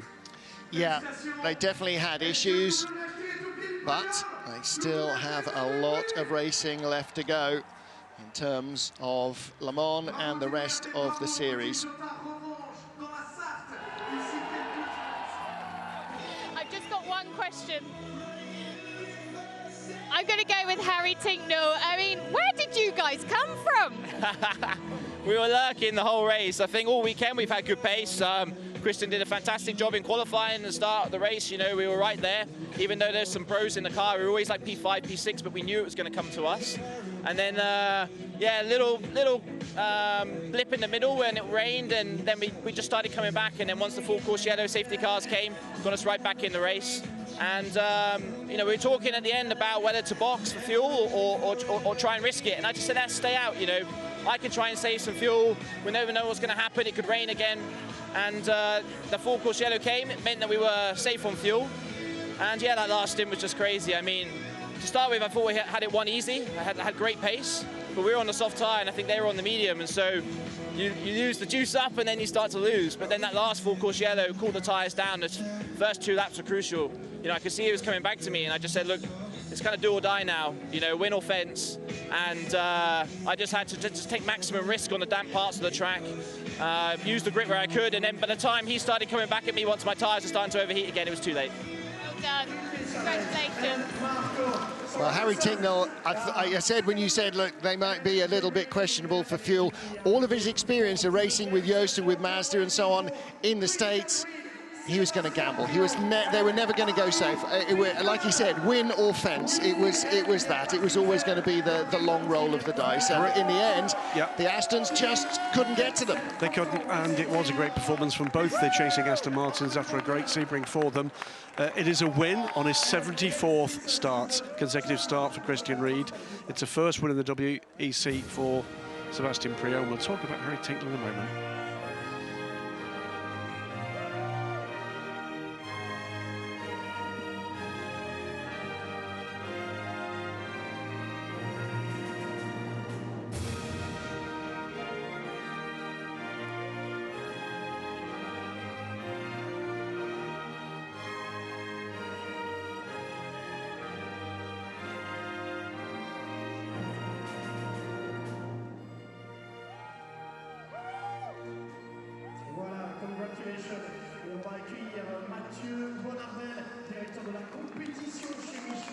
Well, for Christian Ried, it's a 12th class win in WC history for Christian. For Harry, we said it during the broadcast, he's started Le Mans in all 4 classes. He's now won races in the WEC in 3 of them. Wins with Aston Martin at Le Mans and with Ford, of course, in the WEC. Wins in LMP2 as well, and now a win in GTM. There's only a Hypercar left. Wonder what might happen next year. Oh, I think we're pretty well aware of what might happen next year with Harry Tincknell, Sebastian Priaulx, Multimatic. And for Christian Ried, well, he started racing back in 1996 in the BPR Global GT Series with his father, and there is one of his young sons on the podium with him. And you know, here's the other question. He has won so much in that career, a long career in WC. He's never won the championship. Well, maybe this might be a good year to do it. He's like the opposite of Paul Dallana. Has won everything in WC, he's not won Le Mans. Christian does have a win at Le Mans in 2018, but has never won the WC championship. And Christian, as far as I'm aware, from day one, has driven for Proton competition. Correct. Yes. I think, as far as I'm aware, every race that... Oh, no. Felbermai Proton competition, Abu Dhabi Proton Racing. Apologies, KCMG. And Seba Automotive. Seba? at Le Mans. A Seba Automotive. I see what you mean in at Le Mans. Car at Le Mans. The KCMG Porsche, by the way, was a Proton Run car. Yeah. He's also raced in French GT with Autolando, but we'll pass over that. Well, there are the drivers' standings in the GTE Endurance Trophy. It's close. Northwest AMR leading from TF Sport and Dempsey Proton. Well, let's hear now from our final podium finishers. LMP2 Pro-Am, Francois Perrodo. Francois Perrodo, you must be pleased that you've made the switch to LMP2. Yeah, relieved. I mean, 2 races, 2 pole position from the kids, and 2 wins in Pro-Am, so definitely happy, but it was a weird race. I think a race of attrition, a bit odd, a lot of, well, yeah, safety car, red flags, and we got that 3-minute penalty, which nearly killed our race, so happy to still finish in the top step. We were lucky. Yeah, I mean, do you think you're such a high from Sebring? I mean, you've won the Pro-Am, but do you feel a little bit like, Yeah, I think, no, we're definitely happy to have won the Pro-Am, and, you know, for sure this is the objective. But I think without that penalty, we could have done maybe a top 5, top 6, considering the level in LMP2 Pro. That would have been amazing. So, fingers crossed for Le Mans. Thank you. Thank you. Well, the car had plenty of pace, didn't it? I mean, It's Alessio right. Rivera stuck it on pole. 3 minutes, if you take 3 minutes away from where they finished, that would have put them in that leading group. It's the little things that trip you up, Absolutely. especially when the weather changes so much. So 3rd in Pro-Am, you saw the ultimate car. And in 2nd in Pro-Am, Algarve Pro. But our Pro-Am winners, AF Corsa. Never anything other than wildly enthusiastic. The black and white, by the way, the colours of Brittany.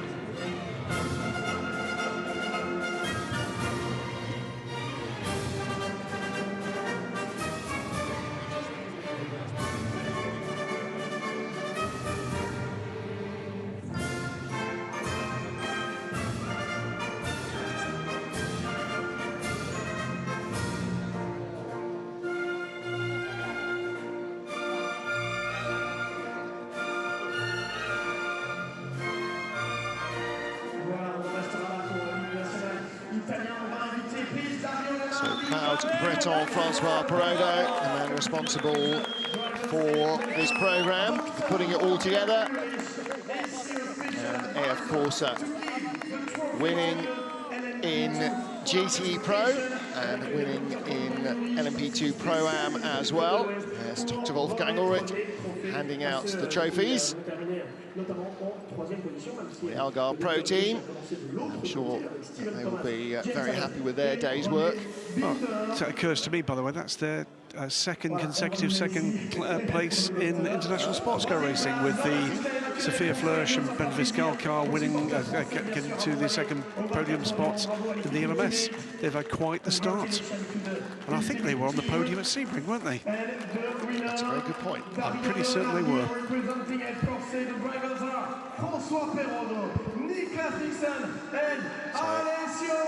Alessio Rivera, Starsky, Nick Nielsen, Hutch, and Le Boss, Francois Perrodo. There are your Pro-Am podium finishers, your Pro-Am winners enjoying their moment at the top of the pile. And again, Francois not really going to be happy until they win LMP2 outright. They definitely have a team that can do it. Yep, it was indeed a 3rd place at Sebring for Algarve Pro. There are the points. It is a 21-point gap now for the AF Corsa trio, ahead of the Ultimate Racing trio, and then James Allen, René Binder and Stephen Thomas just 1 point behind the Ultimate crew, with that difference that will have been scored through 1 point difference. Why have we got a 1 point difference between 2 of them with a 2nd and a 3rd each? That's a very good question. Well, because there isn't a point for pole. Lots more very good questions going on here after what has been a crazy second round of the FIA World Endurance Championship. You always come to Spa expecting something special, and Spa very rarely fails to deliver. It might have had trouble getting going a couple of times. For the drivers, it was very hard work indeed. The fans stayed and were rewarded with a fantastic finish to the race. Spa, as ever, turned on the drama, and we had drama to the end in every class. Well, that is it for Spa-Francorchamps. Next time out, it will be the 24 Hours of Le Mans. On behalf of all the team here for WEC TV, for Louise Beckett, for Graham Goodwin, for Anthony Davidson, I'm Martin Haven saying thank you for joining us. We'll see you at Le Mans.